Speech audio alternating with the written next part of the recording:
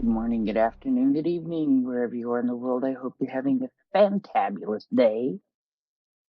It is 11 o'clock at night for me. It is is it Wednesday? Yeah, it's Wednesday, June 10th for a lot of you guys. But it isn't for all of us in the world. So we're going to check out what time and day it is where. And then we will get going. And then as I click a couple of things on my computer screen to get everything up in the right order. Alrighty. It is currently 7 o'clock a.m. straight up on Ass Hill in the UK. Ass Hill. Yes, they named some places very, very oddly there. And in Bitch in Switzerland, it is currently 8:01 a.m. Bitch in Switzerland, and other locations in the world that we know of. Sorry, I made myself laugh and cough all at the same time. In New York, Ukraine, it is 9:01 a.m. In the workers' paradise of Useless Loop, Australia, it is 2:01 p.m. On the campus of Kiki University in the Osaka, Japan area, it is 3:01 p.m. And in Happy Valley in Australia, it is 3:32 p.m. On Jackass Flat in Australia, it is 4:02 p.m. In Conception Bay in Newfoundland, it is 3:32 a.m. And in Beaver, Ohio, it is 2:02 a.m. In Ding Dong, Texas, yes, a new location, Ding Dong, Texas, it is 1:02 a.m. And in Beaverhead, Idaho, it is 12:02 a.m. And in Mayo, as in mayonnaise, in the Yukon, it is 11:02 p.m. Then in Tok, which is a city, well, it's actually Tok, but we're going to call it Tok because that's what the locals call it. In Alaska, it is 10:03 p.m. Alaska, where Sarah Palin can see Russia from her house. She stalks me, and something about a lover. Anyway, I hope you all are having a great day, and I am going to stuff the nest and stuff my mouth full of things so that it doesn't get any further out of control than it wants to. Morning. Morning. So, you sound Flamingo. hungover. No, I'm just tired. Flamingo. I don't barely drink, darling. The most I ever have is 2. Come on. I can't even have a hangover. Yeah, Morning, I know. FireFella has stuff to tell us. Yeah, because I went to a donation day yesterday, and what a slick operation that is. Got to say, hats off to all the hugs helpers yesterday. What a lovely day.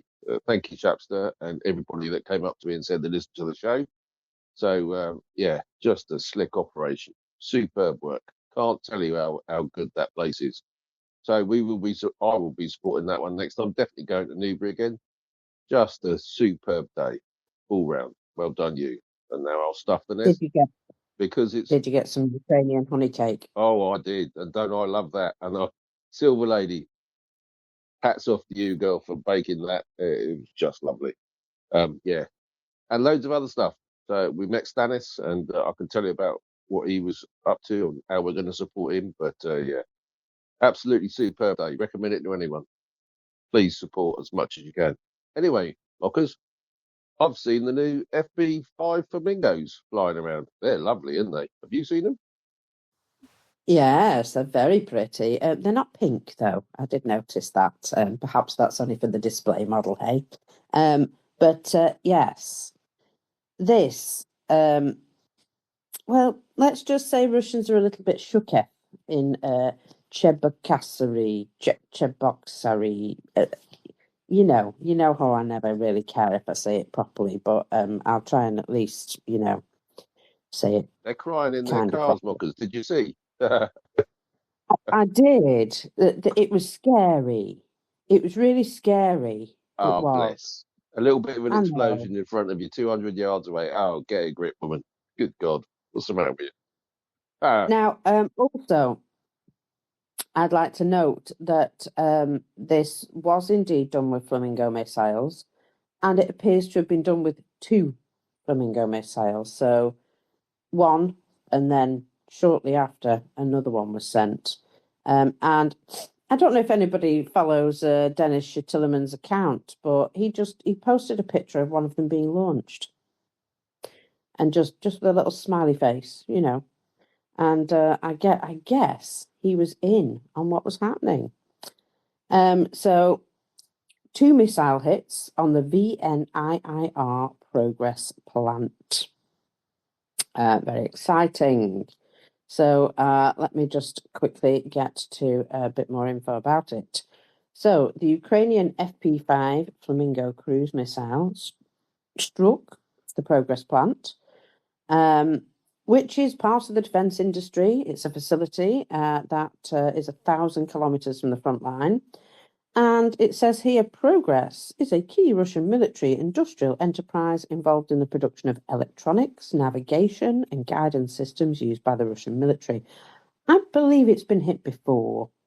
Large plumes of smoke, flamingo missiles, more flamingo missiles, and yes, very nice indeed.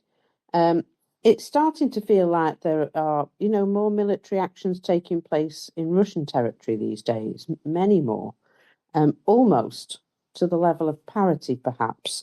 We'll see. I mean, Russia is a big place, obviously, but, pretty much everyone is concentrated in a very small area. And, well, if you put your industrial production of military stuff around those areas, people are going to see it, aren't they? Now, somebody said, what about the precision on this? Because, it was mocked for some time for being imprecise, let me say.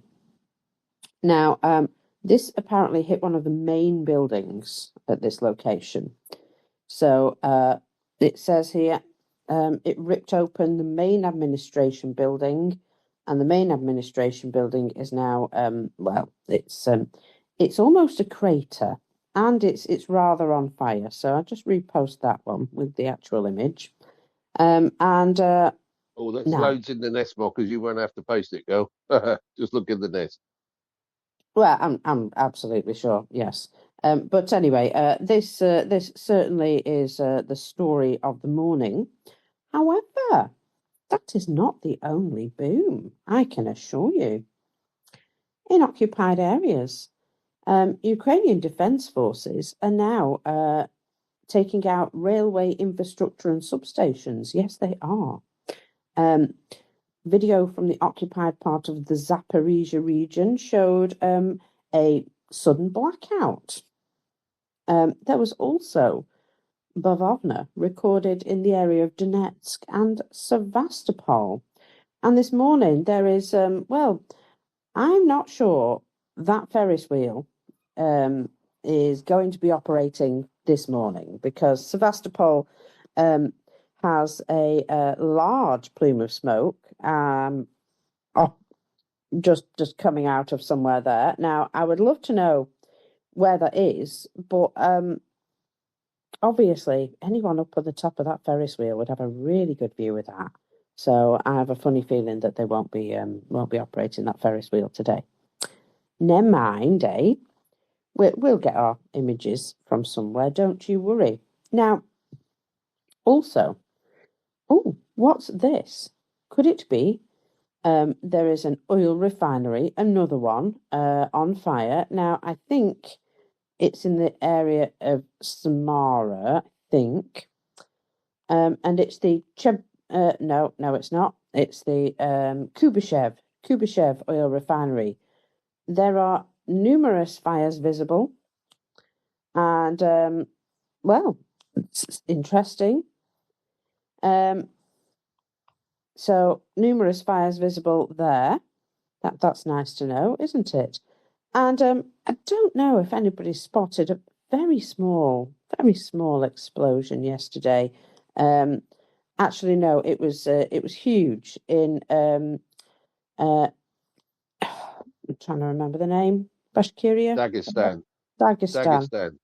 There we go. In Lorda. Dagestan. Yes. Kizilorda. Kizilorda, in fact, in Dagestan. A gas infrastructure facility just decided to explode.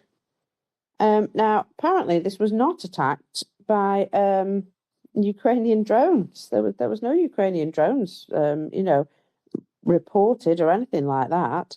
However, it does appear to have had problems in 3 different areas.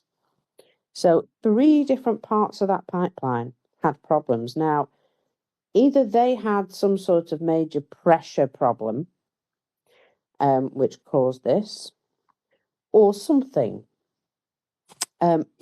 As industrial accidents go, that's a doozy, isn't it, FireFella? Absolutely. That's a 1.2 meter, so it's 1200 millimeters gas main. That is huge. So that'll be a high pressure gas main. And as you can see from the images, it's massive, and it's you've got to look at the safety signs, because you can't be smoking near stuff like this. Oh, lovely. WarDoggo, welcome up, sir. You got your hand up. Go ahead. Morning, FireFella. Morning, mockers. Everyone, Prince, and dear listeners. Hope your morning or late night or afternoon, depending where you are, which part of the beautiful planet that is called Earth. Beautiful, but still holding Russians on it. And that's kind of disadvantage that Ukraine works on as soon as they're so stupid to genocidally invade their neighbors using the power as the geopolitics, as the continuation of their geopolitics in the 21st century, what they have to be punished. Mockers, you said Ukrainian word bavovna, and I would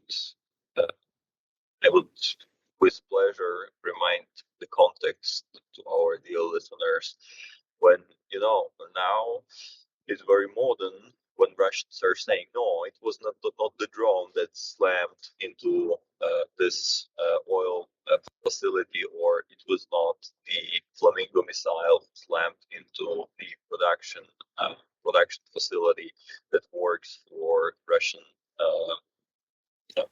military sector. Those were the debris, the debris, because we successfully hit all the targets, they say, yes, with their face. And those were the debris that unfortunately, this kind of gravity, when something takes off, it needs to fall down. And those were the debris that had fallen down, and unfortunately the fire started. And everyone is like, hey, but we saw the explosion like it was completely a boom. No, don't worry, it wasn't debris, nothing to worry, along, and so far and so on. So before they invented this debris, they were saying that the local inhabitants heard a clap, instead of saying it was a bloody boom, they say it was a clap. It was a clap. Russian word chlapok, meaning just literally you clap your hands, and that's kind of the sound. So they are afraid because it's a special military operation, right? It's not the war, therefore it's not the explosion. Ukraine is not effing our infrastructure, they say, but those were the debris and all the whole new vocabulary that they have invented in order not to call the things as they actually are, because if you call the things as they actually are, and here, unfortunately, I have to make an analogy with our friends and partners from NATO countries. When Russian drones enter the area, they don't just take off in Russia and they fall off in the area. They unfortunately are the instrument of the attack. And the reason there is if you start calling the things as they actually are, you have to do something with this. This is in, let's say, in relation to the NATO countries, but in relation to Russia, you just simply have to admit you can do nothing about it, and you just simply an observer in your own country how the war comes back to your territories and how the war is finishing your infrastructure, cutting off the logistics, and shaping the gesture of the goodwill in the territory where you said. That's kind of the context. So about bavovna, the clap, if you use the emphasis in a different part of the word, not the chlapok but chlopok, it means the cotton. And the cotton in Ukrainian is bavovna, and that's why Ukraine usually mocking Russians that was a bavovna. It was like a cotton. Cotton means clap. Clap means using the word clap instead of saying an explosion. So that's the wider context behind the beautifully used word bavovna, Ukrainian word that means cotton. Why the hell cotton has to do with that? Now you know. I mean, probably you knew. I just reminded. Back to you, dears. Happy to see all of the booms. Thank you very much, FireFella. Happy to always have your knowledge. And yes, lots of booms. Now, there is something else here that the Russian appointed governor of occupied Kherson Oblast, Mr. Saldo, claims that Ukraine carried out a strike on a bridge connecting Hennichensk with the Arabat Spit early this morning.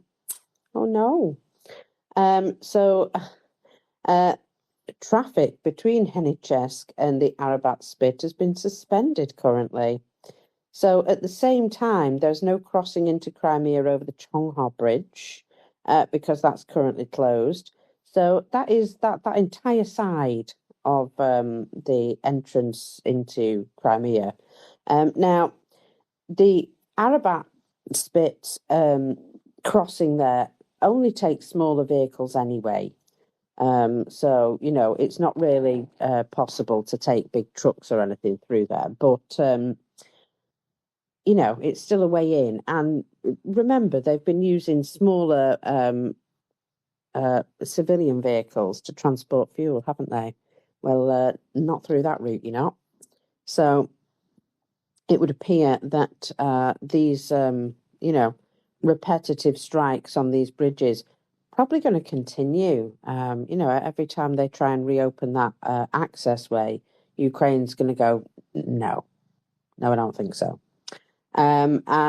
So, yeah, local residents report that these two crossings are now currently closed, both of them. So there is literally one road crossing, which is, well, it's way over the other side. And I don't know if anybody's noticed, but to travel over there, you've got to go quite close to the front line, which is, well, I'll just say the weather's a bit warmer over there. That gets you, you know, well within range of Ukraine being able to hit anything on that road. Now, I did notice that Russians were painting up their vans to try and make them look like civilian vehicles. And they were also, I don't know whether you would call it stealing, but basically stealing civilian trucks to, you know, into the army. I'm quite sure that's probably what they were doing, you know, going to businesses and saying, see that truck, we own that truck now, thank you very much. So I'm sure people are just thrilled about their vehicles being snaffled away for army use. And yeah, I feel as though, you know, they're getting to the point of death by 1,000 cuts. They also banned all civilian traffic down those roads, remember? So any vehicles that are there, whether they appear to be civilian or not, are not. They're military vehicles. So all good stuff. Now, one little story I have here about Crimea. Now, the other day, some railway repairing equipment got smashed in Crimea. And, well, there's a little story behind it that some guy on social media was basically posting him stood by this railway equipment parked on a railway. And Ukraine went, oh, thanks very much for that geolocation. And the very next day, that military equipment and the trains and the railway repair equipment was all destroyed. So you should be a little bit careful what you post on the internet if you're in occupied territories. I'll just say that. Then they complained that it was the social media post that resulted in Ukrainian drones popping over to disassemble the equipment. Yes, it was. And that brings me to this. Now, there appear to have been 2 car bombings in Moscow yesterday. 2. Aye, there was.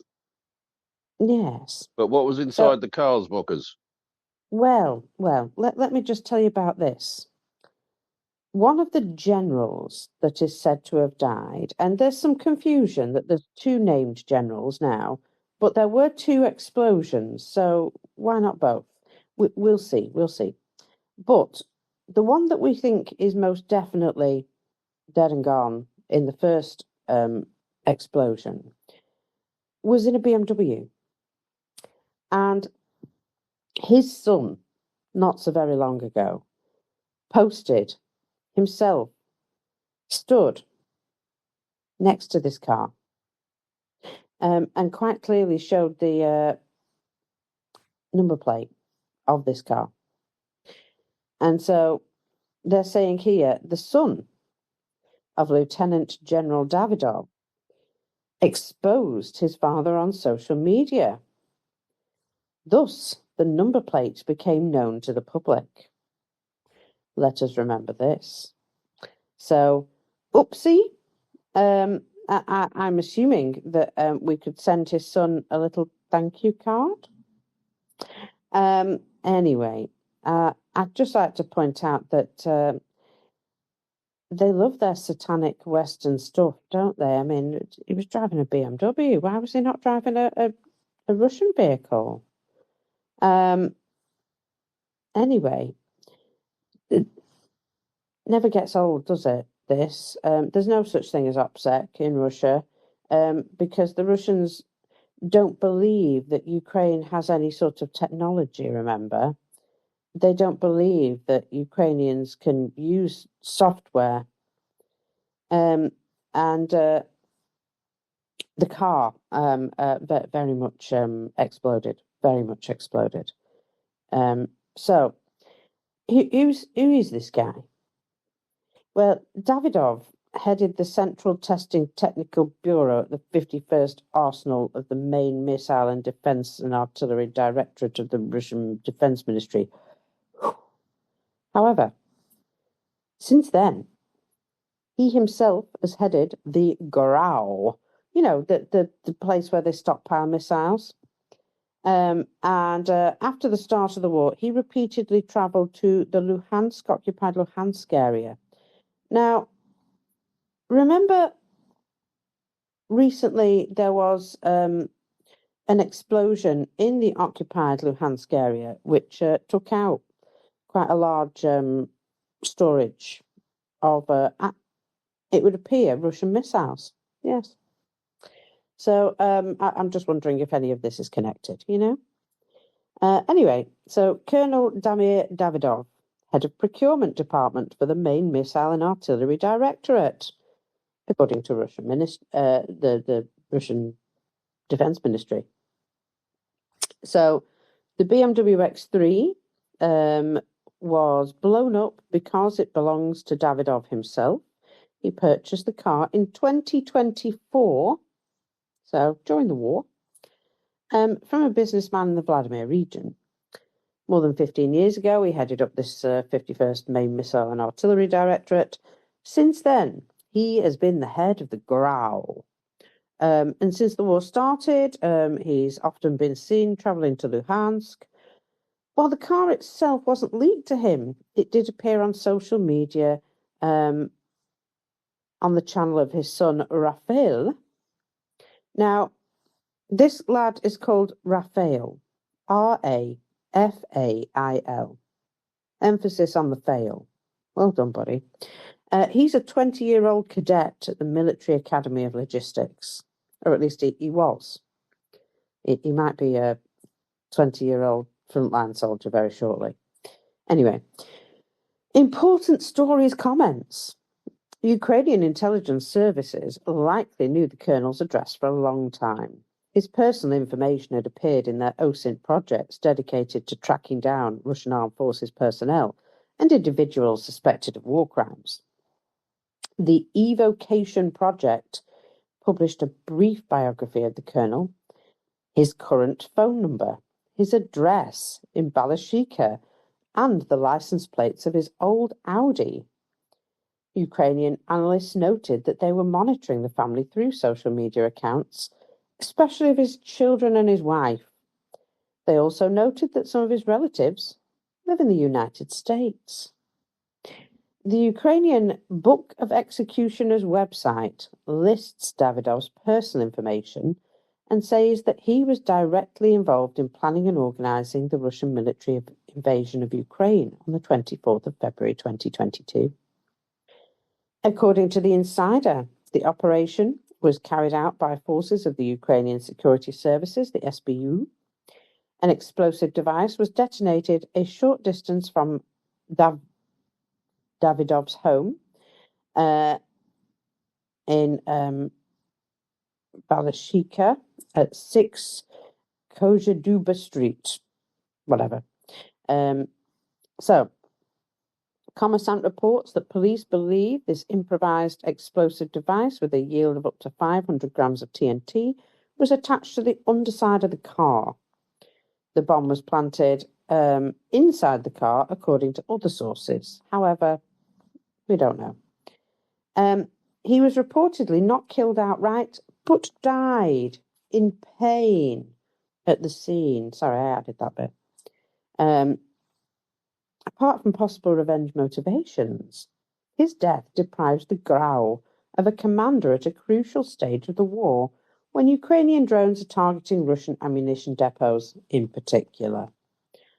This also highlights the continued inability of Russian authorities to prevent their senior military officers from being assassinated. And it is the second assassination in the same area in just over a year. Previously, the Deputy Chief of the General Staff, Yaroslav Moskalik, was blown up 350 meters away from this guy's house in April 2025. So I just think that that's completely funny. It seems that, that this guy's position was fatal. It would help, because if your family members didn't out you on social media, wouldn't it, and produce your car, your address, your telephone number, and then don't expect the SBU not to come and visit you, because they will. They've got a list, and they're going to go through it. And if you're on the list, everyone knows you don't get off the list. There's only one way you get off the list: in a coffin. Strike one for Ukraine. Well done. Top work. Well, I'm going to assume that Budanov, was able to cross out one of the names in his book of assholes. So, yeah, I imagine that he's going to be in his book. Couldn't agree with you more. And possibly two. We don't know yet, do we? But might be two. Well, there is also talk from a Russian Telegram channel that Lieutenant General Alexander Maximtsev was also liquidated in a car bomb near Moscow. Now, this one we're a bit sketchy about.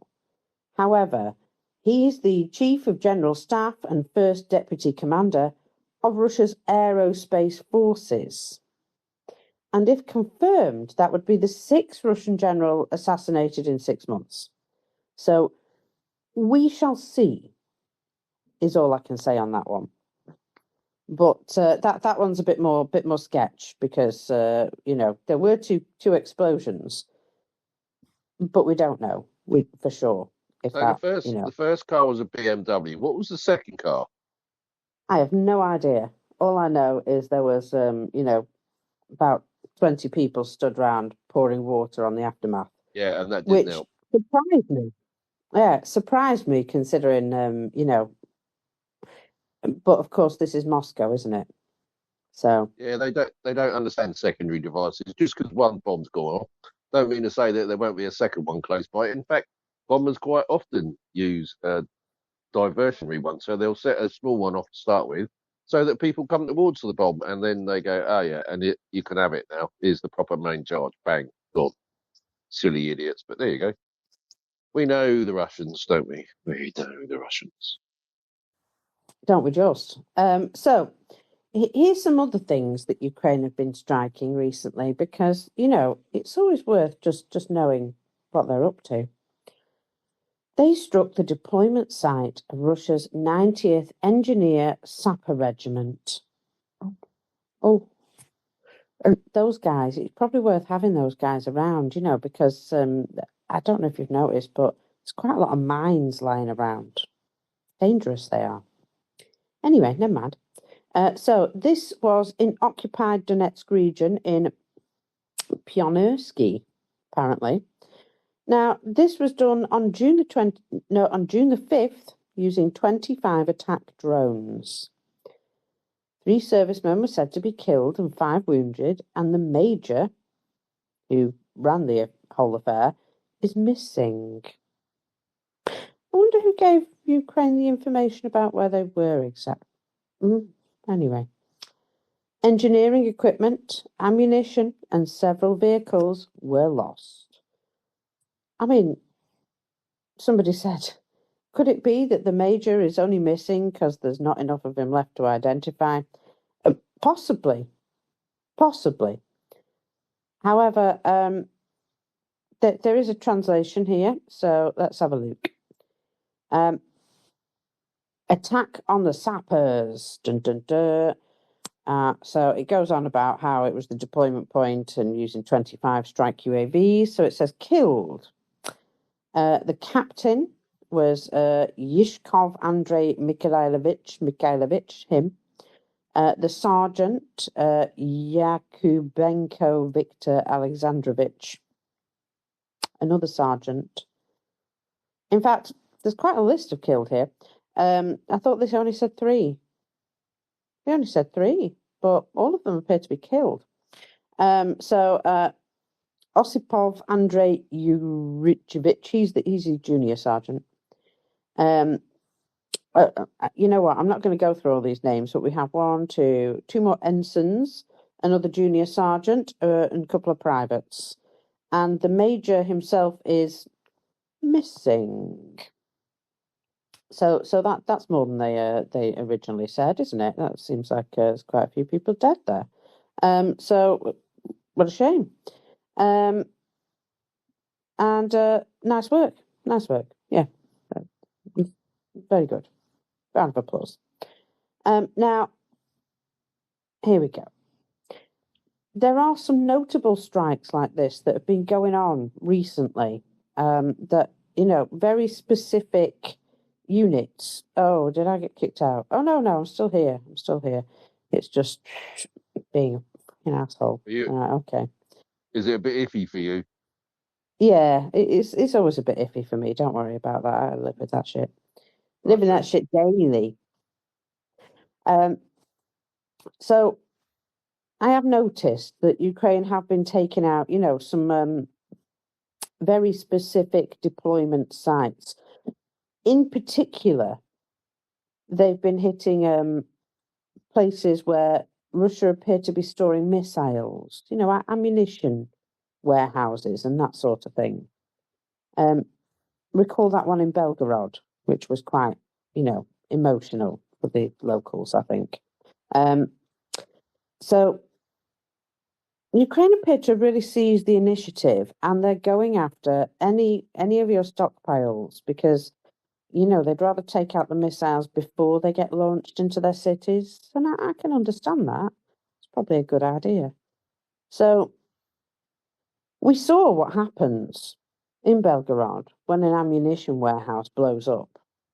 There was footage from the Belgorod-region on the Ukrainian border, and where you can quite clearly see that when it blows up like that, it's not going to attack Ukrainian towns and cities.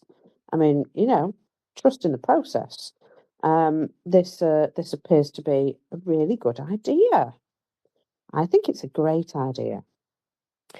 So Chris Owicki has done a little write-up about it, because, believe it or not, Maxim Kalashnikov is a little bit sad. He's having a sad. And why is he having a sad? Because, Ukraine's obvious seizure of the initiative is upsetting to him. And he said this is, he states that there is an impending disaster coming. An impending disaster. Oh, say more. So, Kalashnikov draws attention to the conversion of several, what he calls unfavourable trends for Russia.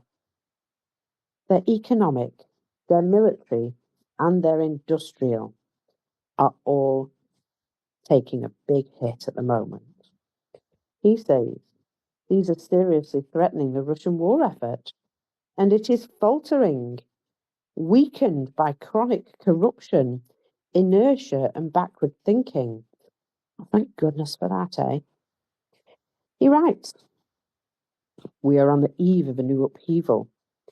Anyone who studied dialectical and historical materialism knows that a number of changes always lead to either a qualitative leap or a collapse." I think we can safely say we know which one Russia's going to have. War in early summer 2026 is on the threshold of the latter. Oh, I'm glad he agrees with me. What do we have? The following. Number 1, bogged down in positional warfare on the ground. Number 2, the enemy seizing the initiative in the lower skies and successfully disrupting our logistics in the frontline zones, Crimea, and other, what they call new territories of the Russian Federation. He means Ukraine. Oh, right, okay. Sorry, I got confused by the way things were numbered for a minute there. With the prospects of our troop stability being undermined, a fuel crisis in the rear of the troops, and in the front of the troops as well, mate, and in Crimea and Krasnodar Krai and all sorts of places. Anyway, with a clear threat of a food supply crisis in cities as well. Well, because if you can't drive stuff there, and you've destroyed all means of making stuff there, yeah, you're going to have a food crisis, you're right. Number 3, attacks on Russian oil refining facilities with the threat of a growing fuel crisis in the old territories of the RSFSR, which is the Russian Soviet Federative Socialist Republic. Mate, have you seen what year we're living in? If you could just, maybe climb out of your history for 5 minutes. Anyway, attacks by heavy Ukrainian drones from NATO member Baltic states, because, they still can't really just admit that Ukraine is smacking the shit out of them, target our oil infrastructure. This is accompanied by the Russian government's obvious fear of counterattacks, making the Baltic states much more brazen. What, you mean they've told you to fuck off? Number 5. Was there a number 4? Oh, that was a number 4. Right, okay. Number 5. The growing crisis in the Russian economy, the widening budget deficits, and the distinct prospect of a collapse of public finances. This pushes the Russian elite towards explosive and forced decisions. You know what? I think that's kind of the point. I think that Ukraine is sort of, setting the stage for forced explosive decisions. I mean, they don't have to be explosive. They can always, poison people and throw them out of windows. But, it's basically that. Towards devaluing the ruble, forcing the conversation of household bank deposits into government bonds, or plugging the budget hole with a 10 trillion ruble bond issue that's backed up by nothing, by the way. I'll just say that. Ultimately, this will devalue the ruble and melt bank deposits. This leads to the devaluation of enterprise working capital and a decline in domestic production. I've got something to say about that in a minute.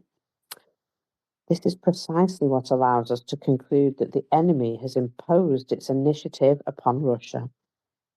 And we are now on the verge of a major explosion. I think you'll find you're having them in quite a lot of places, oil refineries in particular. And so far, there is no sign of the authorities taking action to prevent the pending disasters. The situation is alarming. He's given up on numbering these things now and just carried on moaning. Voluntary contributions from the oligarchy in 2026 are unlikely to yield much. They will only provide 300 billion rubles, while the deficit is already 8.4 trillion. Ouch. The resources for waging war in the mercenary style have been completely exhausted. That is, just one infantryman cost the economy 15 to 20 million rubles, including allowances from the MOD and the region, the first year of maintenance and their debt write-offs. I'd just like to point out that it's an awful lot cheaper if they last less than a week. So, perhaps less than 2 weeks. It keeps the cost down. In other words, one mercenary, i.e. a contract soldier, costs the same as an armoured vehicle, a squadron of drones, a decent electronic warfare system, or an anti-aircraft rapid-fire rifle. Is he saying that the value of life should not be counted so high? I mean, what? And since the infantry suffers enormous losses from drones, vast resources are not being spent on developing our own combat robotics. Again, what I'm going to tell you in a minute kind of points out why. We could be reviving our Air Force.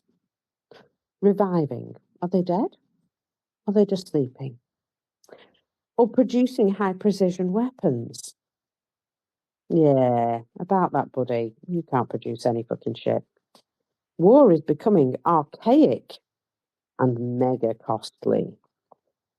So archaic that they've broken out some really, really old mines, proper Soviet stuff now. And I'm sure they're all perfectly stable after all this time in Russian storage. Anyway, and the longer it goes, the more expensive it becomes. Our economic collapse is approaching. Oh, that's nice to know, isn't it? Apparently, the current mode of warfare is the maximum a raw materials-based bureaucratic system can provide. Well, perhaps we should stop giving them the base metals and then they could, fall apart faster. It's plagued by corruption, inertia, and a deep-seated hatred of a highly developed industry. All things engineering and scientific. Yes, science is awesome, it really is. In other words, we are waging a war with extremely expensive manpower from our lower classes. It doesn't achieve air superiority with the help of a developed air force. Manned aircraft and UAVs should work as a single system. No. I mean, he knows, everybody sort of seems to have a fair idea of what they need to do. It's just nobody's going to do it, are they? It also doesn't focus on our enemy's air defences, nor do we destroy the central control centres or strategic control centres, bridges, railway junctions, fuel and energy complexes and communications hubs. We don't even mind the approaches to its ports. Now, about that, you can't mine the approaches to Ukrainian ports because you can't get a ship anywhere fucking near them. Also, he's pointed out that, indirectly, he's saying, why the fuck are we attacking civilians when there's military targets? But, he doesn't want to outright say that, does he? Such a control system will never use nuclear weapons against their main adversaries. It is incapable of even launching a conventional response against targets, even in the Baltics, which are third-rate NATO members. Oh, they've got a very high opinion, haven't they? It can't recreate a modern air force and instead conducts nothing more than air offensives. All of this predetermines tectonic events in the near future. So let us get to work, fellow patriots, preparing for the fight for the survival of the Russian Federation. We cannot lose this fight. Oh, buddy, you already lost. You just haven't understood yet. That's basically what happened there. Now, I mentioned, didn't I, that I was going to just bring up something else. Well, Natalka, bless her soul, has translated something for me, and it's beautiful. It's beautiful. Let me just get back to the start. So, this guy is Boris Sivak, president of the International Union Metallurgmash. Okay, so he should know what he's talking about. And he says, I'm going to say something that may not be popular right now. Why has our domestic consumption decreased? Because construction has declined. Our road transport has declined. Our road development has declined. Ooh. If you're shopping, you buy a refrigerator, it is imported. Or a TV, imported. A washing machine, imported, and so on. So he's basically saying they don't make anything. He says science in our country, unfortunately, doesn't exist, pretty much. I was there when Bulgak was a minister, he said, and Russia accounts for only 0.3% of high-tech products in the entire world. That much, eh? 0.3%. I don't know what it is now, but that is very little. As strange as it may sound to you, we lack the fundamental sciences. If we don't have science, we cannot fix our domestic consumption by any means. So what he's saying is basically, when people stop, trading these things with us, we will have nothing. Nothing. And we've not even got roads to transport them on. I mean, he's basically saying we can't build anything ourselves.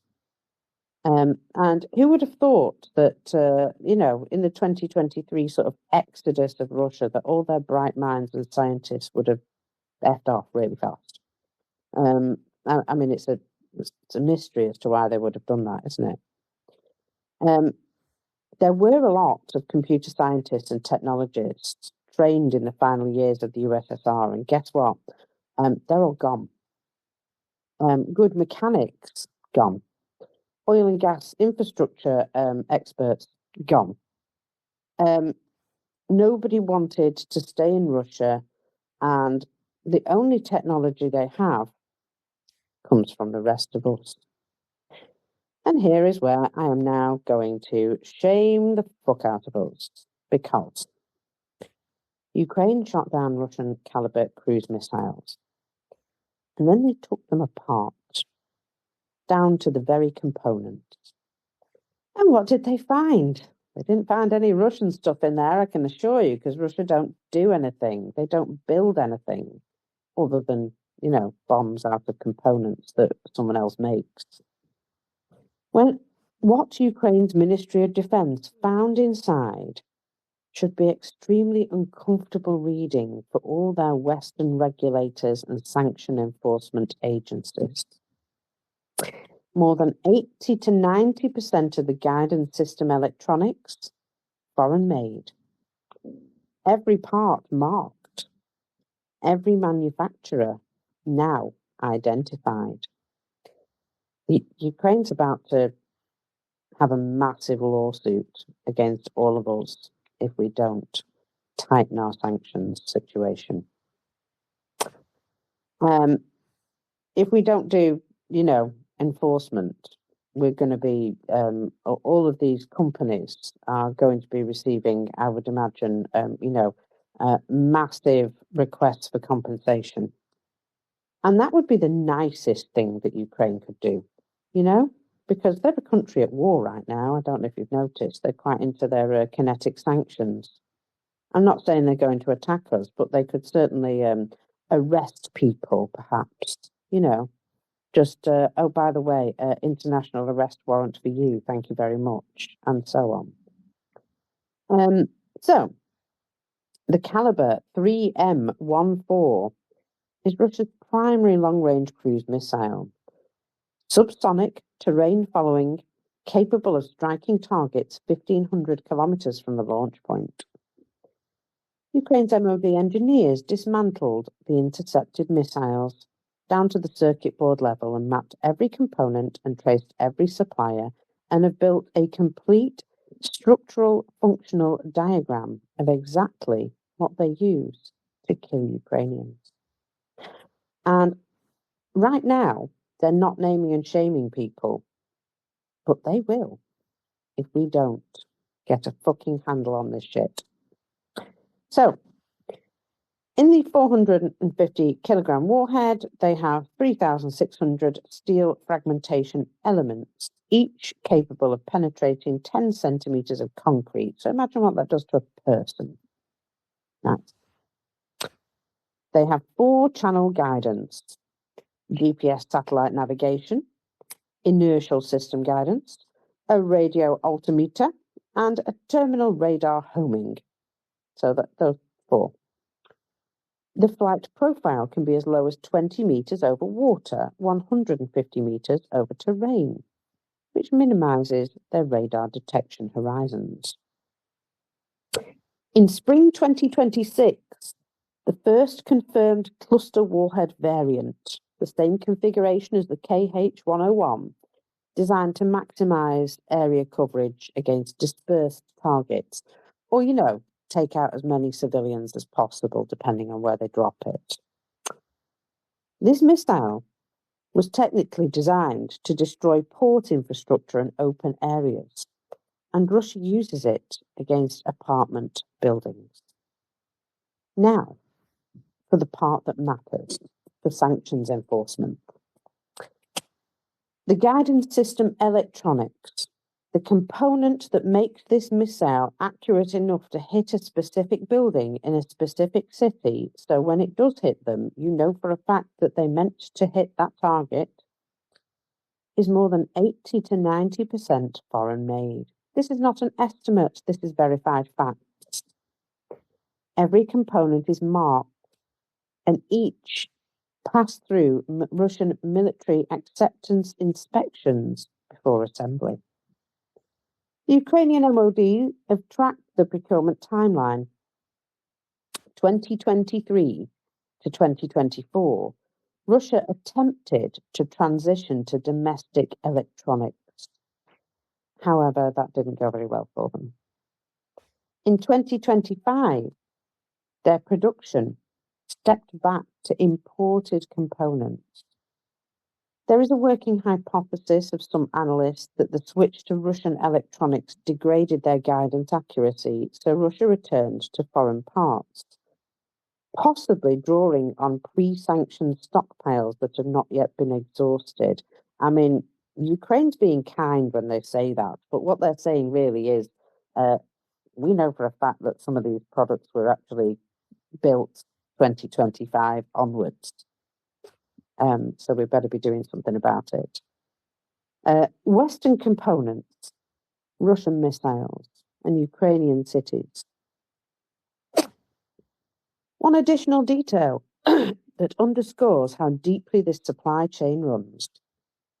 The SN99 navigation system, one of the Kalibr's core guidance modules, originally developed in Ukraine, in the city of Smila in the 2000s.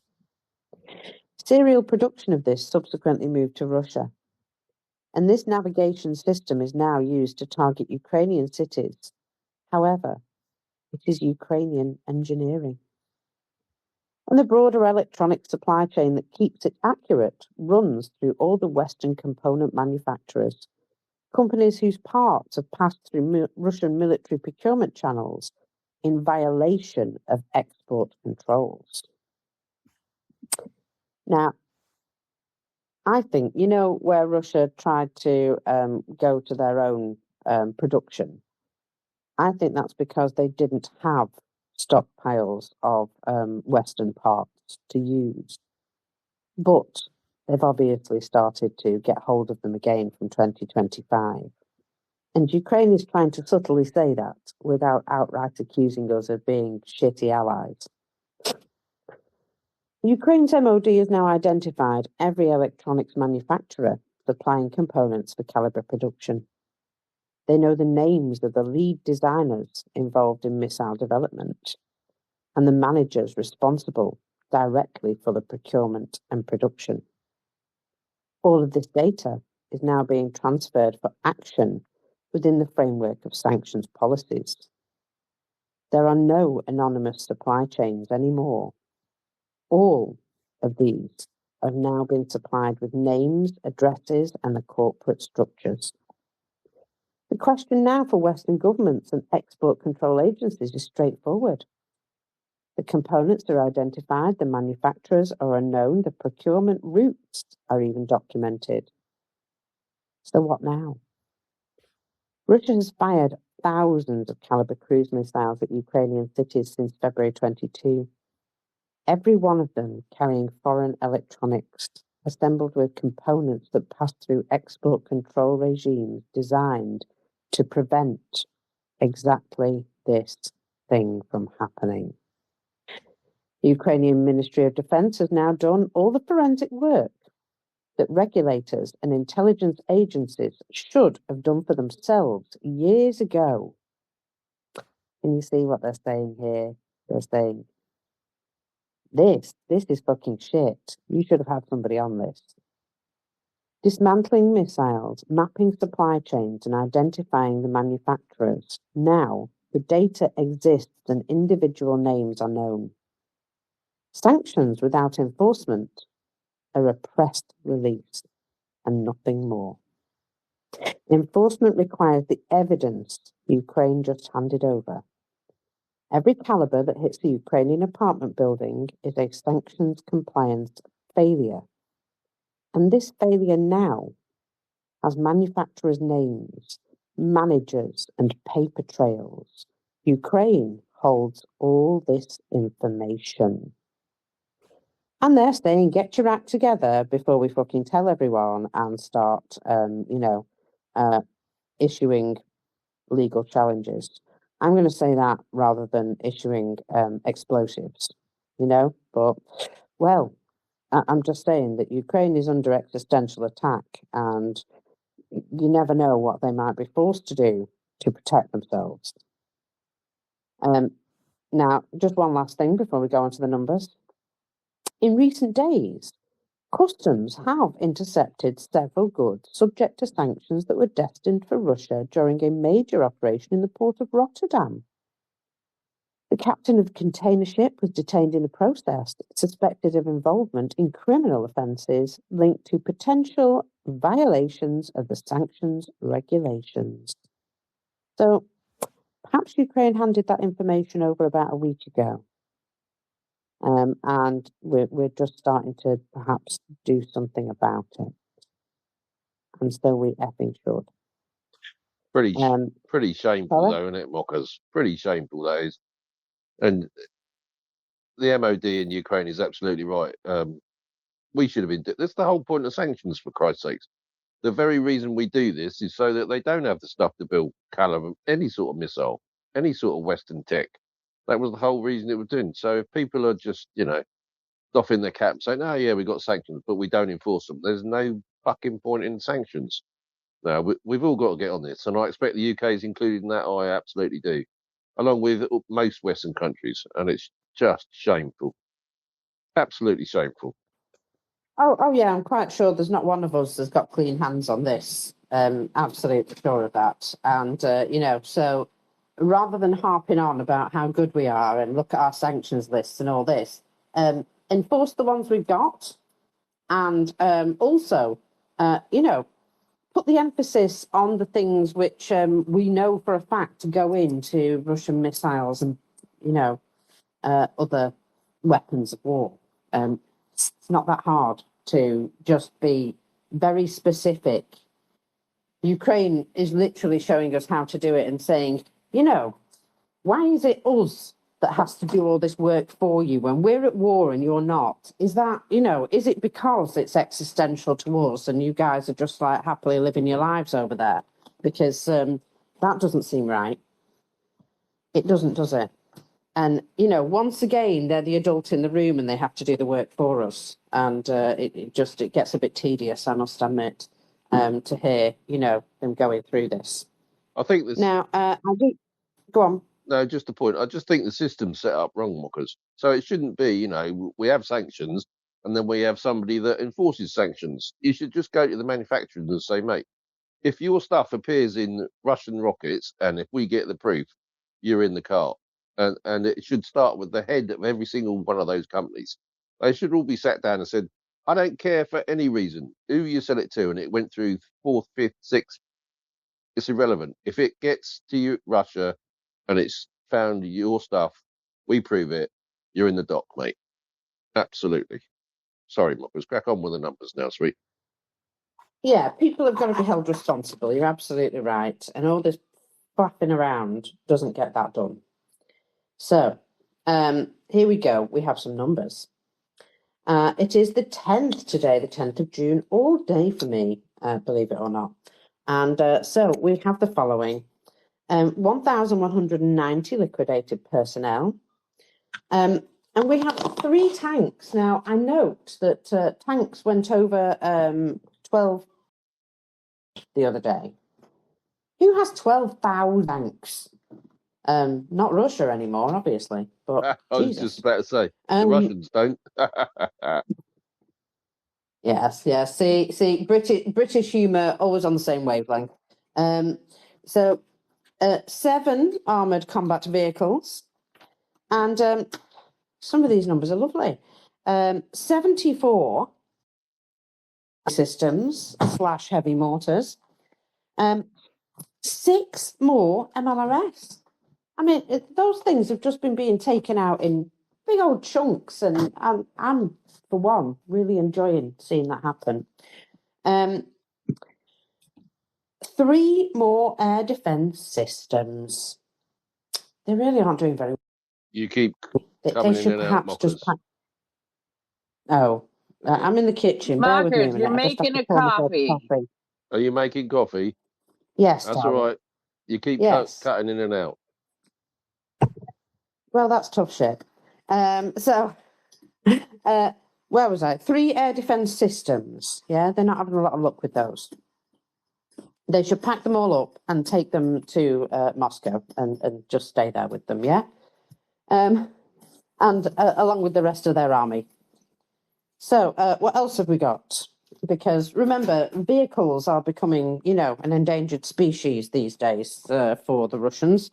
And, what do we have here? 376. Now, at one time, that would have been very high, but not anymore. That's kind of almost average these days. Eek. Excuse me, Kat, why are you sat in my chair? I mean, I had to put her off my knee to go and make a cup of coffee. And now I come back and she's in the warm spot that I left. I mean, that's just rude. And she's like just pretending to ignore me as well. Rude. We have 4 special equipment. Come here, child. And I'll be honest, I haven't been paying attention to what they were because I've been busy. I've been busy emailing MEPs and things like that, I'm afraid, at the minute. So sorry about that. But I'm sure you can figure it out. I'm sure there's people better than me who can tell you all about it. So on top of that, we have 2,204 operational tactical UAVs because, you know, Russia is a terrible fucking neighbour. And 5 ground robotic complexes, which, again, really, I find that quite egregious. I don't think they should be allowed to have them because, you know, I like ground robots. So let's have a look at the overnight Air Force report because, you know, believe it or not, every single night Russia attacks Ukraine because they think that it's going to change how Ukrainians feel about them. How Ukrainians, you know, just suddenly are just going to one day just suddenly accept that they want to be part of Russia again. I'm not sure this is the way that you convince people, I'll be totally honest. But anyway, here we are. So, no missiles last night, but we do have 207 UAVs, with 181 of those being shot down or suppressed. So what does that leave us? That leaves us, what, 26? If my addition is correct. So, according to preliminary data, as of 8 a.m. local time, so that's 2 hours ago, 181 enemy UAVs were shot down or suppressed. 21 strike UAVs were recorded hitting 14 locations, as well as the downed fragments at 13 further locations, with the attack continuing with enemy UAVs still in the airspace. So that is the situation, and I think my adding up was correct. So I see we've been joined by the lovely Philip, and I wondered if he wanted to say hi. Well, hello there, mockers. Yes, obviously I wanted to say hi, and I always want to come in and let you guys know when Rebecca has a new fundraiser, because you charmingly still have her message in the nest from February 12th about her birthday, which is quite a way back. And Rebecca has a new fundraiser, and if you will allow me, I will put that into the nest. It's a small fundraiser, and it's Becca sent me 10 books. It's a book called The Checklist Manifesto, and it's a book she's read, that she really likes, that she reads to her fellow medics, to her soldiers, and she has signed 10 copies of that book, and people have the chance of winning a copy. So I will put that in the nest. That's lovely, and I've just been and found that on your profile and retweeted that as well. And I also note that your pinned message is about Rebecca's birthday too, so we're all a little bit just doing what we can out here, just doing what we can. Yes, but that's the only time you get to see me live or on a video, so I thought I'd leave that up there. And having a video of myself in the same company as April or General Mick, kind of proud of that. I would be as well, my friend. I certainly would be as well. Yeah. For posterity and all of that, it is. It's lovely to see. So thank you very much. And if anybody wishes to get themselves one of these books signed as well, that's from my nanny. That book. Sorry. Either go have a look at Philip's profile. As and when, or by all means, check out the message that he's added. So, thank you. Now, I've got something which sort of follows on from all this thing I've been saying about components and stuff, because we've got a sort of announcement of the current 21st sanctions package. And there is something which is glaringly obviously missed off it, which is alumina from Ireland, from Orhinish. Now, despite several, shall we say, strong conversations, even Kaya Kallis got on it yesterday and mentioned alumina, the Irish government is fighting a rearguard action against this particular sanction. And Estonia have been pushing to try and cut off the export to Russia, but the Irish are fighting it and saying that, well, we don't know that it goes into bombs and missiles. We just don't know. We can't quite prove it, you know, and why would we stop it if it's just trade? However, even if Ireland could prove that none of their alumina was used to make aluminium for weapons, what it does do is it frees up aluminium from other sources that Russia then makes into weapons. So effectively, it's exactly the same thing. The Russian economy needs to be starved of resources, full stop. And until that happens, they're going to keep building, you know, weapons. Whether they're using this specific alumina or not, it doesn't matter. It's giving them the capacity to build weapons. Now, the Irish Times have done another report on this, and I'm just going to check and see what it says. So, Irish officials say sanctions would disrupt the supply of raw materials to the European industry. Do fuck off with that narrative, because it's a very small amount that's actually reaching the European industry. And who said that you need to shut down the plant's production? Sanctions, technically, would just be to stop it being delivered to Russia. And they keep coming back with this fucking idiot narrative that if we don't send the alumina to Russia, they'll just stop producing it. Now, the Russian owners of the plant could indeed be threatening that. So nationalise it. Take the plant over. Tell them, go on, fuck off. Your work here is done. Thanks very much.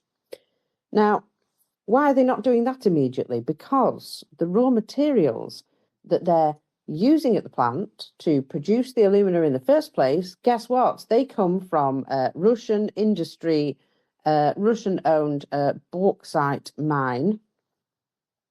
I'm trying to remember where the hell it is. But anyway, it's in Guinea or something like that. So what they'll do is they'll say, okay, nationalise the plant. We'll just stop providing you with the raw material to produce the alumina in the first place, and you'll be forced to shut it down anyway.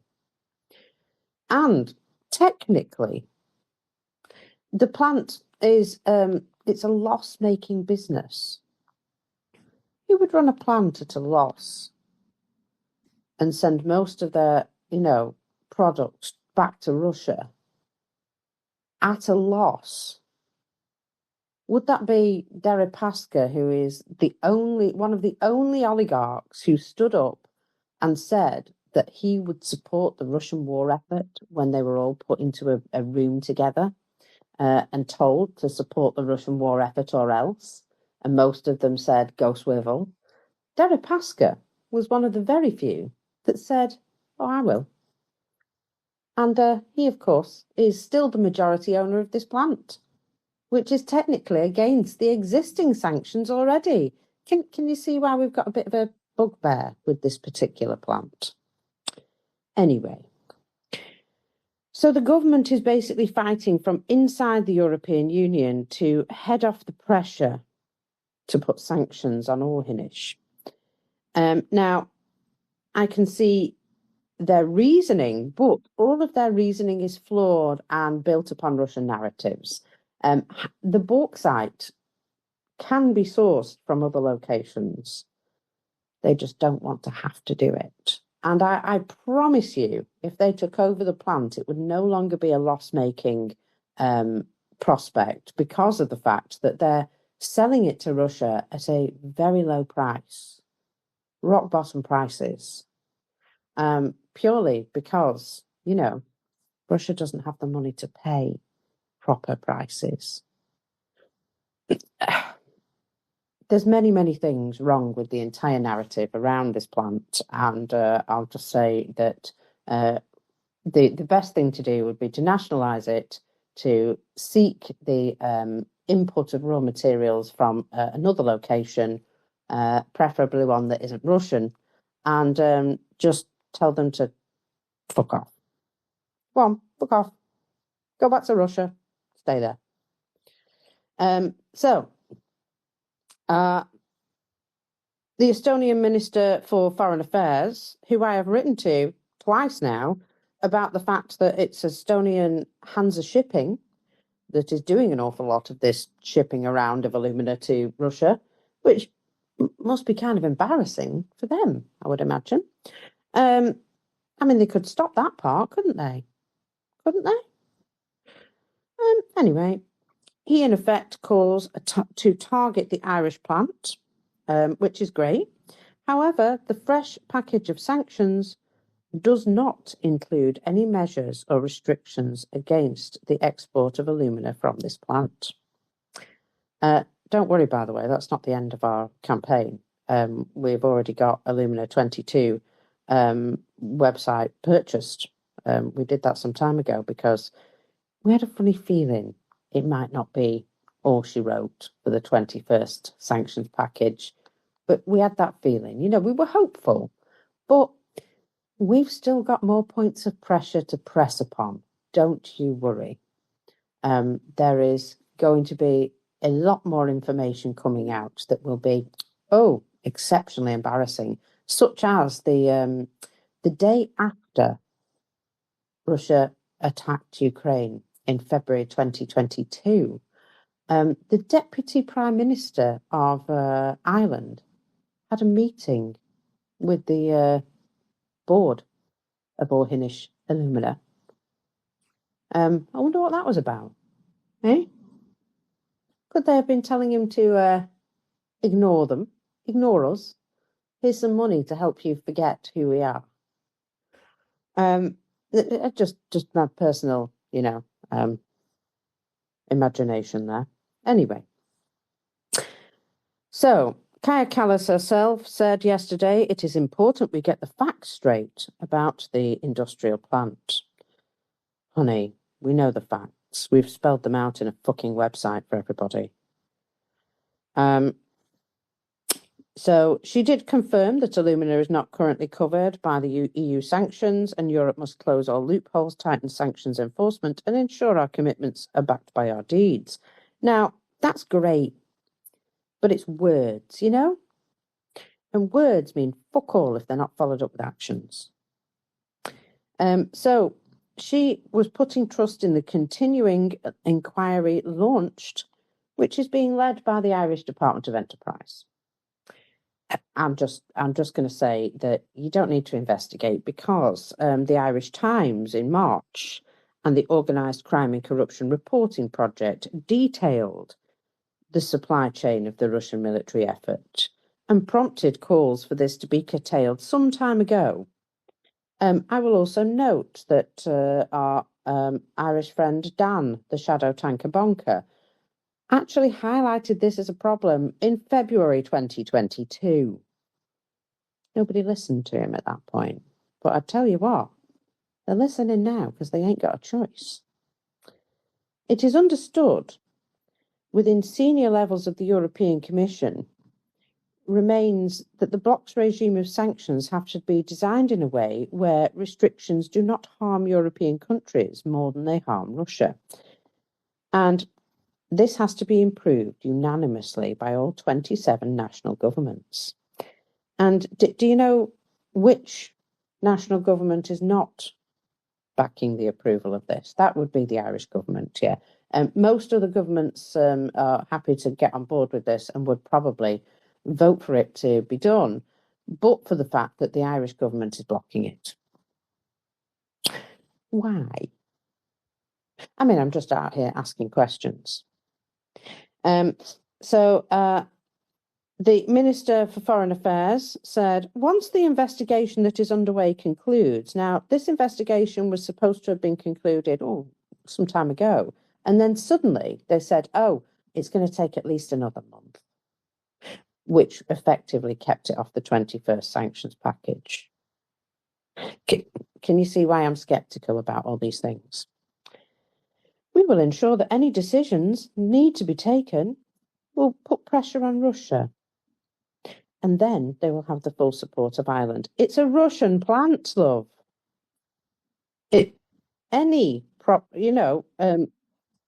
Anyway, I just wanted to add that.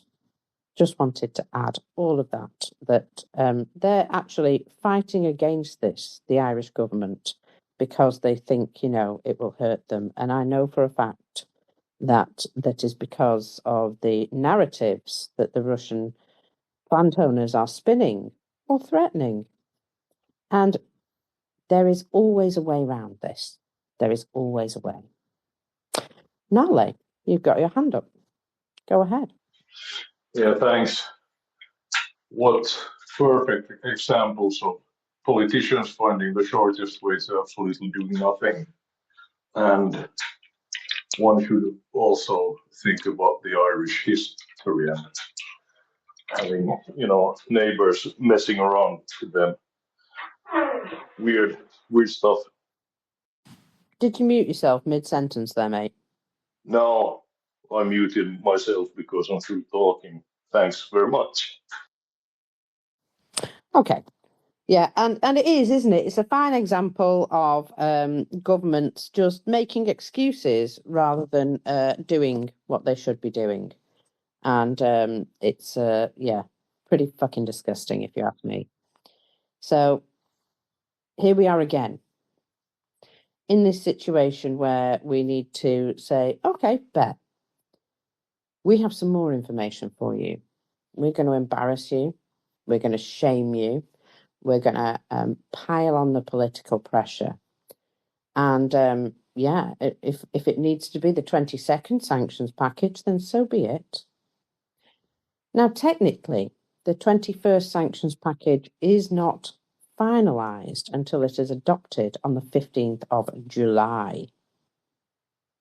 So you never know. But like Ewan MacDonald of the BBC said, even if Ireland could prove not a speck of alumina was used to make aluminium for Russian weapons, it frees up other smelted aluminium for weapons. So effectively, it is exactly the same thing. And all of that. This has been my soapbox talk for the morning. So let's see what is in the 21st sanctions package, because I do have a list of some of the details. So we've got a price cap for Russian oil. Sorry, that's just the biggest pile of bullshit, that thing. Doesn't work, but it's $44 per barrel, apparently. Apart from the fact that it's been overridden already. And people are still buying Russian oil at a rate that is above that amount.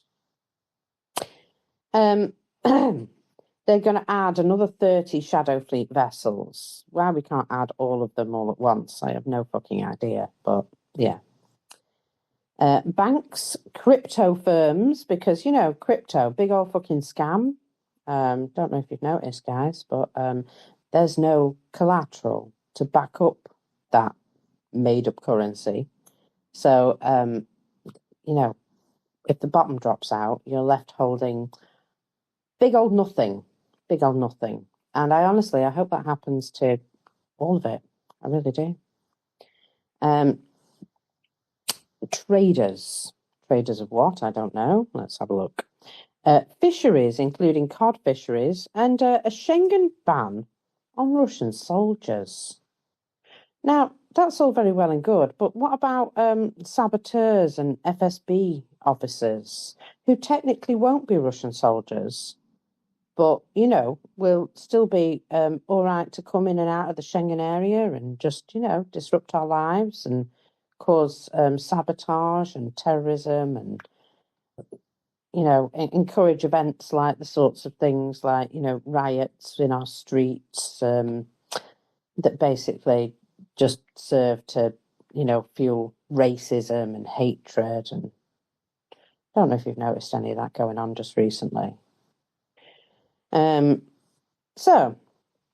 the main element concerns the price cap, which is fucking laughable as far as I'm concerned. Why even bother, honestly, at this point? However, the disruption of the Strait of Hormuz has pushed the price of Russian Urals oil to $87 per barrel compared to the 58 in February. This means if the EU goes ahead with the planned review on the 15th of July, the cap will be adjusted upwards, and as a result, grant Moscow the temporary relief it wants. So the Commission proposes to delay the revision until January 2027 and keep the price cap as it is now at $44.10 per barrel, which nobody is paying and nobody is restricting. So that's about as useful as my fucking left foot the day after I had a stroke. Sorry, I'm a little bit cynical these days. So there was a plan by von der Leyen to put a full ban on maritime services such as banking, insurance, shipping and flagging. This ban was advocated by the Nordics and the Baltics. However, due to the conflict in the Middle East, it has fallen apart. Yes. Greece and Malta, two coastal members that service Russian tankers because, it's in their interest to do so. There's things that I could say here, but let's just say that, I think we all know. We all know, don't we? They voiced opposition and made it clear that they would not move ahead without all the other G7 allies on board, who then showed little enthusiasm. Because, if they are not doing it, we won't do it either. The Commission effectively admits the ban will not happen at any time.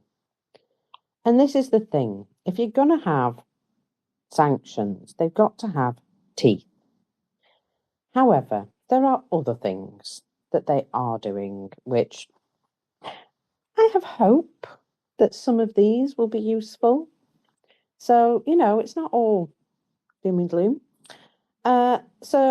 We have blacklisting another 30 vessels from the Shadow Fleet. I mean, I'll be honest, Ukrainian sanctions work an awful lot better than anybody else's. We could just, we could be out there arresting all these shadow tankers, and we really are very reticent to do so. I find it a little bit disappointing. But more than 600 of these vessels are now denied access to EU ports and services. Not that it fucking bothers them. On top of that, other ships and infrastructure such as ports and refineries that assist the activities of the Shadow Fleet will now be blacklisted. Now that might actually be worth something. The draft package also targets 31 Russian banks. Why they're not all already on this list, I have no fucking idea. And 20 cryptocurrency firms, platforms and oil traders outside accused of helping Moscow evade restrictions. And again, these would be really good as long as we back them up with some actual enforcement. It also envisages banning exports of various metals, alloys and components used in the defence sector. However, not alumina, which is, the very foundational metal of war, according to West Point. And they would know. Despite the ongoing controversy, alumina appears to be excluded from the package surrounding the plant in Western Ireland, blah, blah, blah, which appears to be either directly or indirectly enabling Russia's weapons production, indeed. Have you noticed, by the way, that this small sort of by the way, why are we doing this? What's this about? This doesn't look like a good idea. Turned into an international scandal. Nice. There's no hiding from it. It's not going away. It will get dealt with one way or another. A notable element in the proposal, however, is a prohibition on denying entry into the Schengen area of any Russian soldiers who've served in the war of aggression. Now, I'd just like to point out that most of them are dead. So, that kind of gets over that one. And the rest of them are horribly disabled, apart from maybe some who didn't go to the front. Now, this is great. It's gained lots of support from other countries. However, people have participated in the invasion of Ukraine without actually joining the Russian army. There's been a lot of propagandists and just adjacent to the army people. And I wonder if this, it doesn't specifically say anything about intelligence services or saboteurs or, mercenaries adjacent to the Russian army even. I feel as though, it's a very nice statement, like the Ukrainian confirmation said earlier. It's a nice statement. It should be backed up with some actual actions, though. And in this case, I feel that this is a bit fucking weak, too. So, von der Leyen's announcement arrives as Russia ramps up their deadly airstrikes against Ukrainian cities, prompting outrage amongst Europeans. Apparently, we're outraged. I mean, I would like to see a lot more of that, to be fair. So further reinforcing the push for restrictions. Volodymyr Zelensky has pitched a face-to-face meeting with the Russian president to end the war. However, he knows for a fact that, he's not going to turn up for that. I think Zelensky is quite, been quite savvy, actually, with regards to his messaging. He actually, here we go, said that he had written diplomatic letter to Trump as well, a more secret one. And both letters have successfully hit their strategic targets. Have they now? So, Ukrainian President Volodymyr Zelensky confirmed that his recent letters to both the US President Trump and the Russian leader Vladimir Putin have achieved the specific goals he intended. So he was speaking at the press conference following the summit of Nordic and Baltic leaders yesterday. It's the NB8.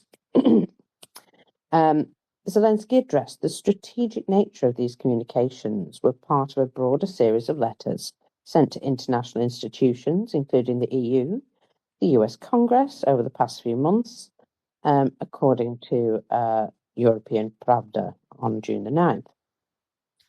Regarding the outreach to the United States, Zelensky explained that his primary focus was to keep Washington's attention fixed on Russia's full-scale invasion of Ukraine. So this was the 5-page letter, I suppose, that he wrote to the orange guy. The only thing is, like I say, you should probably have just sent him a picture book and some crayons, because he wasn't reading that letter. I don't think he reads any letters, any of them, ever. Specifically emphasising the urgent need for advanced air defence systems. And he certainly garnered more support amongst, the Congress, but whether that actually results in anything actually happening, let's just say, don't hold your breath, eh? The Ukrainian leader noted that he was aiming for a shift in American policy focus away from the Middle East to address critical gaps in anti-ballistic capabilities. I had different goals, right into the United States, for example. I want to do everything to shift them a little bit, at least a little bit, from the Middle East to the situation in Ukraine. I can't share all the details with you, but my state needs a significant number of anti-ballistic capabilities. As reported by European Pravda, Zelensky also addressed his recent open letter to the Russian leadership, which proposed direct negotiations to end the war. While he refrained from detailing the tactical nature of this exchange, he indicated that the initiative has successfully achieved its purpose. I had a goal when I sent the letter to Putin, and I think I received the result that was needed. Basically, he basically pushed Putin out on a limb there and said, "Look at you, old man, out there on your limb. It would be a shame if that limb were to break." And, I feel as though he spoke a lot more to the oligarchs around Putin and to the Russian people as much as he did to Putin himself. Diplomatic activity of this kind follows a recent period of intense international engagement. The US leadership has previously indicated support for the possibility of a direct meeting between the leaders of Ukraine and Russia. The Kremlin publicly dismisses all prospects of such a dialogue. In late May, Zelensky had written asking for air defense systems. The initial proposal shared by the Ukrainian president on June the 4th highlighted how the relationship between America and Ukraine has shifted.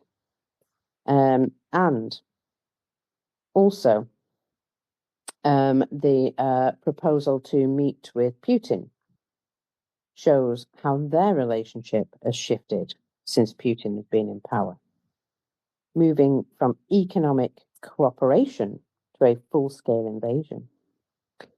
Zelensky emphasized that this war remains a personal choice of the Russian leader. And, framing it that way, in particular, is important. So, would you like now some funny shit? Or Funnier funnier shit. So, because we're so I just want to say, don't give up, people. So we might have lost the initial skirmish in the Amish thing, but we haven't lost the war, because the war's still ongoing, and I'm sure you and your crew, with the support of NAPO, will get there eventually. On the sanctions thing, we got to get our fucking act together, people, haven't we? Because we're slacking, absolutely slacking, and that includes selling stuff to Russia to make Kinzhal bombs, for Christ's sakes. I mean, it's got to stop. You just got to get a grip of this, Kelly. What's her name? Sorry, Kaya Kellis. She's got to start, putting her hand up and shouting at people. Enough's enough, for Christ's sakes. Yes, so a bit of Western woe, mockers, but we'll get there. It's not the end of it, and keep fighting the fight. So, funny stuff. What you got? Well, it would appear that Russia won Russia's flagship state television channel, and one of the Kremlin's main propaganda outlets, decided to help the Ukrainian armed forces the other day. So they had a special TV program dedicated to Sergei Sternenko. And they were talking all about him and probably being quite rude about who he is and all of that. However, he says Margarita Simeonian's husband advertised his podcast that he does with Misha Pravilny. And, of course, they put this up on the screen. And the entire time it was on the screen, they were sharing the QR code for the fundraiser across the entirety of Russia. So thank you very much. They shared and broadcast on their own television channel the QR code linking the fundraiser for the FPV drones for the Ukrainian armed forces to all of their viewers while airing this segment about Sternenko, which I think is fucking hilarious. And we are most fortunate, aren't we, that they are so fucking stupid. I mean, well done, guys. Usual Russian attention to detail right there. And Mr. Stanenko himself came out and said, I did wonder why I suddenly had a surge in additional, donations. And now I know why. Thanks Did they very just much. put the wrong one up, or were they hacked? That's my question. No, the thing is, they had his podcast playing on their channel while, they were doing commentary on it. And in the corner of the screen was this QR code that they didn't bother to cover up. So they just allowed it to be shown on their television channel while doing sort of a voiceover commentary on what they were saying on the podcast. And really fucking funny. And Will is now going to come and laugh about it with us. Welcome up, Will. Yeah, just fucking stupid, lazy, sloppy journalism. Hey. Well, we've seen plenty of that around these days. Well, yes, and they are clowns, aren't they? And I either didn't know or forgot that's Semyonova, her husband. But that's perfect if that's her husband. Yes, indeed. Yes, indeed. He's not fallen out of a window or been poisoned. Well, yet. good thing they didn't have children. Now, indeed, they can steal some. Don't worry, they'll steal some. But imagine how stupid it'd be. No, that is true. That is very true. Now, Will, would you like to comment a little bit on the gas enterprise that's very much on fire in Dagestan, and then perhaps on the what's it called? Kubishev's refinery. There's another place. Yeah. That's the one. That's the. Or Vitorova linear pumping station. Well, all of them really. Really. You can, yeah. Yeah. Well. The refinery is the one I just happened to mention a week or so ago when pressed for what the next thing they could hit, because as we've been looking at and saying for the last since the end of May, there's a number of these refineries that are still down cold. They're not looking like they're producing anything right now, and it's a real problem for Russia if they can't get some things up and running. They literally could start running out of different types of fuels, and so Kubishevsk hadn't been hit since August of 2025 when I was over in Ukraine at the time and first talked to Jonathan Pierce about it on ATP. And we were very excited. All the refineries in a rash were being hit. Well, much like it goes in iterations. The first year it took them weeks, like 13 weeks or something like that, to hit a rash of refineries. And the following year they did everything in like 3 weeks, and this year they've done it all in less than that. Like a first week, they knocked out a whole 35 to 40% of the refining capacity, because this year they went for the big ones, and because they're getting multiple strikes on the refineries, they're knocking them all completely offline. So this refinery, 7 million tons, Kubishevsk, which normally wouldn't be that important in the scheme of things, I see 3 distinct fires on the ground there, and obviously a massive process relief from the flaring. So that refinery also could be hit hard enough to knock it fully offline. Something that was, I used to say was very unlikely early on, now is a real possibility if they can hit 4 and 5 strikes at the same time. But the strike of the day has got to be that Cheboksary VNIIR progress plant that's been, its progress is back to the Stone Age, because 2 flamingos hit that, mockers. Yes, I did spot that 2 flamingos hit that. 2 1,000 kilogram warheads. Yes, and I'm sort of being told here that the antennas for Shaheeds are made there specifically. Yeah, their anti-EW stuff uses an antenna, and this is the thing that's made there. Comet antennas, they're called. Nice. Now, I'm just also looking at. I wish this app would be less annoying. It also looks like they got the map of the Earth flying on those FP-5s down to a science. Hey. Oh, absolutely. Yeah, it would appear that they've become more accurate all of a sudden. And coming in like maybe 75, 100 meters off the ground, looking precisely the same performance as a missile costing 6 times as much. It's amazing how Ukraine can do these Yeah. things, isn't it? Well, FireFella? not wanting to accuse you of being a size queen or anything, but have you seen the size of those FP-5s? They're 40 foot long. Oh yeah. 3 times the size Well, of Storm Shadow. Mate, they're massive. See, you don't get it, FireFella. You don't get it.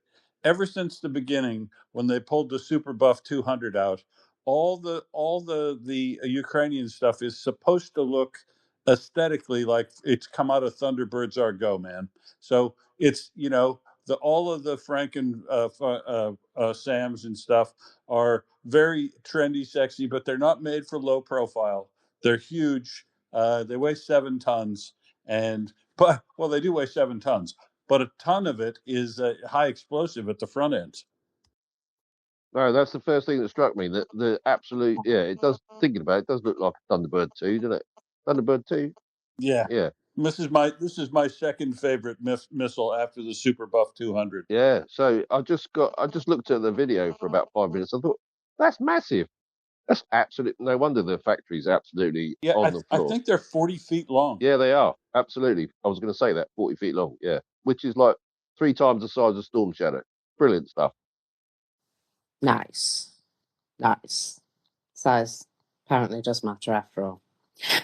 Now I'm looking at a big red box, which is basically covering the Lubkovo oil and gas station. Do you perchance know anything about that, Will?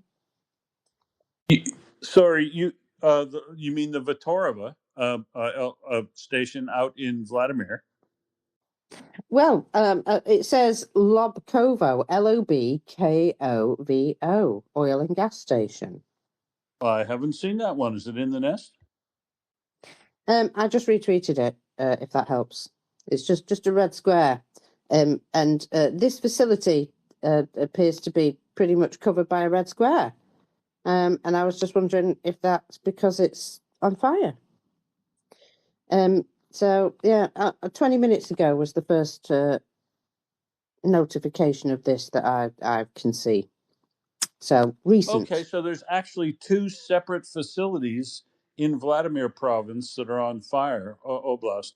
The Vitorova linear pumping station, that this is the 3rd strike on that facility, and then this new one. So, they're not happy if you're refining oil and gas or moving product around the country or moving crude around the country or putting crude on boats. They just don't want you doing any of it. Well, I can understand why, to be honest, because like I pointed out quite, cynically, that our sanctions, that they're really good on paper, aren't they? Well, in fact, no, they're not even that good on paper. We considering I could pick them apart, and I'm not exactly a expert on these things, but if I can see the flaws, I'm sure others can too. So yeah. Ukrainian sanctions just so much more effective, just seem to work so much better. So yeah, I think we have to understand that if we're not going to do it, Ukraine is going to do it for their damn selves, and we'd better just get on board and stop being so lily-livered about the whole thing, because it really is embarrassing. But, Ukraine is having to do an awful lot of work for us that we seem quite reticent to do, especially that tracking down of all the component, companies and stuff like that. I mean, that's embarrassing that we literally have time on our hands to do that sort of thing, and Ukraine's having to do that shit for us. That is a little bit shit as far as I'm concerned. That we should be doing better than that, shouldn't we? We absolutely should. Will? How about, and I'm just spitballing here, but how about if they're going to go ahead and do the investigations, these full investigations of where all these parts come from, why don't they have the Hur send them a little video compilation of their last 3 kills of Russian officers and generals that have been part of the genocide in Ukraine, and send that little video to the CEOs of each of those companies and just say, hey, here's the report on what's going on from your company, WTF. Well, exactly. I mean, obviously, that threatening people is not Oh no, I is mean not something just that I accidentally ever. putting those videos on the same CD, Yeah, nothing mentioned yeah, them at all. that's what I mean. That's what I mean exactly. No overt threats. Just by the way, this is this is the unfortunate events which have just happened to people who supply the Russian military industry in one way or another, and just pointing out that that's a terrible thing to have happened, don't you think? Yeah, you're absolutely right. I mean, I would be very tempted to at least suggest the error of their ways might be their ultimate downfall. Well, you might say it's a good thing we're not at war here, and we're just defending ourselves against a special military operation. Because in a real war,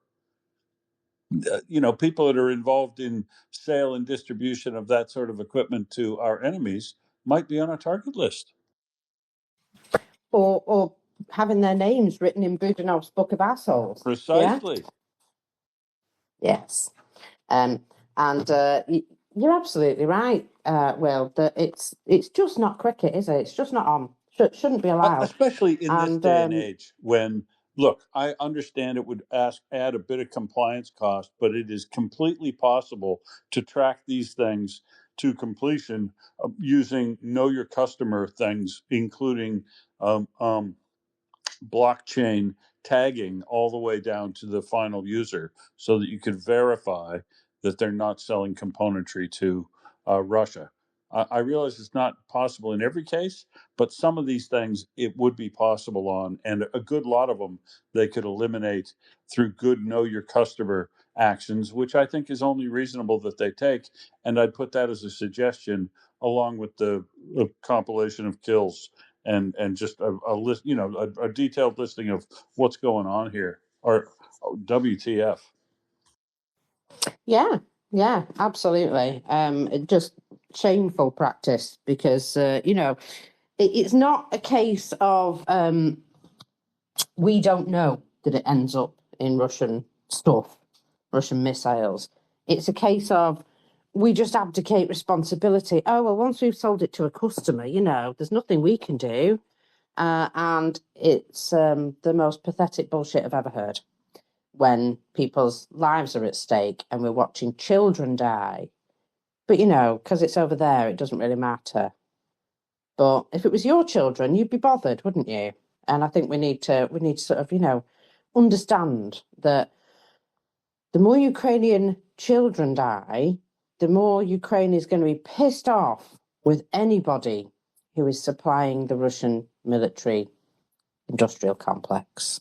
And I don't know, but I wouldn't want pissed off Ukrainians looking at me. That's all I'll say on that. Shapster, my friend, here is a friend of Ukrainians who's going to tell us about how his collection day went yesterday. Good morning. Yes, thank you to everybody. This is just a massive thank you to everybody who's boosted, retweeted, and helped out basically with getting a massive thanks to FireFella for coming along yesterday. A real pleasure to meet the guy. And I'm glad he had a safe journey up and remembered his lunch, because there's no shops for miles around apparently. So it went really well, thank you. It was a busy day. It started off at 9 o'clock. Wow, and it was organised chaos from the start. It did tail off towards the end of the day. I think 1 o'clock it started getting really quiet, but that played into our hands, and we were able to make a quicker getaway.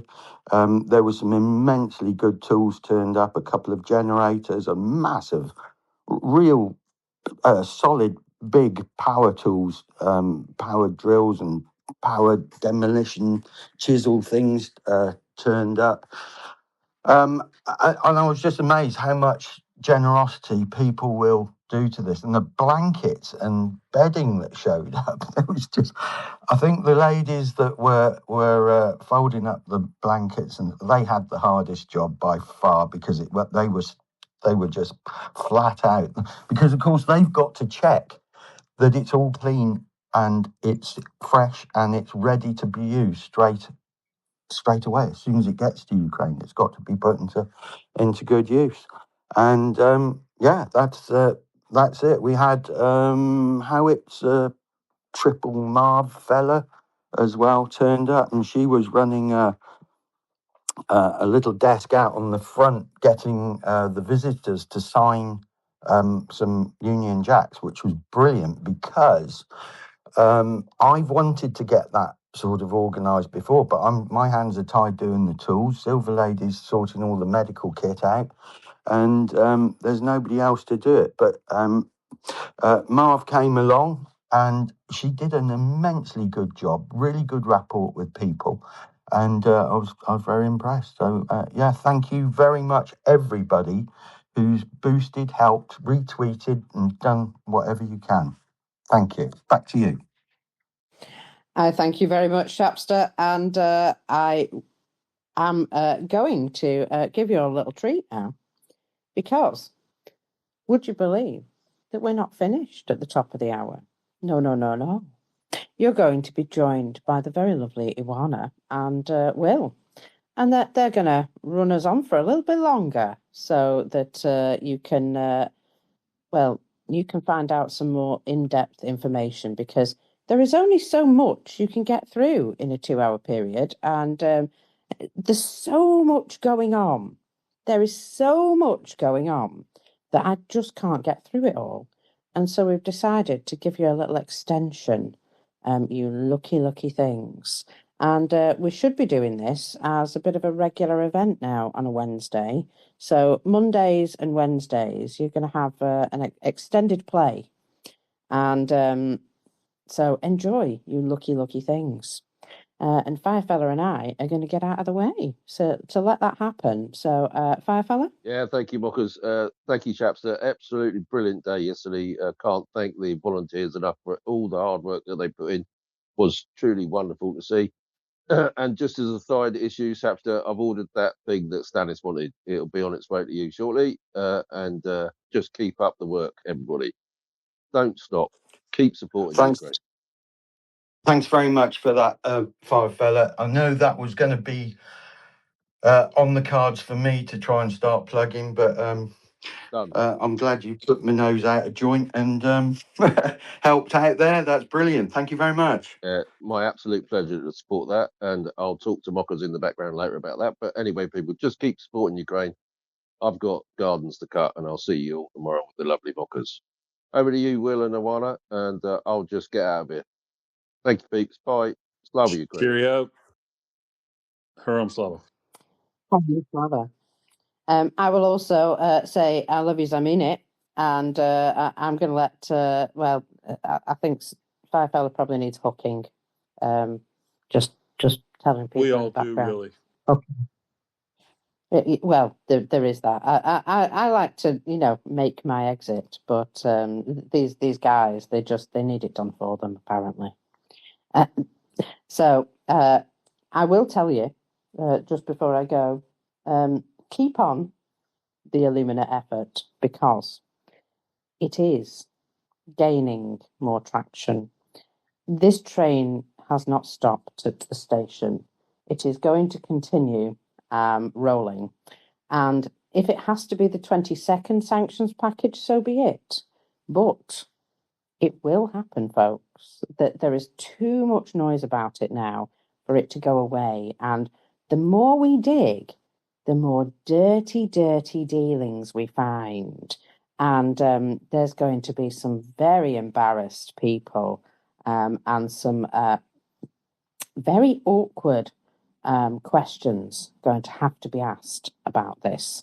I wonder if one or two of them might end up coming afoul of the law the way this is going. So we shall see, folks. But watch this space, because It's very interesting indeed. It's amazing how when you start digging into things, you suddenly find all these dirty dealings in the background. Very naughty. It's amazing how many companies that Orhanish Alumina appears to be connected to that aren't anything to do with their actual business and are more likely to do with Deripaska and him funneling money either to himself or to the Russian government.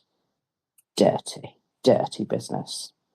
So, enjoy your little selves, won't you? And I will leave you with that to think upon. Cheerio, mockers. And welcome everybody to the second week of Ioana and I catching up on the things of the past week.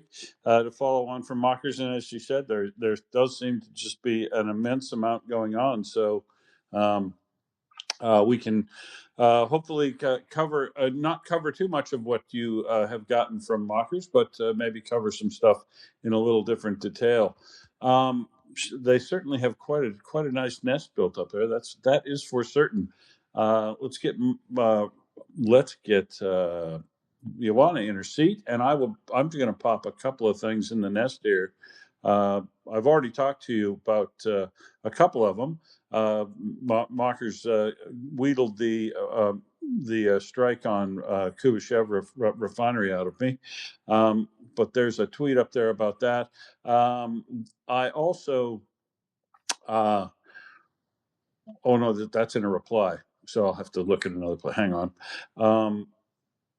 I also note at the Vitorova pumping station and a second site that they look like those systems are fully on fire. A big pall of smoke in both of them. So we expect to see some difficulty getting fuel. Now this is fuel products around and to and around the ring around Moscow. And I'm not sure what the second facility does yet. It also might assist pushing product over to that ring or down south somewhere. But I'll have a look at that as we're talking a bit more through the session. And there are a couple of new things that have happened since since Mockers got on. There's also a lot of people, other additional people reporting information is the first Azov drone group has indicated that they've rendered the port of Mariupol inoperable following strikes on critical infrastructure. We've seen multiple strikes here over multiple days from Azov and SBUs. And the SBU in Donetsk, and they've knocked out over 3 or 4 days. They hit some ships, obviously, at port the Lady Augusta, but they also hit some electrical substations, radar equipment, radar repair facilities, the port control tower, fuel storage tanks, tugs, and that vessel I mentioned before, the Augusta. So everybody's getting in on the act down there. That's the first. The videos we've seen before are from the first Azov, but there's also the SBU's Donetsk and Luhansk directorates, Alpha's Special Ops Center, and the Unmanned Systems Forces. And this is what we see when we see these attacks in multiple locations, like up at St. Petersburg. You often see multiple teams getting in on the act so that they can attack with as many drones as possible at the same time. I think kind of, semi-swarming, if you will. And it seems to really pay some dividends because the port of Mariupol being shut down is a big deal. Inoperable is a big deal for that port facility. Of course, there is a port down in Berdyansk, but we know that they have fire control over that too. So this could present a real problem as the weeks go on with all the other strikes. That's for sure. Let's see if Ioana's microphone's working. Hey, Ioana, how are you? Hi, Will. I'm here, and I'm looking forward to listen to your comments because we had some amazing things happening in the last 24 hours or so. even more. So yeah, I'm here. Cool. Well, what's the big story of today that you're most interested in talking about?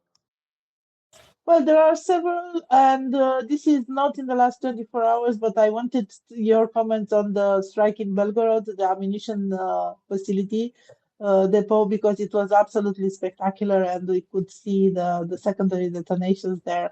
And it was the scale of that explosion. It was absolutely amazing. I don't know if you have seen the picture with the city of Belgorod, and in the Oh, yeah, background, the big and the video, boom. yeah. Yeah, the scale of it was absolutely amazing, and it's good because it's an ammunition depot. So this means that a lot of, whatever it is, shells or rockets or whatever it is, will not land in Ukraine. It exploded in Belgorod, so that was spectacular. And also the strike on the factory, Cheboksary, how you call it? Cheboksary. Because Cheboksary, yeah, that was absolutely amazing, isn't it? It is the Cheboksary strike, of course, is first notable by the fact that it's two flamingos they used to strike that facility, of course, but also the critical nature of the components they're making, those specialized comet antennas, which work in the EW systems in both missiles and Shahed or ground drones, is obviously a component factory that we definitely want to see taken out, which is why there's third strike here.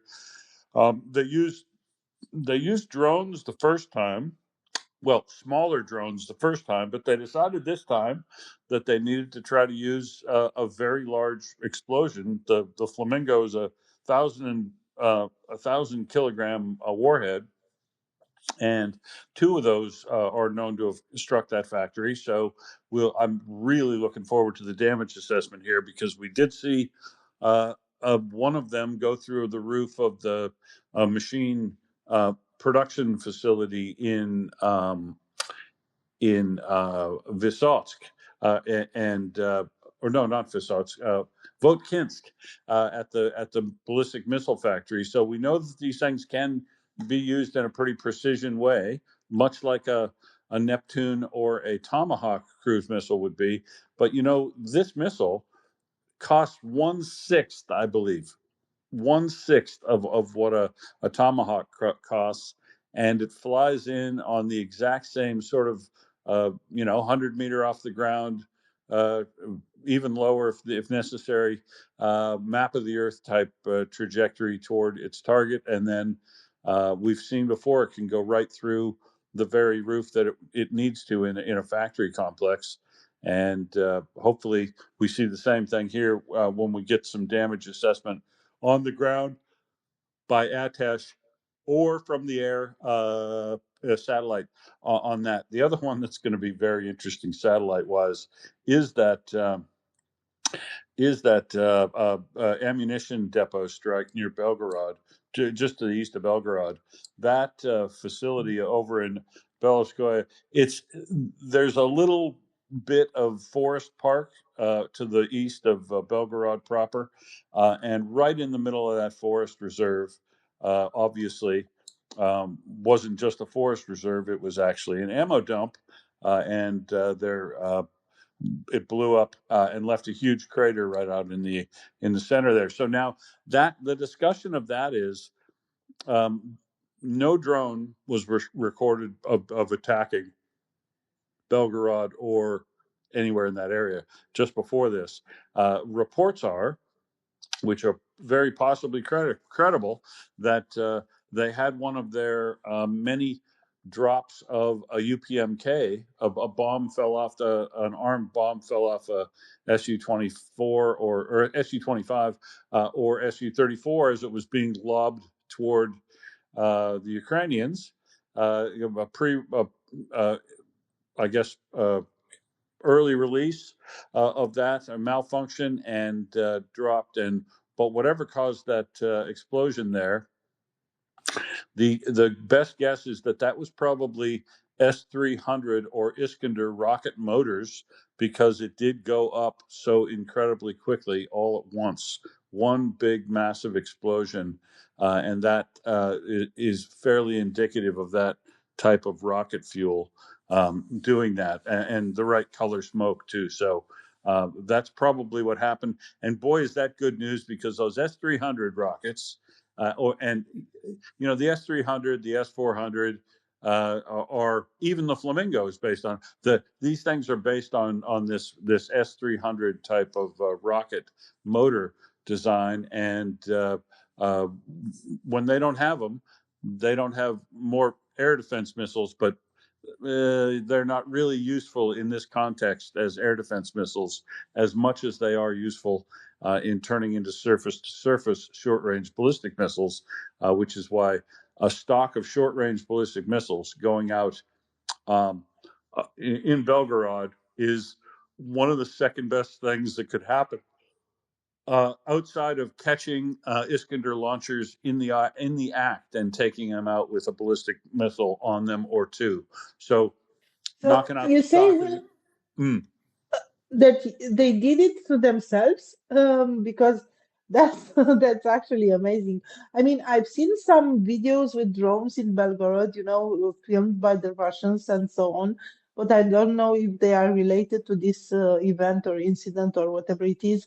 And what struck me was that the Russians are very calm. They know that the Ukrainian drones are not attacking civilians. And of course, there is an occasionally sukabliat or pizdets or things like this, but they are very calm. I mean, they are filming, they are commenting, they are not getting for cover or, being very scared. They are just witnessing the moment. So I don't know if there was a drone or not, or flamingo or whatever, but anyway, in any case, that explosion of the ammunition depot is a good thing. Yeah, yes, it is.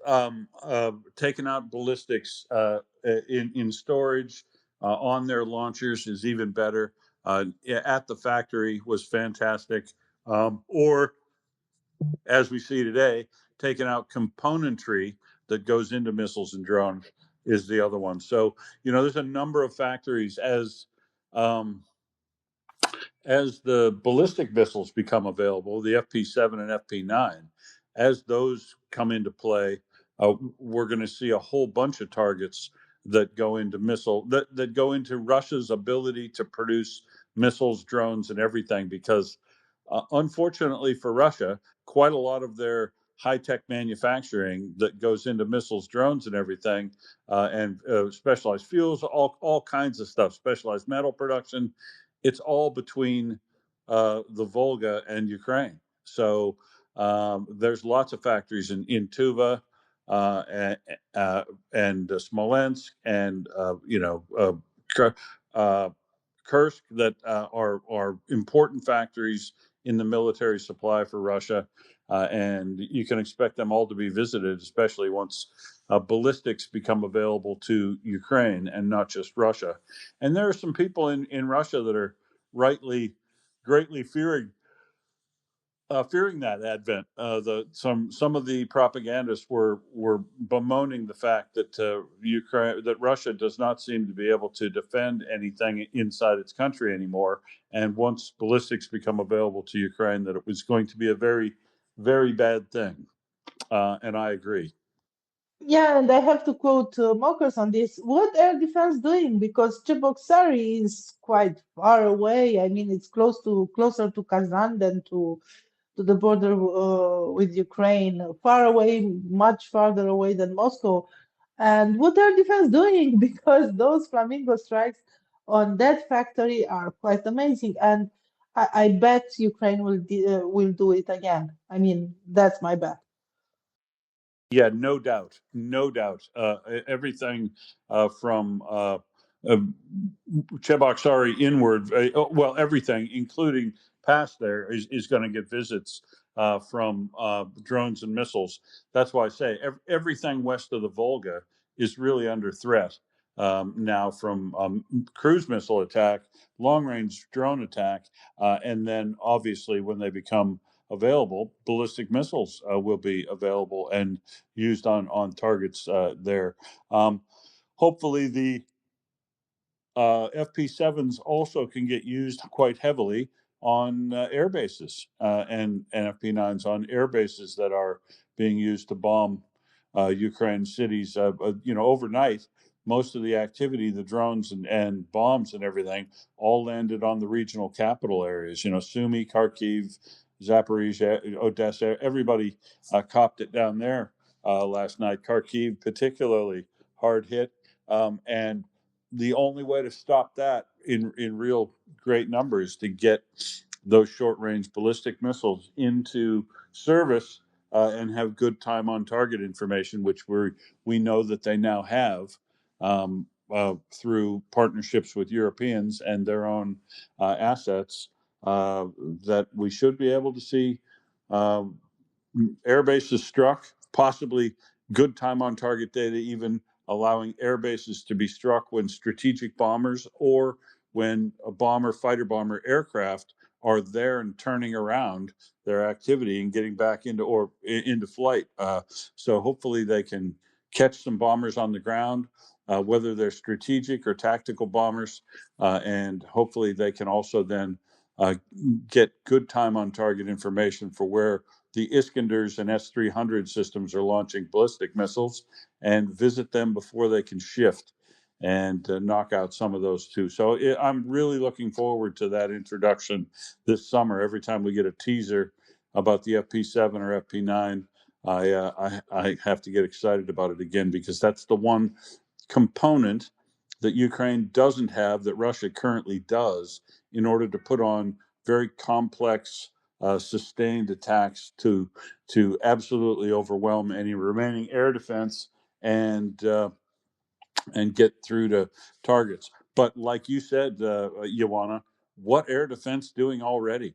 If you can get they got 4 drones specifically in to hit the oil terminal, the import oil terminal at St. Petersburg was hit with 4 drones and or 5 drones, and it set 4 little ground fires. Right now they got on top of those real quick and put them out because it's St. Petersburg, and they have all the equipment and they have all the foam and they have all the guys ready to go because it's close to the center of a major city. But it's still put on a very big show for everybody at the forum, and then up at the naval base, and then decided they didn't finish their work. So 3 days later, went back to the Kronstadt naval base and some facilities on shore, including their armory, which had all of the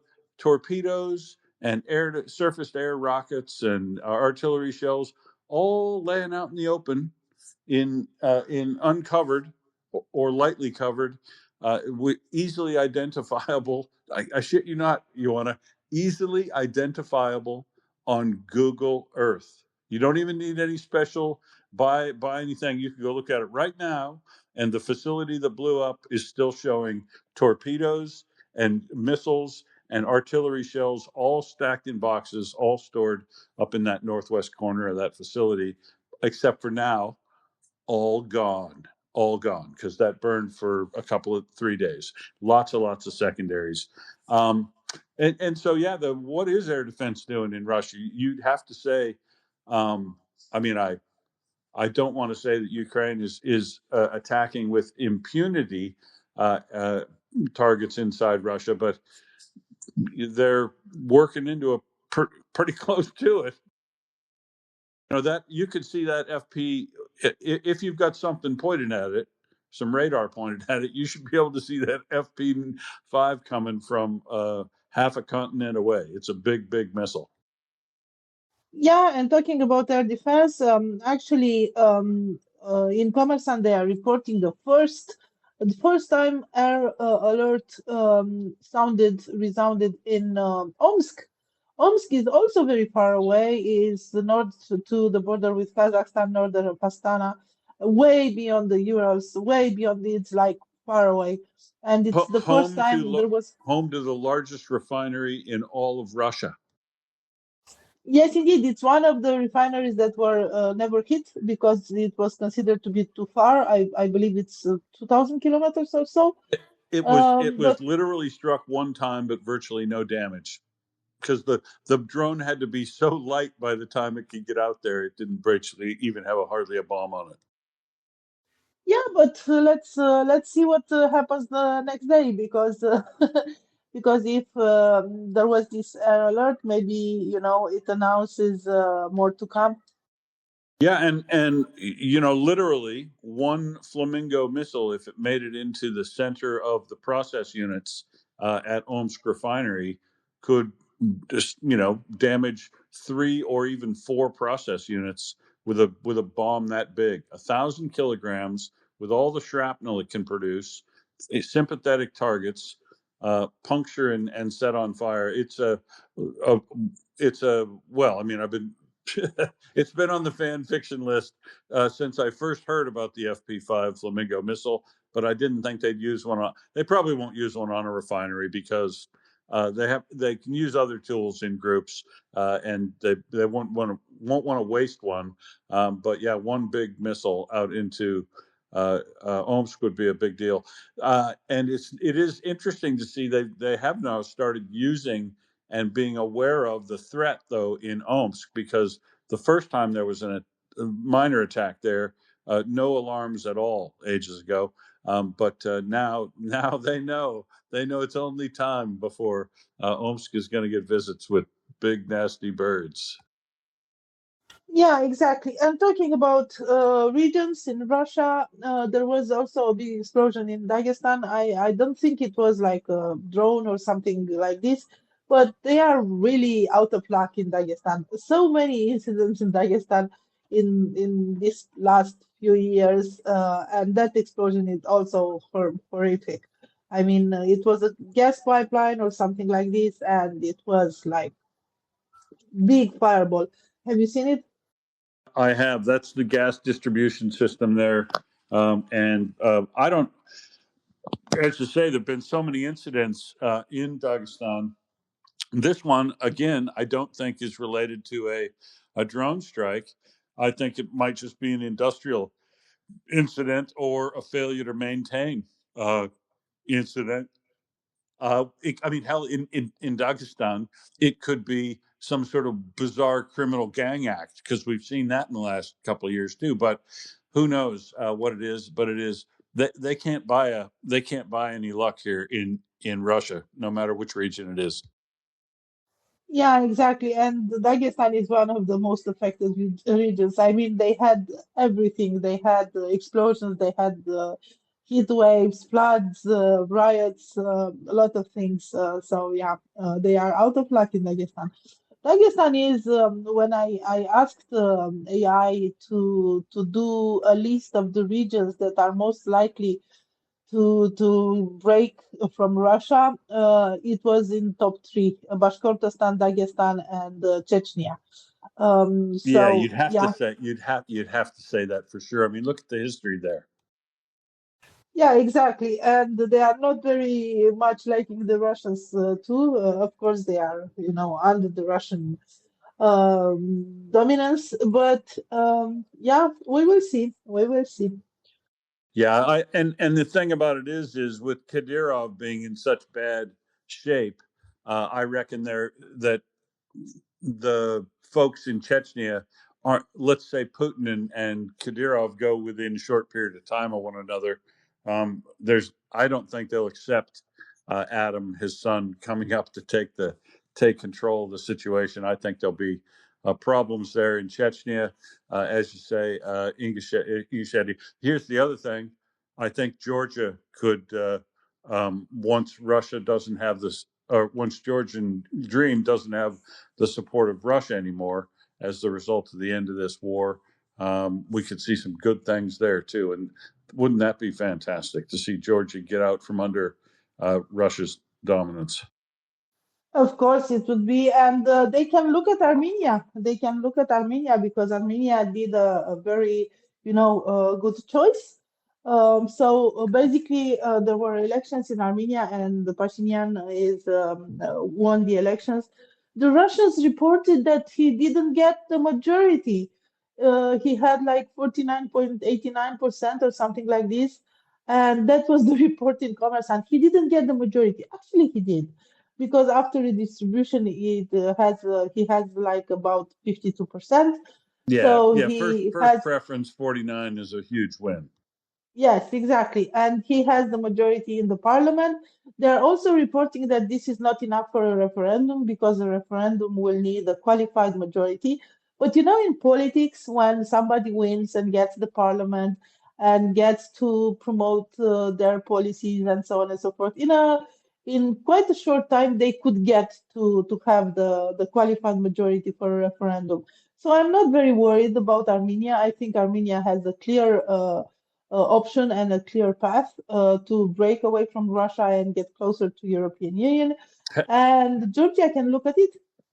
Have you seen how bad the propagandists are already frothing at the mouth about Armenia and making threatening language and, uh, send in the military and take them over kind of language?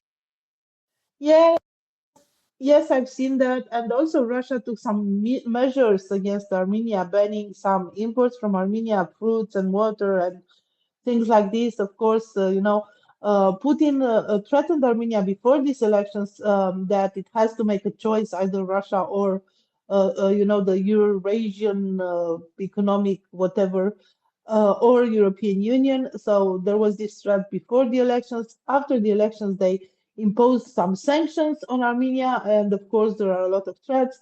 But I think these threats are weaker and weaker and thinner because it's clear that Russia cannot project its power as it did before. Right. And for good or bad, the Americans, I think, are already injecting their uh, uh, influence into Armenia. There's a huge Armenian diaspora in America, in California particularly, but other places as well. And I think the United States already announced some joint activities with Armenia as they lifted themselves away from the CSIS type of arrangement, and I so that's but that is that going to be good for Armenia right now? The Trumps probably not. He'll probably want to move in and get involved in with his family in more corruption. I mean, they got to go somewhere, right? I love to see that Albania has run. It looks like they've run Kushner's out of town. I hope they have permanently, and they'll have to wash up somewhere, and it'll probably be in a place like Armenia if they get their druthers. But I don't think. Well, Russia can threaten all they want, but I don't think they're going to move in and take over Armenia. That actually the United States might say, yeah, that's a really bad idea to them, or react if they did, because I think there's surprisingly closer ties to Armenia than you would think from America. Yeah, exactly. And I believe I've seen an article talking about the weakening Russian influence, and it was exactly on this case of different support for Armenia between Russia and United States.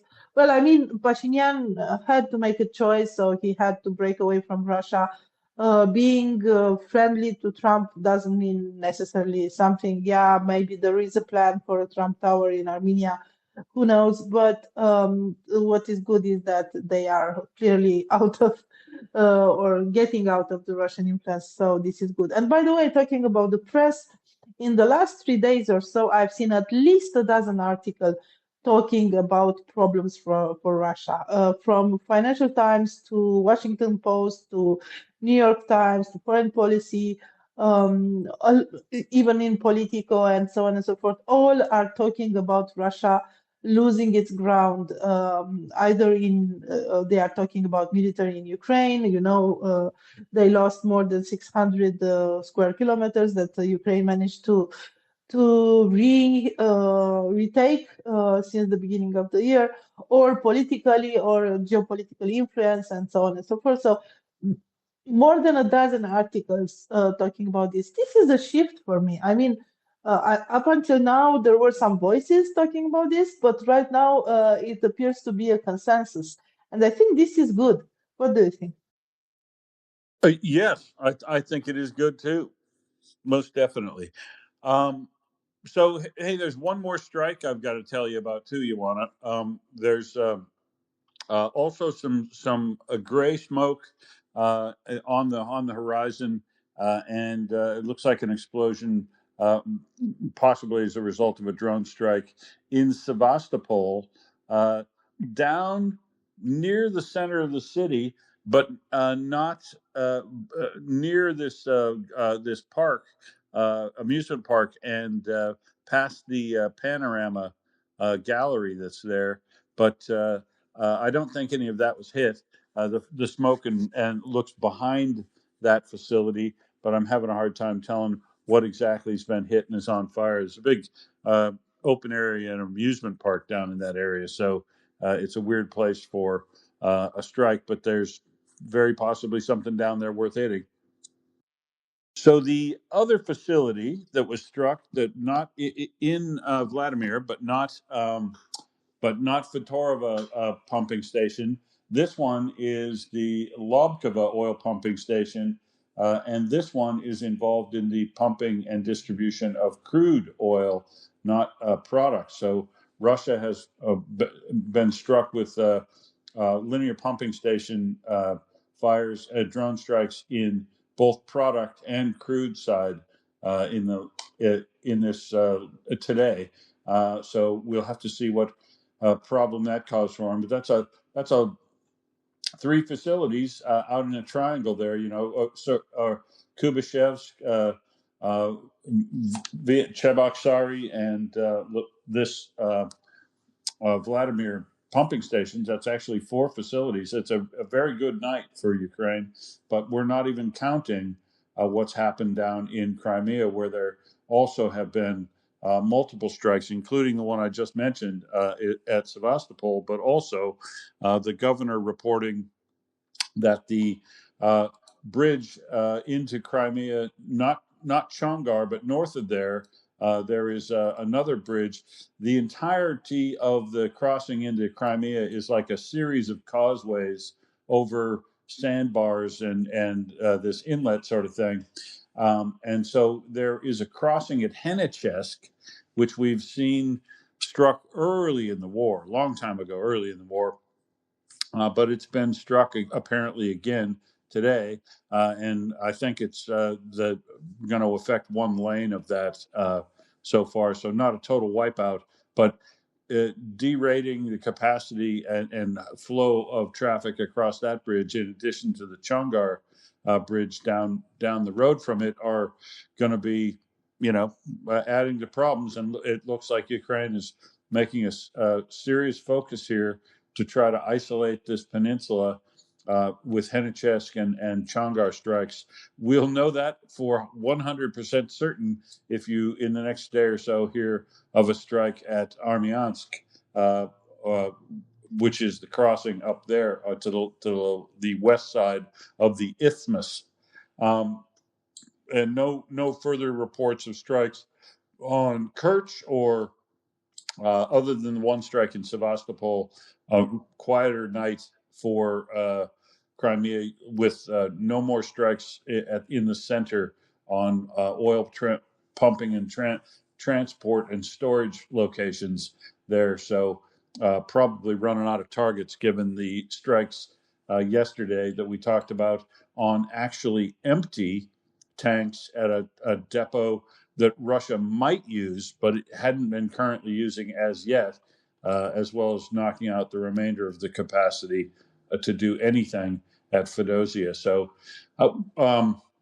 it looks like it's another night where we have more evidence that Ukraine is making a good attempt at shaping the operations here for the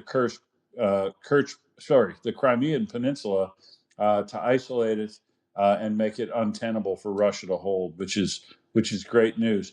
News has quieted down otherwise in another location we had been talking about.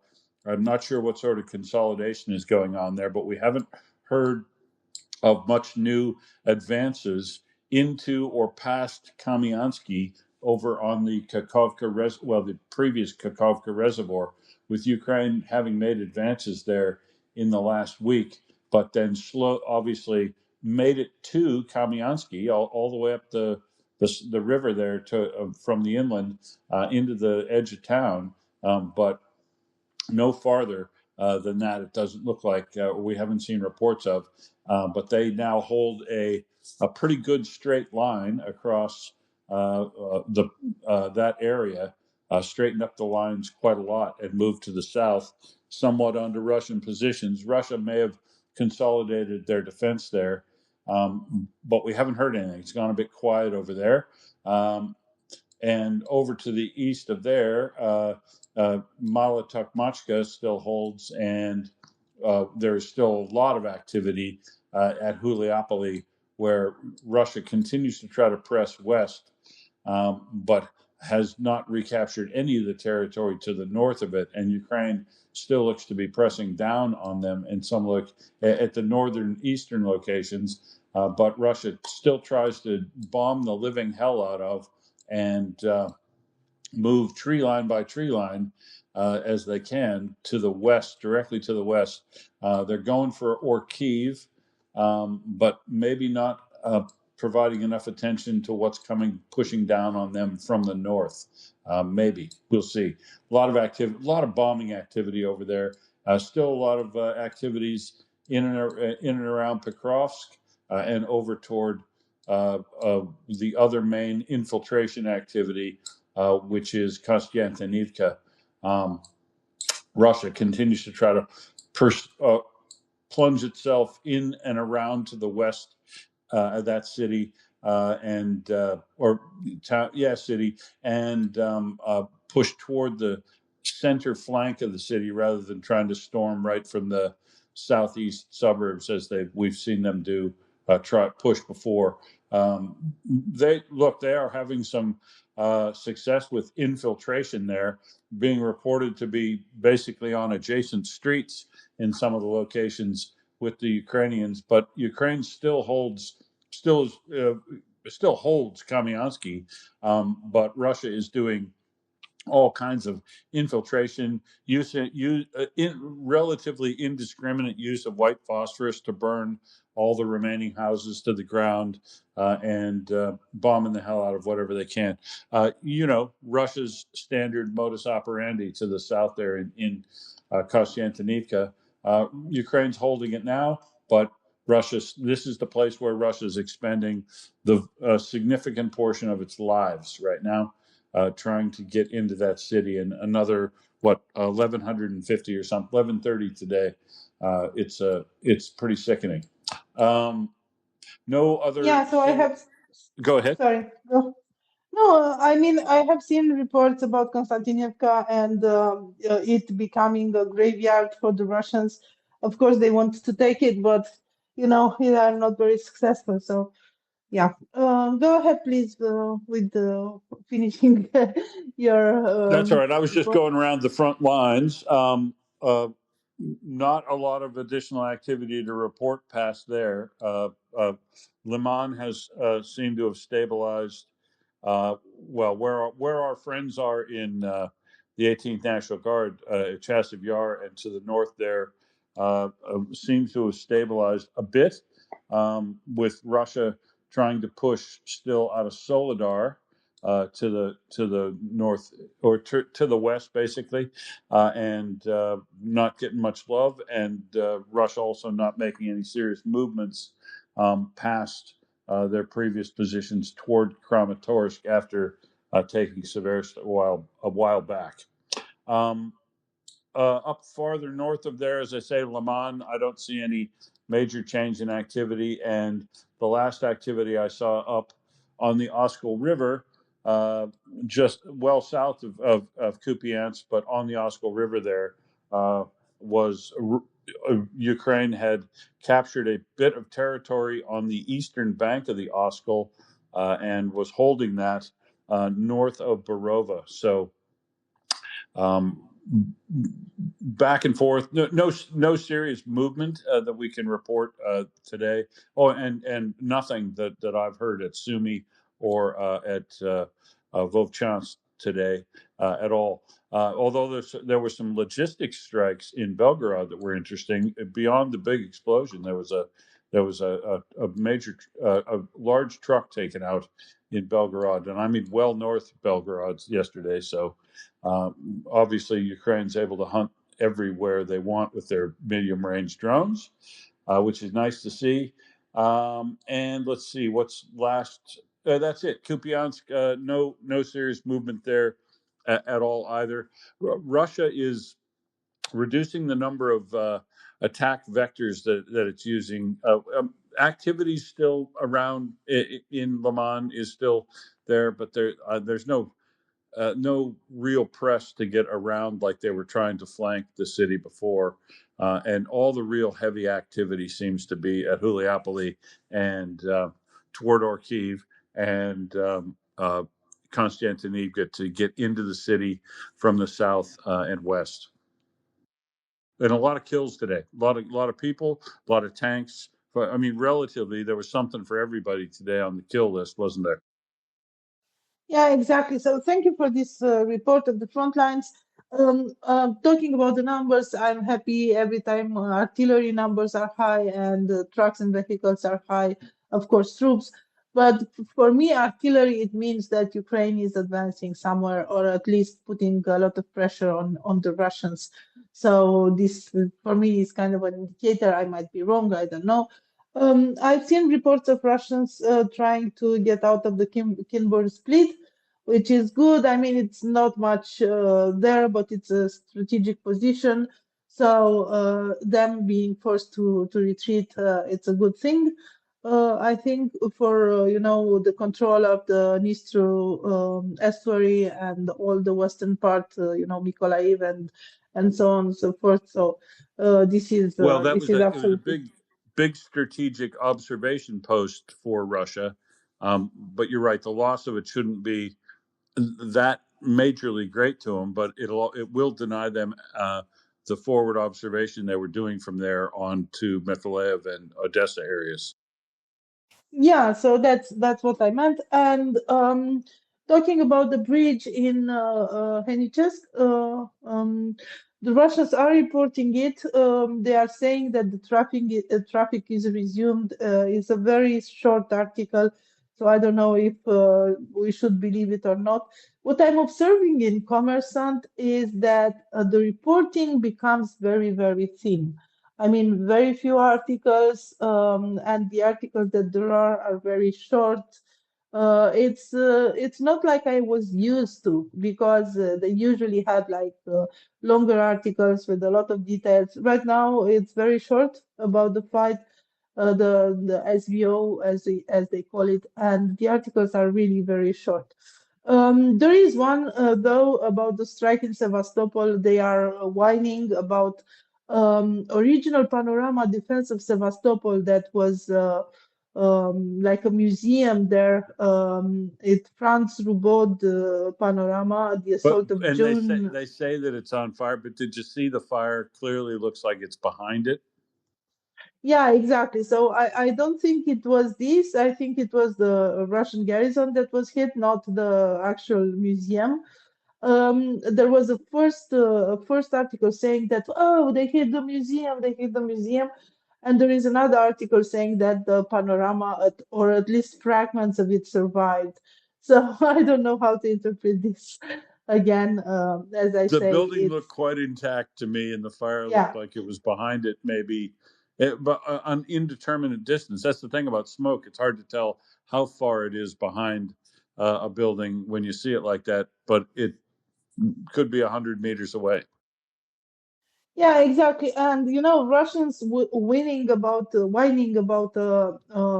this strike on a so-called museum, after they systematically are striking art buildings and institutions in Ukraine, is a little bit hypocritical, isn't it? Well, more than just a little bit. Yeah, it's incredibly hypocritical. And speaking of collateral damage and other buildings that might be hit, did you see the battle damage assessment on Belgorod for that ammunition dump that blew up?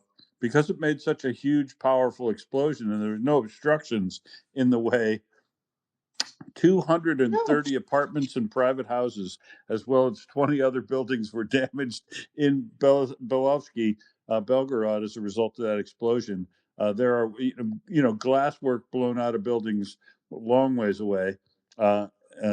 So offices, schools, 38 apartment buildings, 4 private houses, 6 commercial objects. It blew panels off the wall and knocked over things in buildings and did glass damage. So nothing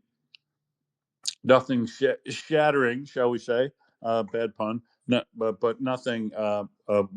No kill injuries or deaths, but a lot of property damage. So a lot of minor property damage really adds up and adds insult to injury on what was, I'll remind you, an own goal, either an accident or a missed drop by a Russian plane caused that ammo dump explosion.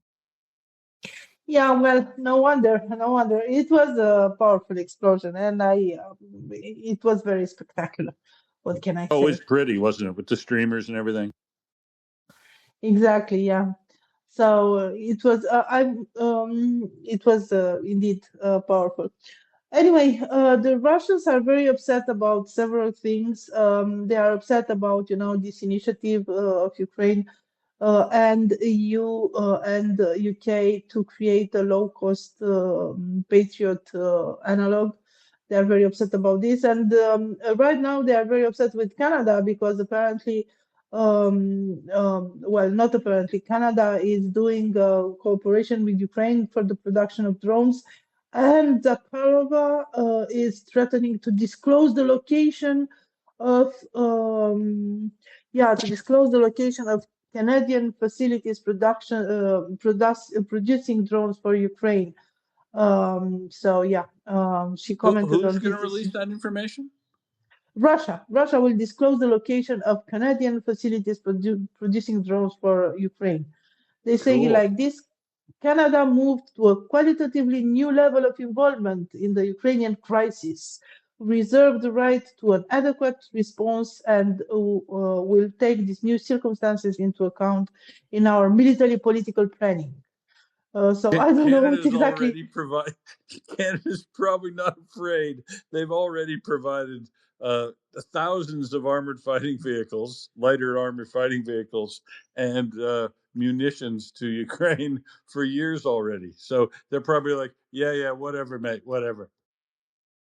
Yeah, so I don't know exactly what they are planning to do, disclosing the location of these production facilities. They are planning to strike Canada.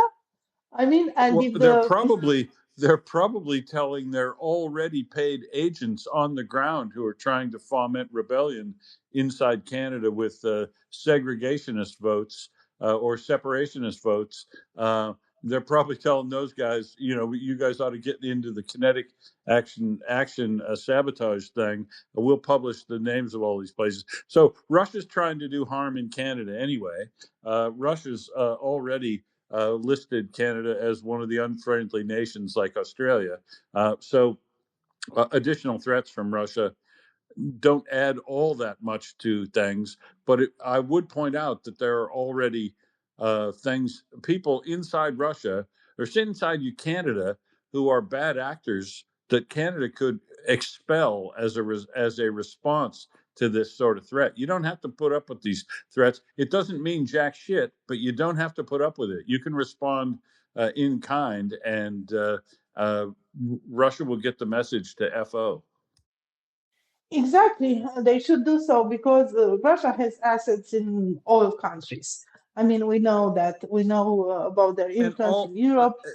So do a bit of investigation, firm up the fact that the separatist movement in Canada, in Alberta particularly, is funded by American and American or Heritage Foundation. These right wing groups who have all previously taken money from Hungary are probably taking money directly from a Russian entity now.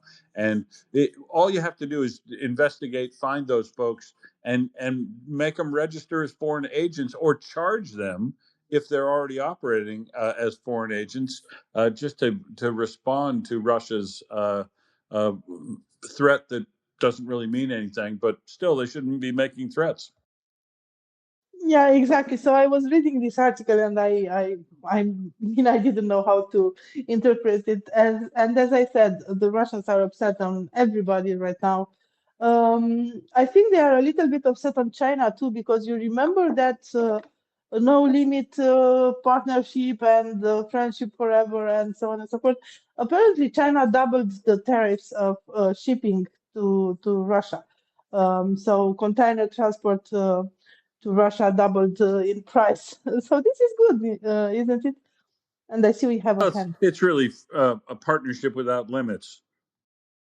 Exactly, and no price limits either. Correct. Hey, I see Lev's joined us. Yes, let's go to Lev. Hey, wonderful people. Yeah, I think that with regard to Canada, probably what's going on there is that Canada has, obviously you have the military industrial complex that is producing things for Ukraine, but that's obviously government subsidized and government supported. But you also have a very active diaspora in Canada, and I'm sure, and I actually know of some instances of them building drones that can be used for Ukraine. And they're probably just trying to intimidate the mom and pop kind of homemade drone industry that Ukraine has. That's happening in Canada as well. So it's basically just the usual Russian tactic of intimidate, and they're hoping probably that the idea that there could be some lone wolves in Canada that are pro-Russian that would be willing to bomb a place if they out the addresses that are in people's homes and that sort of a thing. So that's what that is almost certainly all about. But I agree with you both that it won't be successful because people are really brave. I mean, they've really stepped up, and they know that they're doing things that puts them at risk. And the Ukrainian spirit, I think it's very contagious. I think everybody knows that they just have to stand up to Russia.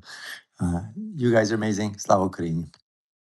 Slava. Thanks, Lev. Yeah, you got to stand up to Russia like Robert Brody has done today, because Russia, a court has charged him in absentia for his, damage for killing Russians, basically, doing his job. A court in Russia has charged him in absentia, and he answered, "Please send me the coordinates of the court so I can send along some lawyers to make my case." That is the way to respond to Russia. Lawyers with propellers, no doubt. Well, lawyers that can follow coordinates. I love it. What we're negotiating over here, yeah. So let's see. Other news. If you're into marking milestones, today marks, of course, day 1567 in the full-scale invasion, which makes it longer than World War I. Wow. Next up, World War II. But the performance of Russia against an enemy that they claimed, they had a surprise attack, huge, massive standing army. Ukraine had very little to nothing. What hadn't been modernizing, hadn't basically been doing much at all to certainly not be a threat to Russia. Russia built up a massive force, couldn't overtake Ukraine, and now has fallen into a situation where not gaining anything. People have made comparisons in the past to the front lines being like World War One, but it's totally not like World War One because 150 kilometers behind the front lines or strategically at locations anywhere inside Russia, they're now getting attacks hit daily. So this war being longer than World War One, I would argue, is going disastrously even worse than World War One did for Russia, and it's high time that they took the hint from that war and decided to just piss off home, just give up, just quit fighting and go home. That's how this war could end any time, and I'm hoping that it does when people start starving, running out of beans, bullets, bandages, water, fuel. That they'll see that their position is untenable and piss off home. And if Ukraine can keep up their attacks, Ioana, on these supply lines the way they are now in the mid range, as well as their strategic strike campaign, if we get 2 more months of this, I think this Russian army could be literally at the point of collapsing in multiple points just from not having any materials. Yeah, exactly. Ukraine should continue this, and sanctions should be enforced. And indeed, this war is longer than World War One. And to be honest, I didn't think it will take so long. We are in the 5th year of the war, but it's also very damaging for Russia. We know the effects of the war in Afghanistan, and this one is 10 times, at least 10 times worse than Russians' involvement in Afghanistan. I mean, according to several estimates, Russians lost more than 500,000 soldiers dead. And if we are to apply, the common understanding of how it happens in war, at least another 500,000 are severely injured. I mean, probably disabled or things like this. So imagine that 1 million people lost in this war. And I know that Russia promotes, like having a big demography and having like 140 million people. I do not think this is accurate. I think the actual number is between 100 million and 120 million, something like this. And during this war, they lost people to emigration. They lost people died and injured and so on. And it's affecting Russia. I mean, they are bragging about the unemployment figures being very, very low. I mean, non-existent unemployment. This is not a good indicator for an economy. This is really not a good indicator. On the other side, I just read an estimate that I lost right now in Commerzant, that to the end of the year, a quarter of Russian companies are expected to fire people, to reduce their personnel. So this is also telling something, isn't it? And back to you if you want to comment on Russian economy, because even with the SPIF and all this thing that Russian economy is doing good, it doesn't seem to be doing so good, and Nyabulina is nowhere to be seen lately. Well, and notably, right, they announced on the day that the conference was starting to speak that she wouldn't be participating in a scheduled speech, nor would she be participating in any of the plenary activities. So that was a big shock, you would think, but passed over immediately. But looking at what a joke the entire speech was, that doesn't it hasn't made that much of an impact. But you're right. I haven't had proof of life of her since that conference, since the day before that conference began.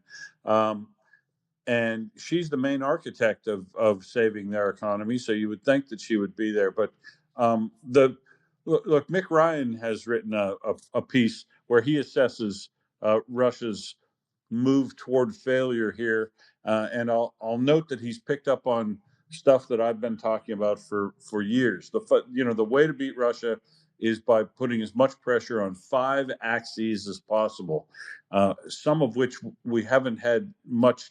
Well, I was complaining at the time years ago that we weren't helping Ukraine put enough pressure on the military side of things, and we were doing a lot of wrong things on the diplomatic side. But in the middle, Ukraine started putting a lot of pressure on the economic, the social, and the political axes inside Russia have been pressed on very, very heavily over the last year and a half, 2 years by Ukraine, just as they gain strength, and Russia just makes huge mistakes. I mean, so yesterday too, I signed in and I went to this conference online that was suggested by Mikhail Khodorkovsky, um, about this this British think tank and Russian expat think tank about what happens. How is Russia, how to collapse? How is Russia going to collapse here? How is it going to fall apart? So it was very provocative sort of title to me when I read it. It wasn't exactly that, but I have been looking for examining the mechanism of how Russia decides to stop this war, what that means politically in the country, how that folds out, what sort of signals we might see from that starting to happen, and things like the speeches around that. I was very interested in seeing the tone and content and who spoke, and you can see that it's there is very much a hard line between people who want to go all in on the war, including nuclear weapons from Russia's side or whatever, but the folks who want to stop the war kind of just want to stop the war because it's not good for business, right? Need to find a way to stop this war, but it's not good for business. They haven't coalesced around any big any issue, and so I went to this conference to try this online conference, this Zoom thing, sat in to it so that I could hear from these eminent speakers in this think tank about stuff I didn't know. And to be honest, it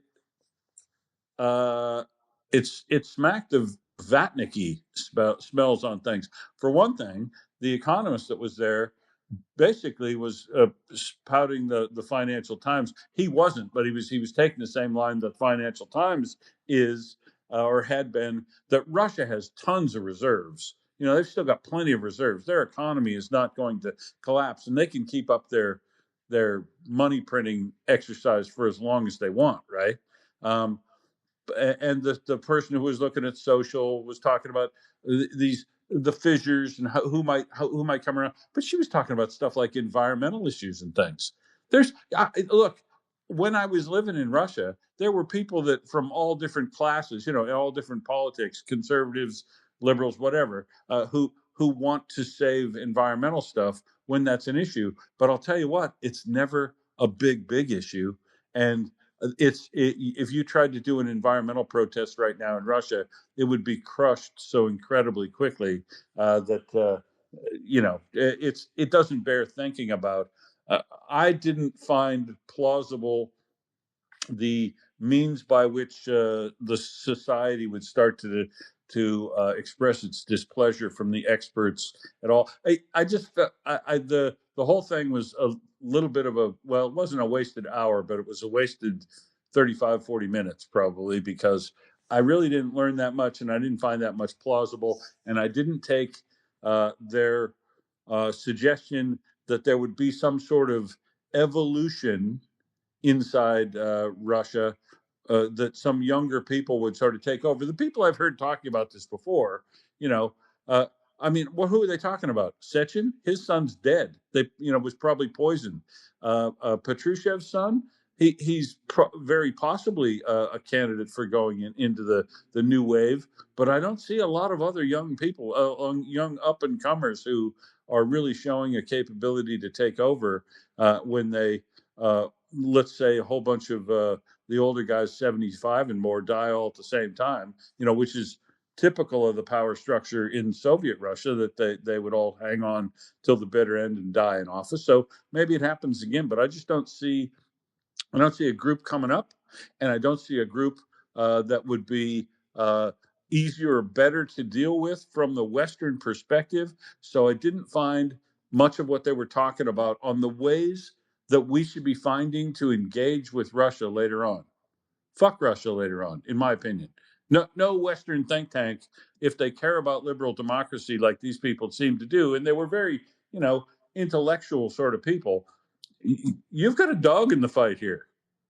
If liberal democracy, as you know it, doesn't survive in places around the world and grow, especially in places like Russia, there's no, you're not going to have a job. Your entire existence is built upon the pillars of liberal democracy, and to not take a stance that we're somehow going to normalize relations with Russia and start looking for the mechanics of that before you've looked at long-term reparations, return of all the stolen children, prosecution of all of the criminals, the criminals, war criminals and humanitarian criminals, because folks, there has been genocide done here, and they've done lots and lots and lots of other war criming, including systematic use of chemical weapons, execution and torture of prisoners of war, rape and torture as a method of managing civilian populations, forced nationalization, forced conscription. The list goes on and on and on and on and on. And those people on Russia's side, if we don't make an attempt to prosecute every war criminal on Russia's side and see justice done, we'll see this thing again. The Genocide Convention says you have a duty to identify and stop and prevent and these other things, but it also says you have a duty to punish those who have been noted as being participants in genocide. Duty to punish so that it doesn't happen again. Otherwise, it will happen again, and very likely Russia will do it again if they get another chance and they're let off the hook. So I was very disappointed with that, but because I don't believe, Ioana, I don't believe that Russia has infinite reserves of people or tanks or artillery or infinite reserves of money. They can build this fake money thing and inject trillions and trillions and trillions of extra rubles into their economy, and through the manner they're doing it. Quantitative easing that they're doing at the highest level in their banks to keep banks and institutions and large institutions alive. That is meant to, as it was after the global financial crisis in America, to be a temporary tool, not a long-term sustainable policy of a central bank or a government. And Russia just doesn't have the financial backing to carry out the quantitative easing the way they're doing it for as long as they're doing it, right? You can't keep just depositing 1 trillion ruble notes in the central bank and then having them issue loans on the basis of that, handing out money to the banks to keep going, who then have to buy your bonds so that you can finance your weapons and artillery and war. It's unsustainable, and if Russia keeps it up, they eventually still run into the hard wall of foreign capital. You got to have euros and dollars for some things, and they just don't have enough euros and dollars to sustain their war effort for things that they need to buy externally without further punishing their internal economy. I mean, what are they going to do? What Sechin wants them to do? Sechin wants them to devalue the ruble, like well over 100 rubles per dollar.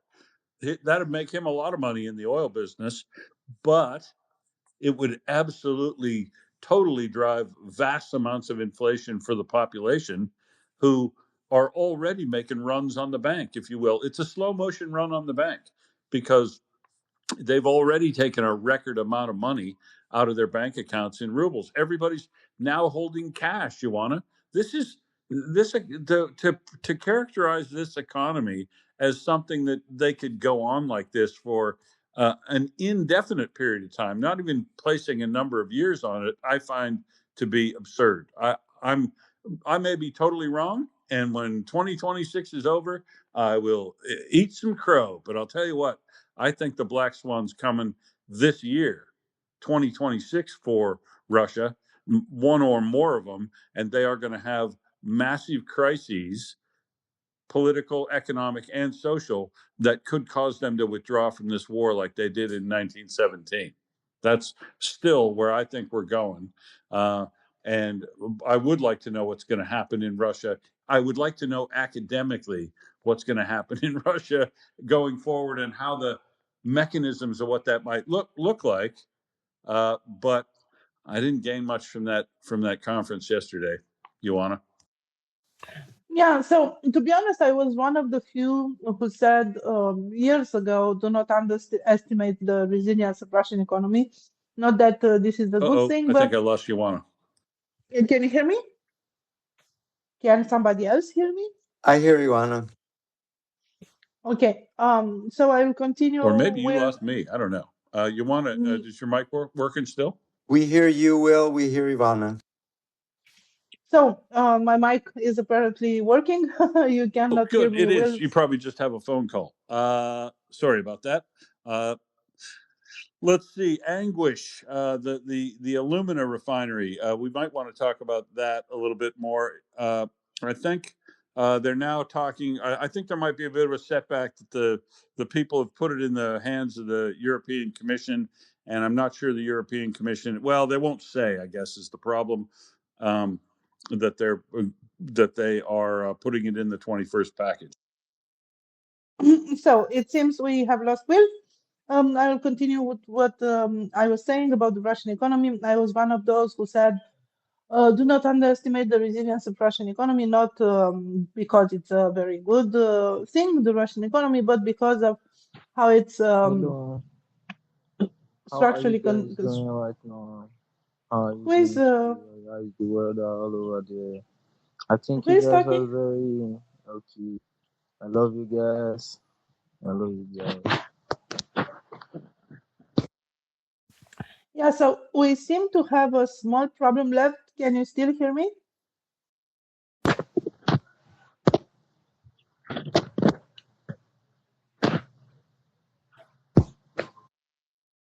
Yeah, I can hear you fine, Ioana. Yeah, I'm sorry. We seem to have had a glitch. So I was saying that, Russian economy is resilient because it's state controlled on one hand, because the Russian population is submissive. They learn to be like this because of the oppression over the years, and because much of it, at least for food and things necessary for subsistence, it's a rural economy, so they still can have like the dacha, and go ahead and living from the fruits of the ground or something like this. But it cannot go forever. It cannot go forever, and Russian economy has a structural problem with all this money invested in this war that are not coming back to the economy. So it cannot go forever. I was really hoping that something major will be happening last autumn in 2025. I have the hope for this year that autumn will be like a breaking point for the Russian economy. We will see. But back to you, Will. Thanks, Ioana. Now, I was just seeing if I have a problem. My mic wasn't going to work now. That would be a real pain. Let's see.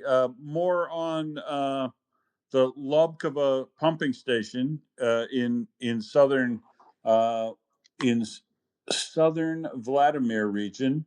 It's over in the west of the oblast. But as I say, it's crude oil pumping, uh, and I don't think. Well, it's all on fire, so that's good news. It's definitely, there's a big fire patch on firms over the whole thing, so I would say it's in pretty bad shape, because nothing there normally gives off a heat signature. Look, there's some pumps and equipment like that, but nothing that would make a really hot fire type heat source. And there's a big pall of smoke, but I can't tell which one that's from, Vitorova or Lebkova. But looks like Russia's not moving crude, and this will be more of the West Siberian crude that they'll have trouble pumping around with the other strikes that have taken place in the last few weeks. So Ukraine is still trying to keep them from doing everything. Ioana? Indeed. And I was seeing United 24 that there was another strike. Let me search it. Oh, sorry, but I've seen another strike and it looks spectacular on the account of United 24. But I lost it because I had to refresh my screen. Kabushev refinery or something like this. Yeah, Kubishevsk refinery. Yeah, with three different fires on the ground there. But I haven't had a chance to look at anything from an ocean level detail on that yet to tell you which units are hit in the refinery.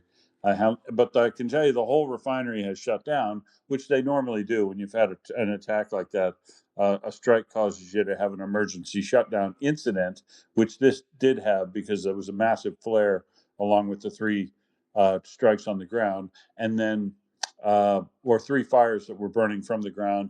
But whether or not that shuts them down permanently for a long time or not, but it'll add to the list of major size refineries that are out of service. This is only the 24th largest refinery, but it's 7 million tons a year because there's a whole bunch of numbers at 17.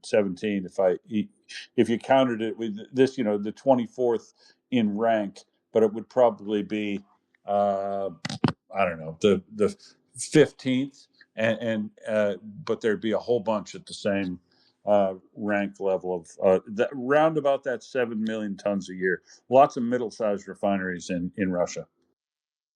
Great. And I see we have Karen. Well, I just thought I would throw this in since it seems like a slow evening. I just read this really interesting article from a publication called Splash 24/7. It's maritime news. Ever since I started watching Salmer Kafiano, I've started reading maritime news. He got me hooked. But anyway, they did a story on the security people that are now accompanying most Russian tankers.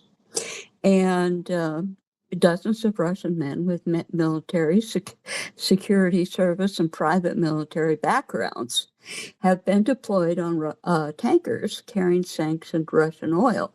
Okay, we knew that. But they go into more detail. The crew manifest usually calls them technicians, supernumeraries, or just occasionally, security guards. And many have no formal training other than the Russian military. And there are a lot of Wagner and another group I've never heard of before, REDUT, REDUT. REDUT, yeah, REDUT. That's the organization, the private military contractor that I think Sechin set up. Oh, okay. So, drawing from 757 shadow tankers, reporters have managed to identify 83 individuals that fit this profile. And one reporter, posing as a recruiter, spoke directly with several of these men. And they're under pseudonyms, and these guys were asked to describe their jobs. And one of them said to watch, to report into a timely manner, and to not allow the vehicle vehicle, vessel to deviate from its course. He monitors captains and crews and files daily reports detailing the vessel's location. You know, in a way, this reminds me of an old movie, Hunt for Red October. There was a political officer on board that ship, and oddly his name was Putin, but that's neither here nor there. But it kind of makes me think that these guys are kind of political officers too. That's just my opinion. I don't know. Well, But I mean, sort of by definition, they are, right, because the NKVD political officers that were on the submarine are kind of analogous to military officers without portfolio that report to the FSB, which is what these folks do. Okay. Another watchman said his duties included monitoring the crew, the captain, and the first mate, and to find out who was snitching. And I'm not exactly what the snitching was about. Yeah. FSB political officer. Yep. And a European intelligence officer cited by OCCRP said their role was essentially to keep the captain in check and to ensure vessels avoided situations where Western authorities could intervene. And there's more. I really recommend it. I tagged it for you guys, and I'll put it in the purple pill. But it goes. They're not just guys with guns. They have an intelligence mission too. And when the UK made the decision to intervene, and the Baltic has become more interested in intervening, I'm wondering if some kind of skirmish could develop.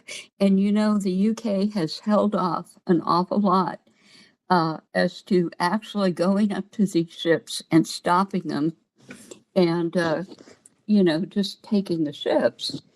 And maybe this is why, because it's a lot more than just security guards. And these guys so I understand your concern and their concern, but a French or Swedish special operations team is not going to be overly concerned about a single political officer with a sidearm if they go to try to capture a ship. I think it would be a contingency they would take into account, I think. Yeah. And the big problem is just their overall inaction. It would depend on how many, certainly. But do you think this is behind Britain's reticence, as far as No, I think Britain's reticence is what's behind British reticence is they're hoping somebody else does it because they actually don't have that much of a navy anymore, and they're not interested in putting themselves out there exposed to kinetic action. Really, the only people who've shown interest in doing it are surprisingly enough, given their capacity, Estonia, Finland, Sweden, and France are the ones who are leading the way on this activity. But Estonia has backed off on it heavily, especially since Sweden's got involved because they have a larger force that's capable of, kicking ass and taking ships.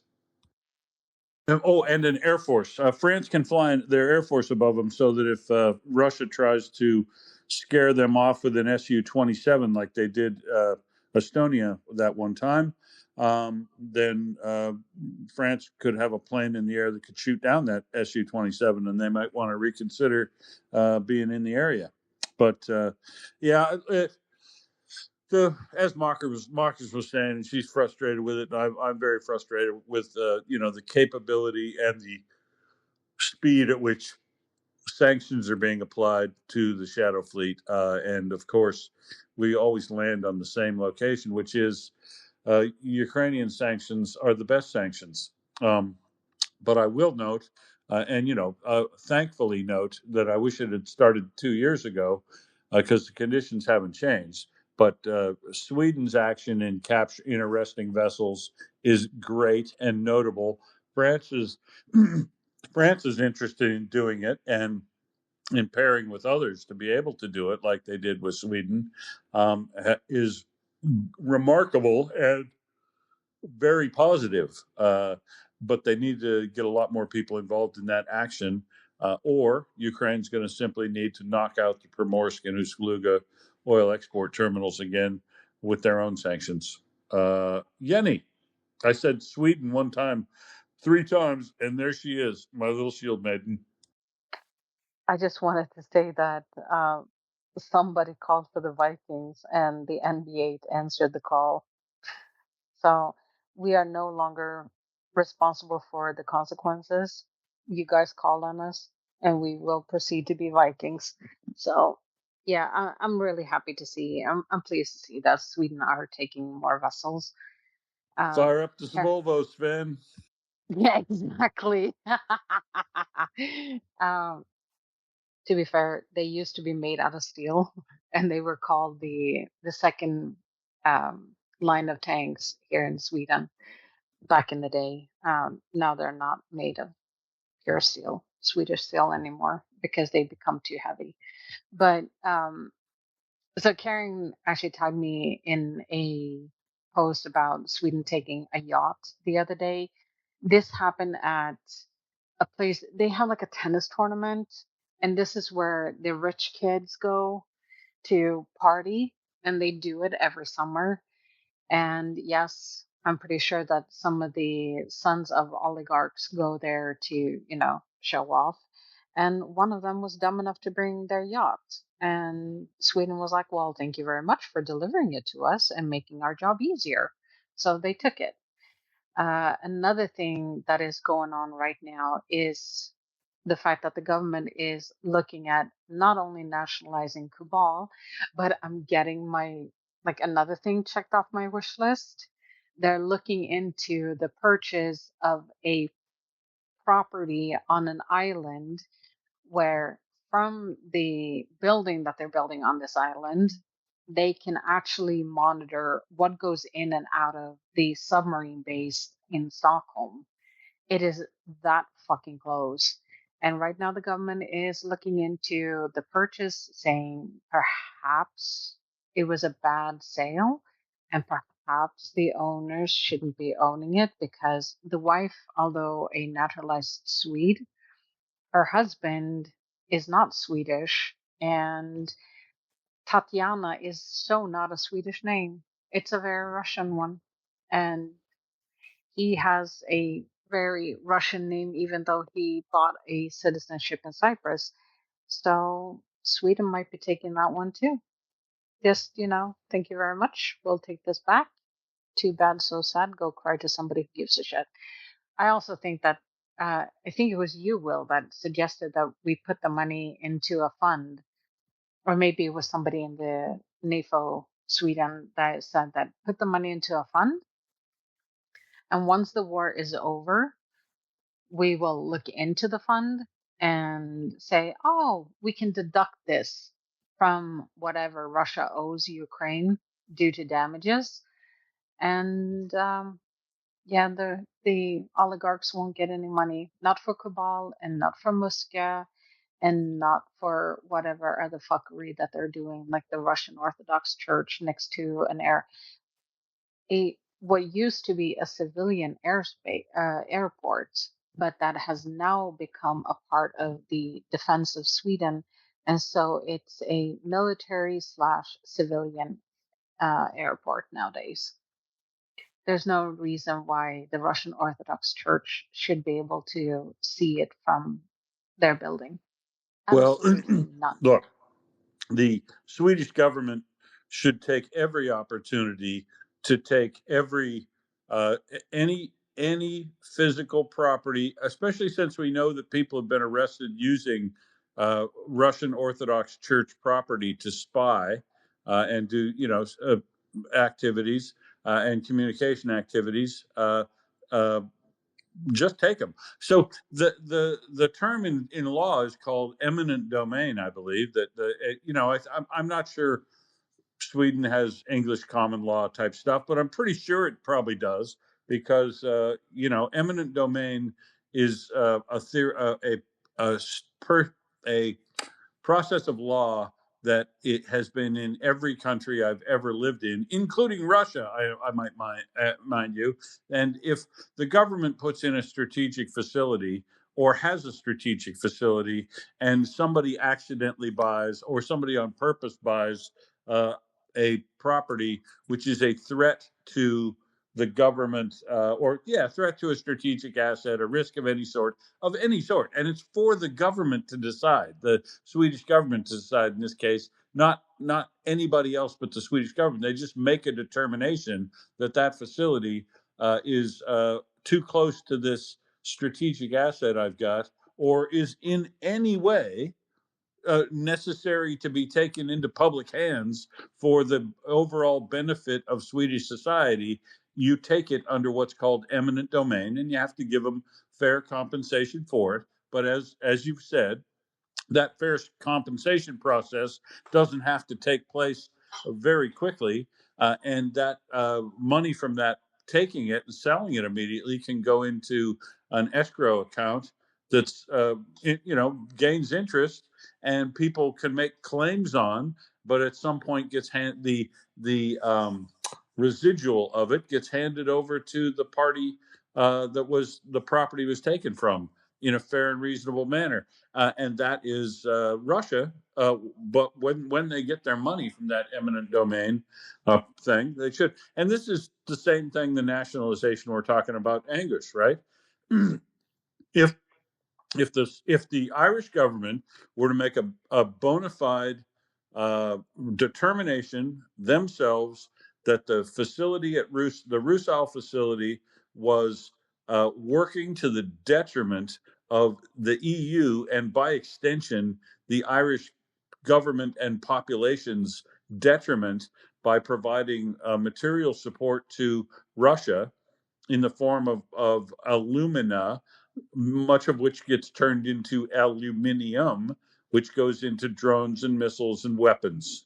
And they say, if they made the determination, and you don't actually need chemical tests, right? Ioana, I know you and I probably differ a little bit on whether this is traceable chemically. I'm not sure it is, but I don't even think you need to do chemical tests to show it, because a simple mass balance can demonstrate that the aluminum oxide, the alumina that is going into the Russian facilities at St. Petersburg, by definition, goes into weapons manufacture with a mass balance approach. They just use so much of it that you can guarantee a portion of it goes in there.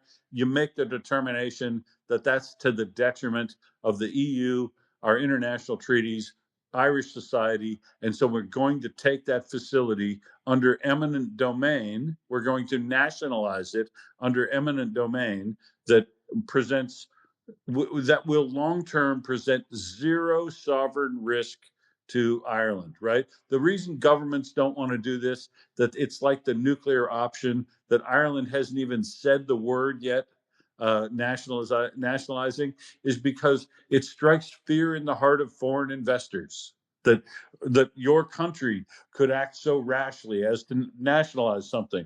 But is it really rash for Ireland or any European country to nationalize assets that are risking their life and livelihood in Europe generally, whether they're a risk to a specific strategic facility, like Yenny's pointed out, near a marine base, or if it's a strategic asset providing nickel or aluminium or gold or copper or microchips or whatever to the Russian economic system, that they are to your detriment. They're working. Russia has literally stated that they're at war with NATO, with Europe, with everything, everybody over there, that they need to take over as many countries next to them as they need to feel comfortable so that they can threaten you, but you can never threaten them, and that you're going to kowtow to them. That's the model of what they want to do in Europe. And they openly say it. They openly list many of the countries as unfriendly or against them. So if they're doing this already, you're acting against them in a reciprocal manner. Remember, Russia nationalizes anything they want at the drop of a hat. And it is true that because of a lot of their actions, Russia does face very, very high sovereign risk. But the sovereign risk they face is based on the fact that they're nationalizing stuff just because they want it, or it has lots of money in it, or just to say F you to the country that they're taking it from. They're using it in an aggressive, assertive, inappropriate manner that probably wouldn't pass the test of eminent domain in a liberal democracy. But Russia doesn't give a shit. They're not a liberal democracy. You are, so you've got to worry about it. But we get over worried about doing these things, over worried about exercising things which, if I can describe them to you like eminent domain, they're not that hard to get your head around, and they have been exercised so many times. Even a Cro-Mag like me knows a Latin word because it's been around used so much for so long. It makes no sense to me that in all countries that we are allowing 600,000 Russian visitors to get into Europe every year. Just visitors. These people that hate you. I hate you, but I want to go holiday where you're at. I want to send my kids to school where you're at. I want my family to live in some safety and comfort and luxury where you're at, but I hate you. I mean, why do we have to put up with that shit? Send them back. Treat them in a reciprocal manner that they would treat you. Send their people home, nationalize their industries, send them a check for whatever the residual value is, isolate Russia and embargo Russia, because we don't want to have anything to do with your society until your society changes and isn't a genocidal invader of its neighbors and threatens anybody that comes to their aid and perpetuates horrendous activities all through Africa and every place Russia is in the world. It's fucking poison. So wind your poison tentacles back in and sit there for a couple of generations inside your borders and have a good hard look at yourself, and maybe try to consider developing a governmental system that works for the benefit of the population that lives in its borders and doesn't threaten those outside its borders. How about that for a change, right? This is what it's fair, it's reasonable to do that to Russia. And every European country, Australia, America, Britain, all liberal democracies ought to be doing that to Russia. If you did that economically and socially and culturally, if we did that aggressively enough, we wouldn't have to go with war with Russia. That's how North Korea gets treated, right? Now, it hasn't been cut off totally enough because China and others are helping it. Russia's helping it, and it's gone on for way too long. The North Korean experiment. Think all the people's lives that have been lost needlessly and wasted inside North Korea living like that. But we don't have the right to go in there and change it by force. But we do have the right to say, I'm not going to participate with you in polite society. We're going to embargo you and have nothing to do with you diplomatically or culturally or any way that we can avoid, because you just don't play well with the other children. And your society needs to change before it can be part of the other rest of society around the world. That's the way you have to treat some countries. And Russia is now definitely in that box, folks. They've threatened the use of nuclear weapons. They've used chemical weapons thousands of times. They execute prisoners of war. They commit genocide. Any place they've held in any temporarily occupied territory that Russia has held for more than 3 weeks shows evidence of genocide there. And the folks that were doing genocide down in Kherson weren't talking to the people that were doing genocide up north of Kyiv in Bucha. So those people weren't talking to each other, but they came up with the exact same methods by which to perpetuate the genocide they did in occupied territories as soon as they took them. Tell me how that happens. Is that just a mistake? Is that a coincidence that the folks way up in north that aren't talking to the people way down in the south, they're carrying out activities at the same time through the same methods with the same tools? Kind of looks like right out of the same book, right? That's genocide, folks. Those sorts of what would be disparate war criminal acts in different locations to eliminate populations and use rape and torture as a tool. That's genocide when it's done multiple locations in a systematic way. And why would anybody want to have anything to do with Russia and their manner in which they're engaging with the rest of the world right now, whether it's Ukraine or anyone else? Why can we not get our head around, nationalize every asset they've got, exclude their population from participating in our populations for the time that the war goes on, and hold up all the sanctions on Russia once the war is over until they've given up nuclear weapons, put people surrendered people to international courts for adjudication for war crimes and crimes against humanity, and agreed to and started to pay reparations to Ukraine, as well as returning every one of the 25,000 or more children that have been stolen from Ukrainian families. As they give up all the territory back to Ukraine, they hand back all of the stolen children to the families that they've taken them from. That's fair and reasonable, folks. That's not asking too much. And as we move through this war, as Ukraine goes from win to win to win, I guarantee you that Russia and their Vatnik buddies are going to start talking about, oh no, we'll do this or that, but we won't do everything because that's going too far. Nothing what I've described to you, going back to the borders, returning the children, paying reparations, addressing war crimes, none of that is going too far.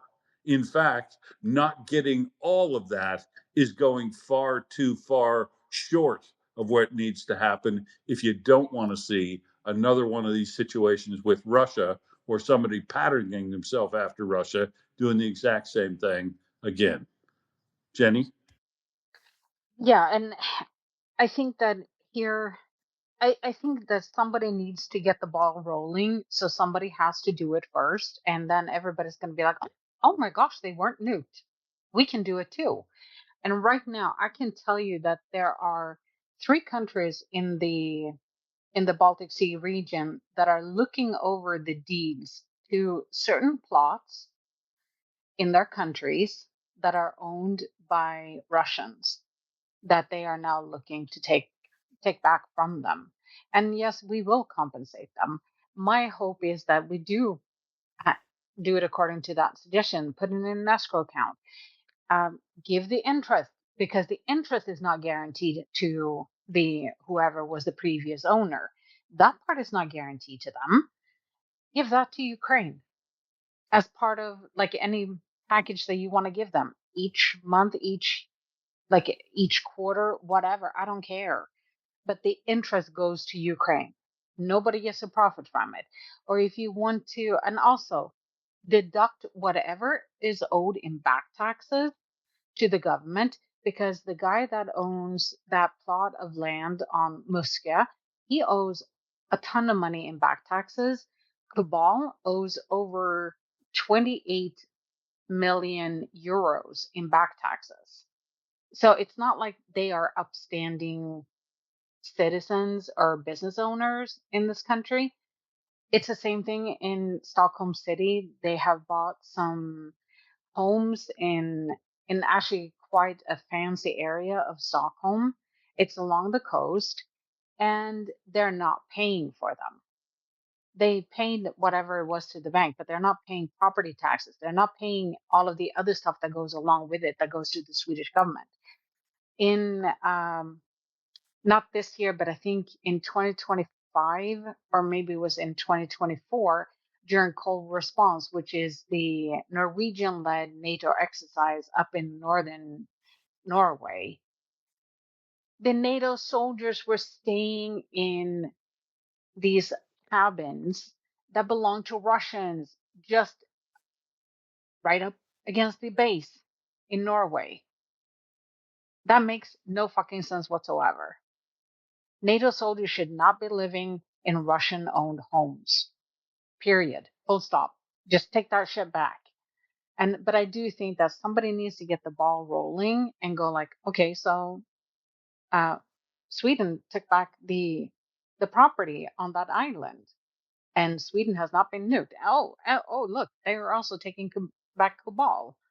They nationalized Kabul, and again, Sweden was not nuked. That means it's open season on all of these Russian oligarchs owning properties across every country, because Russia's not going to do shit. They're going to bitch and moan, and they're going to send drones, and they're going to do pretend attacks to see what our response time is. That much is true. And I would like to remind everybody what the Swedish PM said when in this latest press conference with Zelensky here in my hometown of Uppsala. He was asked, "Do you think that Russia will retaliate?" And the Swedish PM just looked at I think it was a reporter that asked this, and he was like, yeah, they will. They will bitch and moan, and we will deal with it. They're not a part of the equation. They're not a part of this deal. So they can bitch and moan and stomp their little feet, and they can do whatever it is, and Sweden will deal with it. And that is the attitude that every country should have when it comes to this. Yes, Russia will bitch and moan. They will stomp their tiny ass feet, and they will complain, and they will call you an unfriendly country. And at the moment, I'm at like, oh, bitch, please, I haven't even started to be unfriendly towards you. I can do so much more. And that is the attitude that we should have, because fuck Russia. Thank you. Thank you. Yeah, if you I understand your term is correct. I'm not too sensitive about how Russia feels about it or anybody feels about it, but technically, you're not taking it. You're compulsorily acquiring it, or eminent domain, the Latin term. Karen. Well, I have a question for Jenny. In your part of the world, it's morning, so it's now the third day of Ramstein 26, which is the name of the very large NATO exercise, the largest one of the year. That is going on in the Nordic areas. A lot of it is in Finland. I was going to ask what you've seen over in Sweden.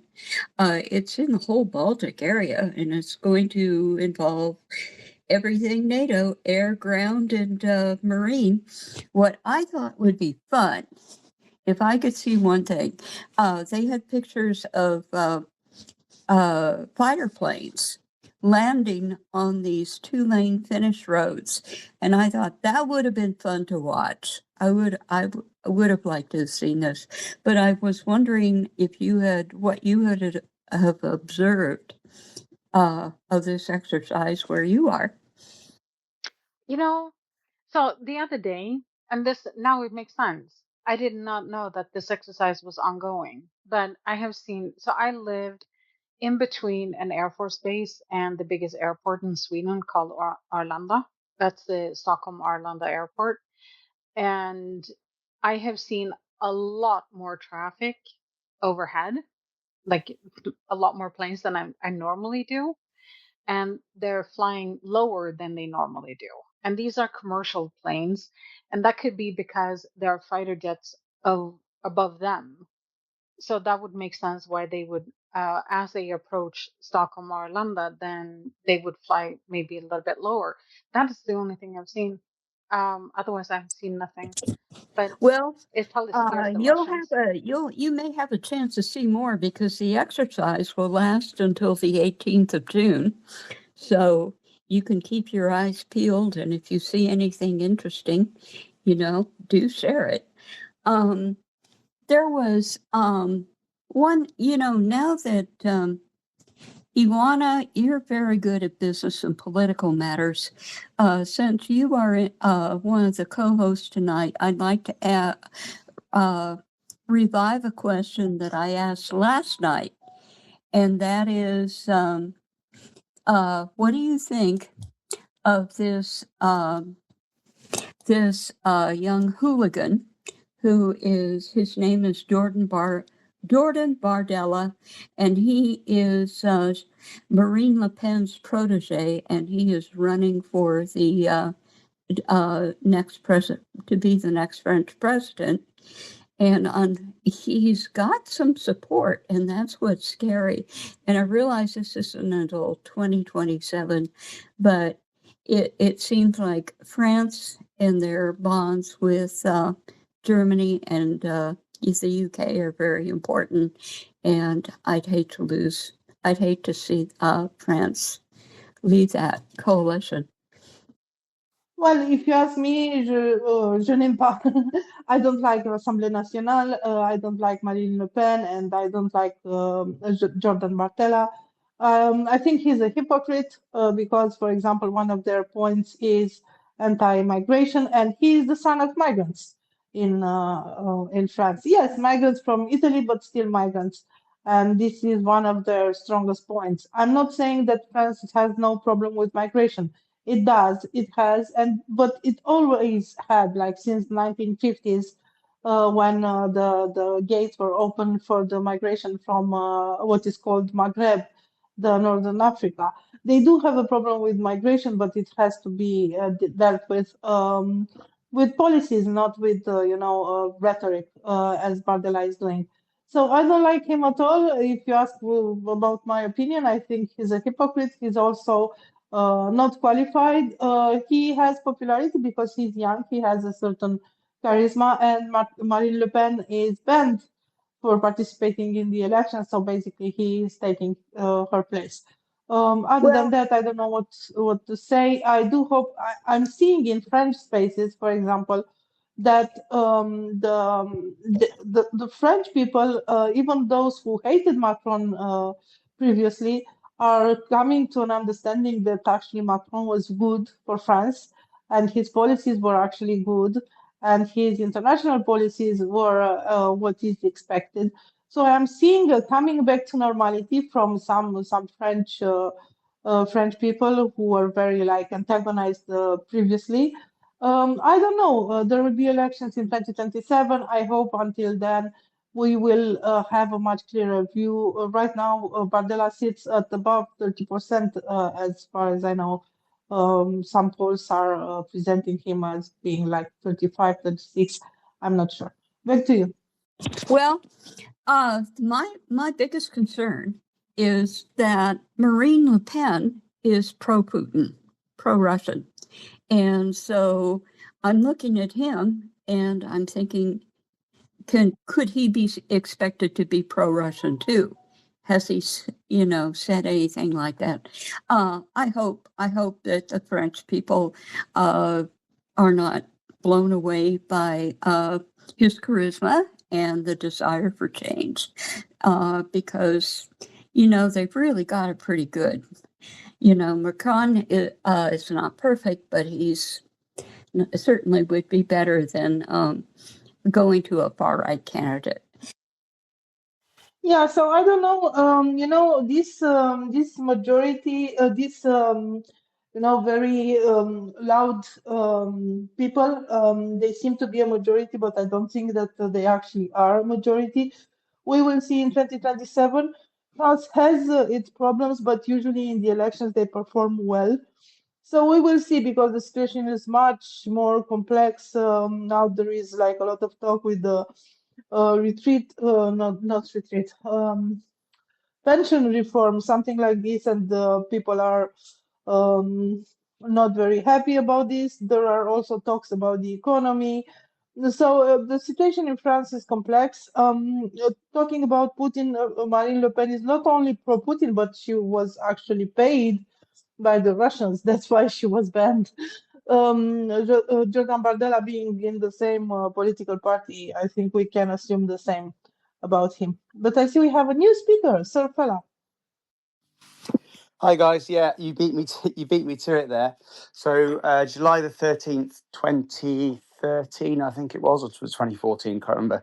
Marine Le Pen and Nigel Farage met with Putin, and it was where Farage famously told Putin that Europe was on the verge of collapse and that he should fund Brexit and he should fund Marine Le Pen's party, which he did.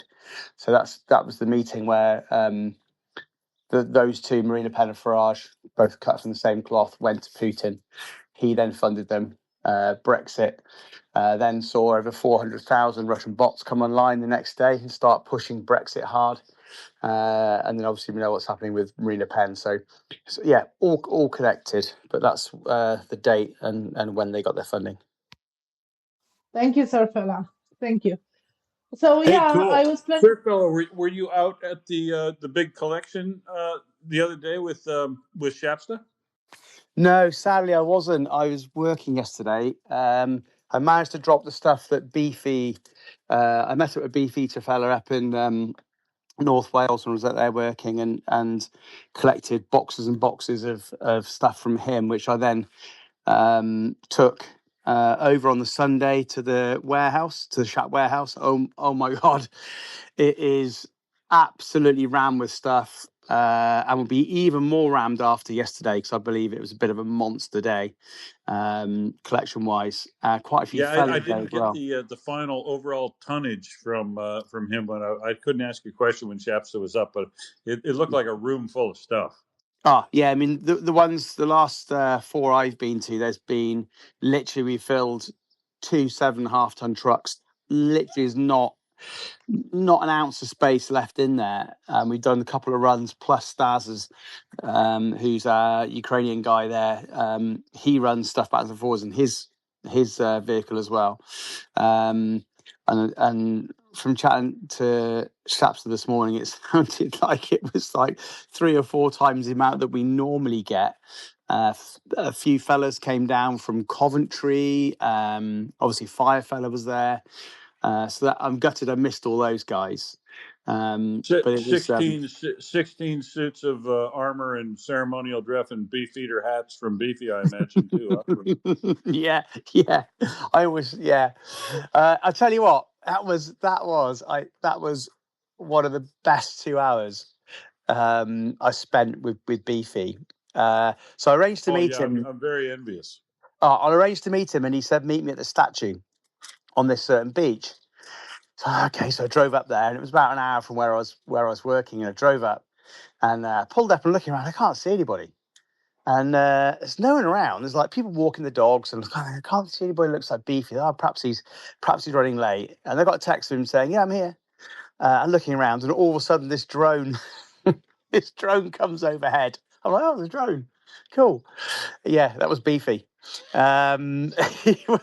He was flying a drone on the beach, spotted me with the drone, followed me like as I drove in my van, and then located me, and then came up, and we had a fantastic couple hours chatting away and hearing all about what he's up to. What a clever guy, and an amazing kind of life pre becoming a NAFO fella as well. Yeah, I wanted to get a photo of the 2 of us, but no, I'm sure that's not allowed. No, that's not allowed. So we didn't do that, unfortunately, but because that would have been great. But yeah, we could have chatted for hours, I think. And I didn't know he's a kindred surfer. So he's a surfer like me. Yes. Yeah. He's a surfer. Wow. I never would have guessed that. No, never in a million years. Of course I should have guessed that because he's like living in Hawaii. Yeah. Well, he's living in, it was Llandudno we met, which is in the middle of nowhere in Wales. But yeah, he's I don't think he surfs as much anymore. he does go out on the water. But yeah, we swapped some great surfing tales from around the world as well. But what an absolute legend! Yeah, that was like, I've met a few fellas now, and it's always good to meet a fellow fella. But meeting Beefy was absolutely brilliant. Just an absolute top guy. So yeah. Yeah, I've had a universally exceptionally good experience meeting all the fellas I've ever met here in Perth and overseas and everything. Yeah, really look forward to having a blowing the top off a beer with Beefy one day. Definitely. Oh, I can see him. Hi, Beefy. I can see him down there and listening Get to back to sending your hearts. typewriter, buddy. I need stuff for tomorrow. Yeah, come on, Beefy. I was just reading your latest post that's just come through. Thank you very much. Yeah, wonderful. Cheers. So Beefy, all your stuff ended up. It was delivered. One thing that when I got shown around by Victoria at the warehouse was the girls were there busy making trench candles. So boxes and boxes of old tins, bits of corrugated paper, and candles, broken old candles, which they were melting down in saucepans and decanting into these tins and making these little trench candles and stoves. So one thing she said was, if anyone's got candles and old tins, bring them along to the next donation day, because I want to start making all those in preparation for then autumn and winter coming on later in the year. So yeah, that was great seeing them sort that. There was all sorts of stuff there that they were going through. I don't know how they were expecting a truck to come before to get rid of half of the warehouse before the stuff came in from donation day, because donation day is gonna that you won't be able to move in that place for donations, which is fantastic to see that there's so much aid being given. Yeah, that there's still that much sustained support in material. It's great. Yeah, and you think that's just Shap and Hugs? That's just our local ones. I know people in Bristol that are doing similar. Elsewhere in the country, there was one up north as well recently, I think, that Moccas was trying to get to. But yeah, and one thing I noticed driving around the country, and I keep trying to take photos, make a collection. I drove past somewhere, a little village that I drive through now and again, haven't been through for a few weeks, drove past, and somebody had Ukrainian ribbons, yellow and blue, on their gate. And then I saw a Ukrainian flag flying from the town hall. That wasn't there a couple of weeks ago. That's new. So there's still masses of support out here, in little old Blighty. Just randomly see red and blue and yellow, Ukrainian flags, or little ribbons and just stuff. And I try, if I see anything and I'm able to, if I'm not in the van, I try and take a little photo. And I was with Tracy, we were going to try to build like a big montage of them. But yeah, so that's good. It shows the level of support we've still got going on. Yeah, it's great. Look forward to I look forward to helping you advertise the next one in Shapsta, and following that all along through completion of everything, and even hearing the stories about who people get to meet, because fellas meeting fellas is always always works out really great. Yeah. As far as I can tell. If anybody out there's got any knowledge on CNC machines, had a request through this morning from Stas that one of the units that we sent some generators to that we funded earlier in the year need a CNC machine for making parts. And they're having to send like aircraft and bits back to manufacturers to be repaired, and it's taking time. And they reckon with a CNC machine, they can make it using the generators. They can make it on site wherever they are. So I'll try and put a post together. But if anybody has any knowledge on CNC machines, that would be really useful. Yeah, do put a post out about it. I don't know anything about them other than, high level what they do and how they work. But I would know one if I saw one lying around, I think, and I definitely don't know where one's at.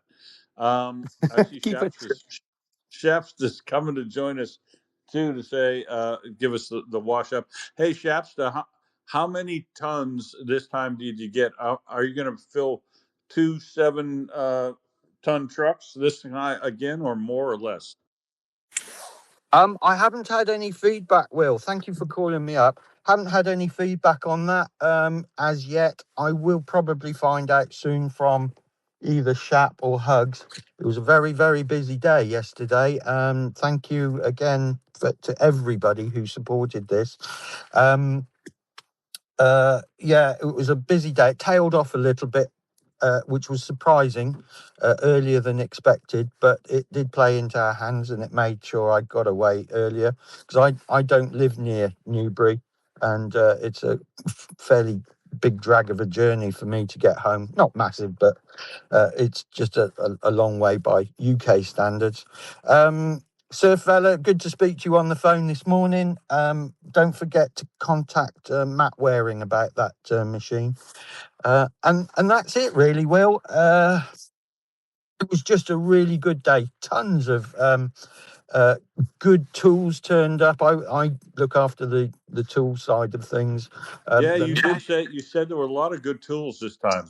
Yeah, masses of blankets. Crikey, the ladies that were checking all the bedding and blankets, they were working their backsides off getting this sorted out. We had 2 generators turn up, a lot of tools which were new as well. Really good stuff. So, and it's weird what comes in, because the last one I did, it was just masses of really good quality socket sets. Go figure. I have no idea why it works out like that, but Well, it does. those blankets and generators and stuff. It's not too early to start putting stuff together for next winter. That's for sure.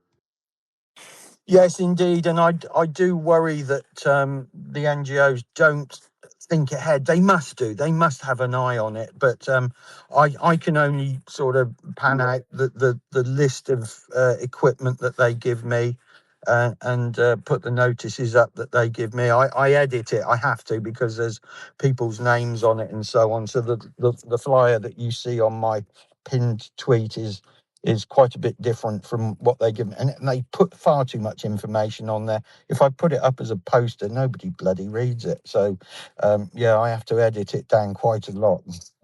Otherwise, nobody reads it. And you can get that where, if they keep finding a poster looking the same as the last one, they think, oh, no, it's that crap again. And people switch off, So I use different colours, and I just try to make it different and different fonts, and make it different in whatever way I can. But it has to say pretty much what it says, unfortunately.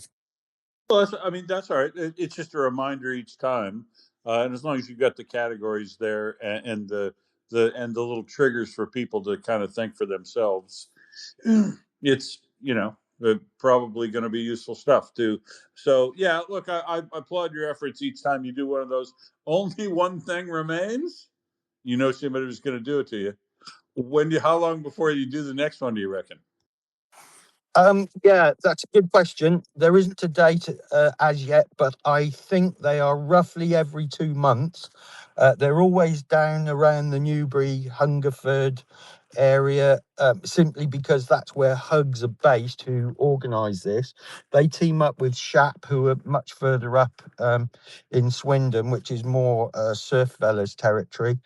In fact, I'm in Cirencester right now, and I was just parking the car up in a car park behind a little Ukrainian family-run cafe here called the Phoenix Cafe, which is a delightful place. And as I was parking the car, there was a lady opposite, sat in a car opposite, looking at me a bit questioningly, and I thought, that's a bit strange. Why does she keep looking at me? So I parked the car, got out, and she was a Ukrainian lady, and she said, how can I help you, basically? And so we had a long conversation, but she was worried that her parking ticket had run out and that she was going to get a fine or something. So, but I've given her my telephone number, and hopefully, FireFella, you'll be able to touch base with her as well, because I think she's in Cirencester itself. So another good contact. That'd be good. And I've noticed there is a few cars with Ukrainian plates around Cirencester that I see regularly. I did a couple of years ago when I first spotted them in the local sports centre.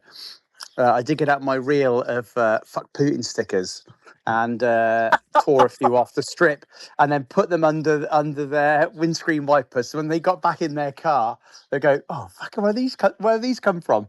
I just wrote Slava Ukraini on the back of them and a heart, and then stuck them under their under their windscreen wipers. So. I'm hoping that they found that amusing. Yeah, The I'm. Phoenix Cafe is, as Shap said, wonderful, lovely people. Follow them on Instagram. They do a lot of posts in Ukraine, and they do a lot of stuff for educating people on Ukraine, which we must go along to, mate. Shap, we need to have a look at those and go along to them sometime. But wonderful cafe, proper Ukrainian food, and dare I say, the best coffee and the best cake in the area. Yeah, They do make some it's damn good pretty coffee good. and cake. I've got to get some calling cards because that's a grand idea like that. Putting stuff under people's wipers, because I do see a few Ukrainian plated cars, but there's never anybody about. This car though, it was on British plates, so good idea. Must get that done. It's the sort of thing I would do. So good call that, Sir Fella. Anyway, my dentist is awaiting me and I've got to go. So thank you again to everybody that supported the Hugs. And I've got to give credit to Hugs for this. They organise it. I just amplify it a little bit on Twitter.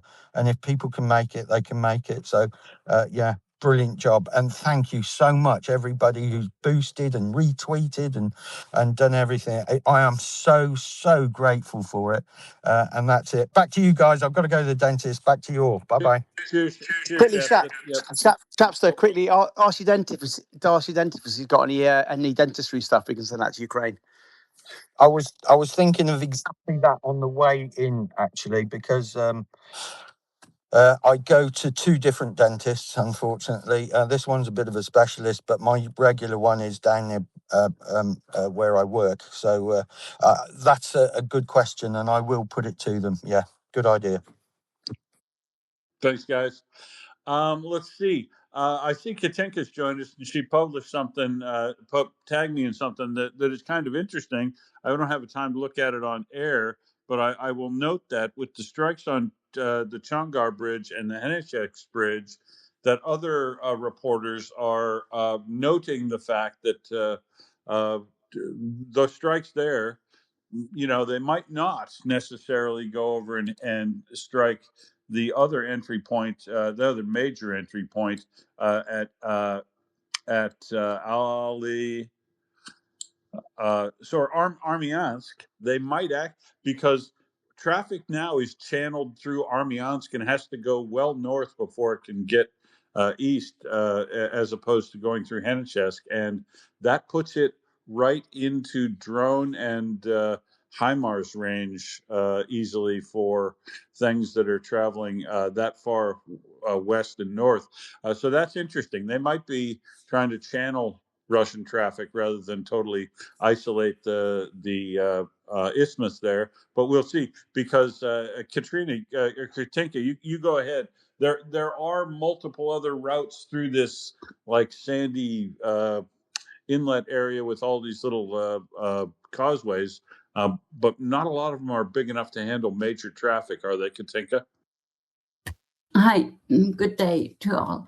Yeah, I had a closer look to Google Maps because everybody said, there's only one way left. And so I started looking it up and I found in total 9 ways. And actually, I don't know nothing. I'm pretty sure that the 9 is only a sandy way where maybe a small 4-wheeler could cross. But the others, I'm not so sure which one is not available for a tank truck or something logistical important.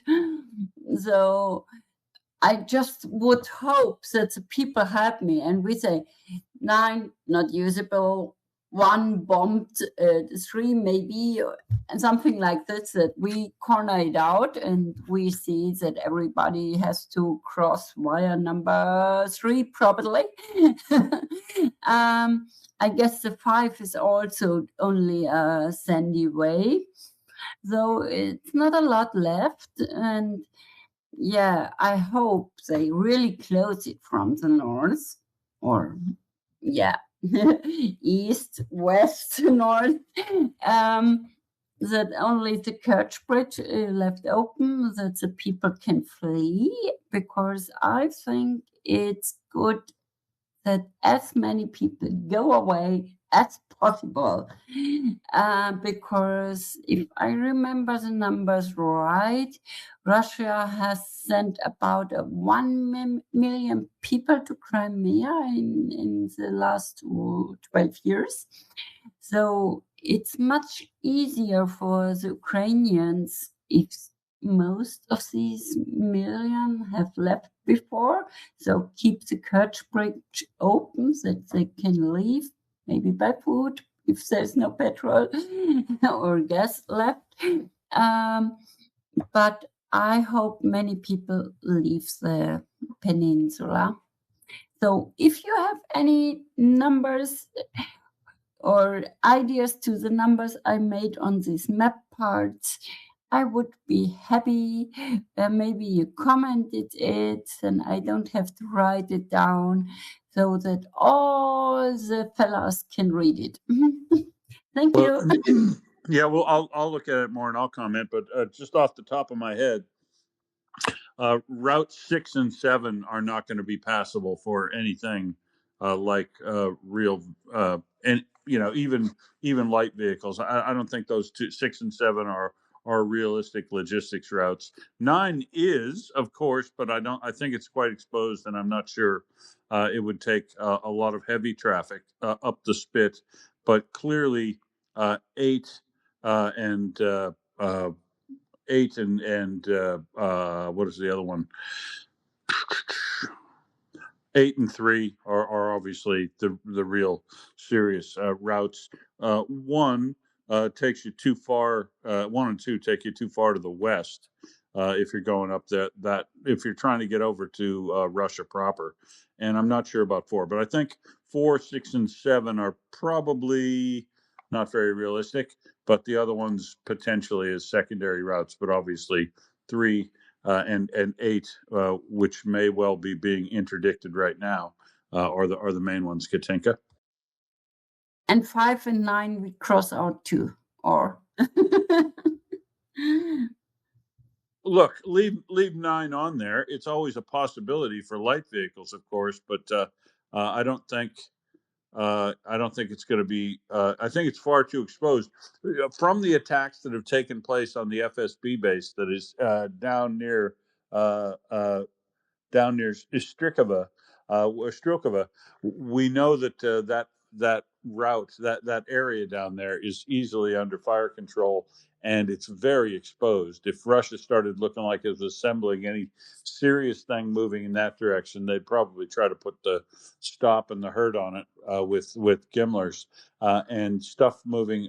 I think examine this route up through Armyansk more in detail, and to force them leave that route still open and available to them up to Novokakov. Well, not up to Novokakov because they do the secondary roads across, but well north of the isthmus, and then to travel east is going to be a big problem for being under drone and HIMARS attack in that area. So it's interesting, very interesting days to follow what's going to, if they keep striking Changar and Henichesk area. They're clearly trying to stop those routes there, and we'll see where Russia is able to move to, whether or not they try the interesting routes that you've put through the sand dunes and over the maybe try to build some fordings or something. But water tides have a bit of a statement in that area too. So we'll see. Ioana, that is the last of the bits of news that I've got, other than the fact that Robert Magyar's birds are also They're also handing out stock tips these days, and their stock tips was don't buy Rosneft today. And so I commented to Magar's birds about Lukoil potentially being able to be bankrupted with drones, and they appreciated that comment. So that's my little kudo for the day. And is there anything else that you want to talk about before we close up this evening? For me, Thank you, Will. So, as always, you were absolutely great. I did have some things to cover.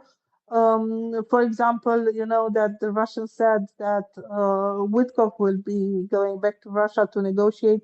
Well, now they say there are no plans for these negotiations, no dates announced, and also they are rejecting any negotiations with Europe, of course. We also touched a little bit on ecology. You mentioned, you know, that the Russians pretend to be concerned by ecology. Well, they aren't. And actually, there is an ecological catastrophe that is happening in the Black Sea. 38 dead dolphins and marsupials. I don't know if this exists in English, is another species of dolphin specific to the Black Sea. 39 actually were found dead in the last few days.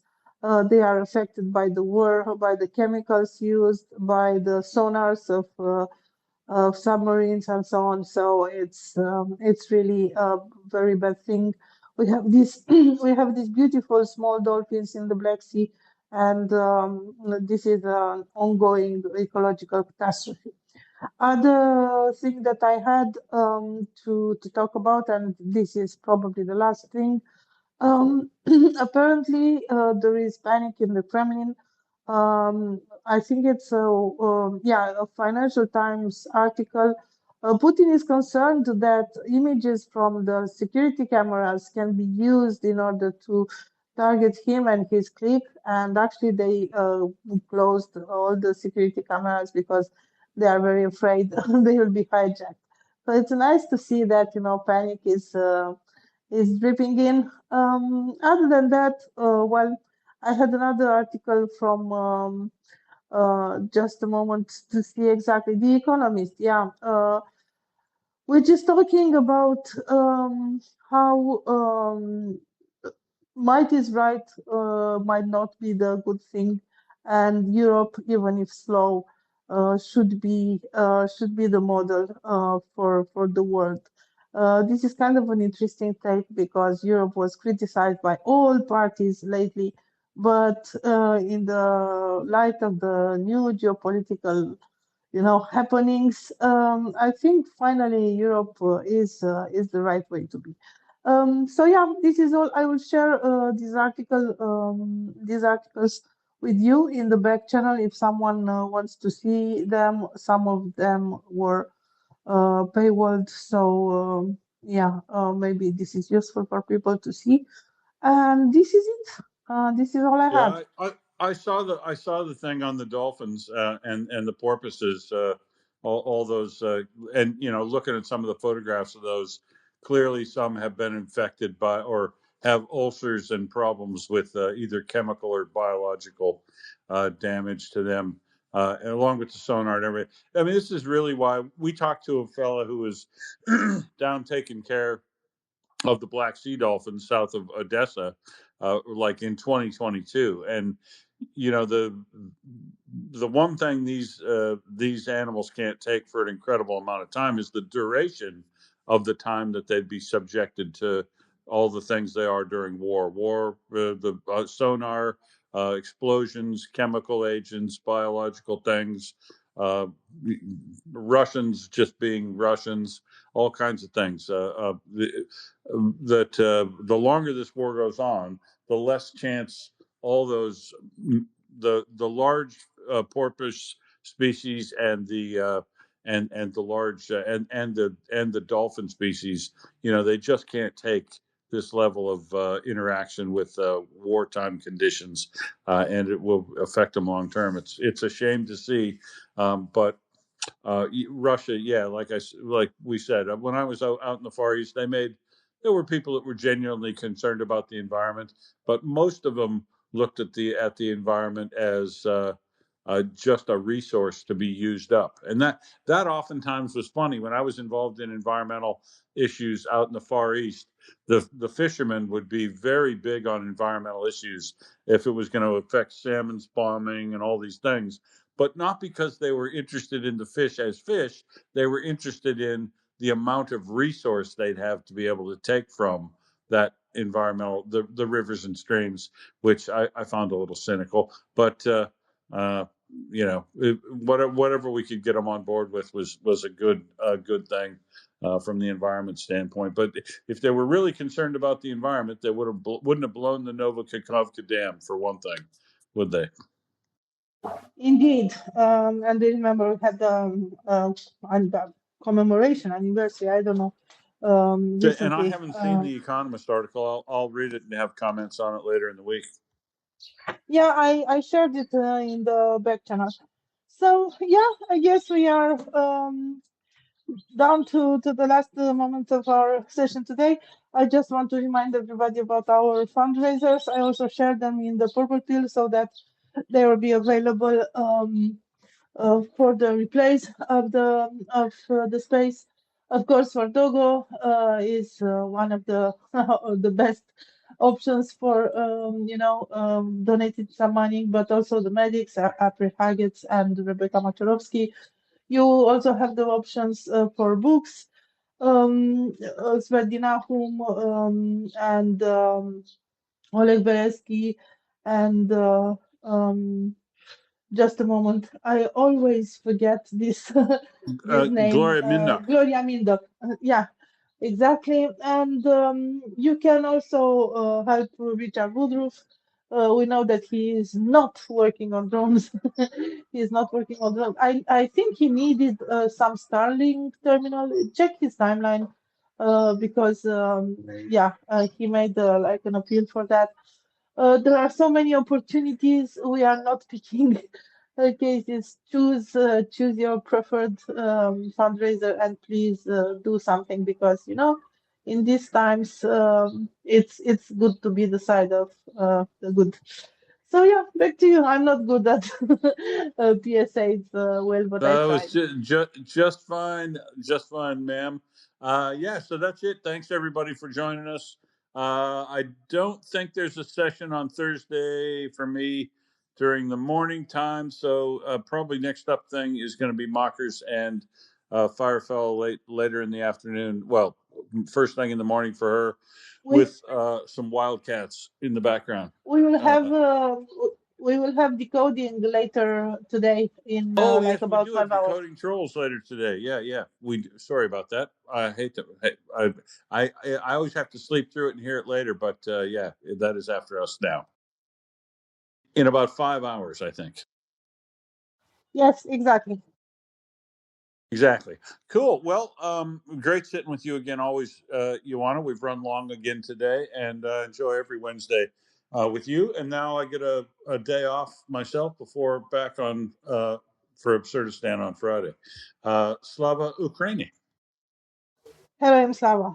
Heroям slava. Slava Nazi. Smrt ворогам. Smrt ворогам, indeed. And that's it, folks. Have a good day wherever you're at. Do something for Ukraine, and skoro pobachimus. Skoro pobachimus. Normally Prince Heather closes it. Who closed it today?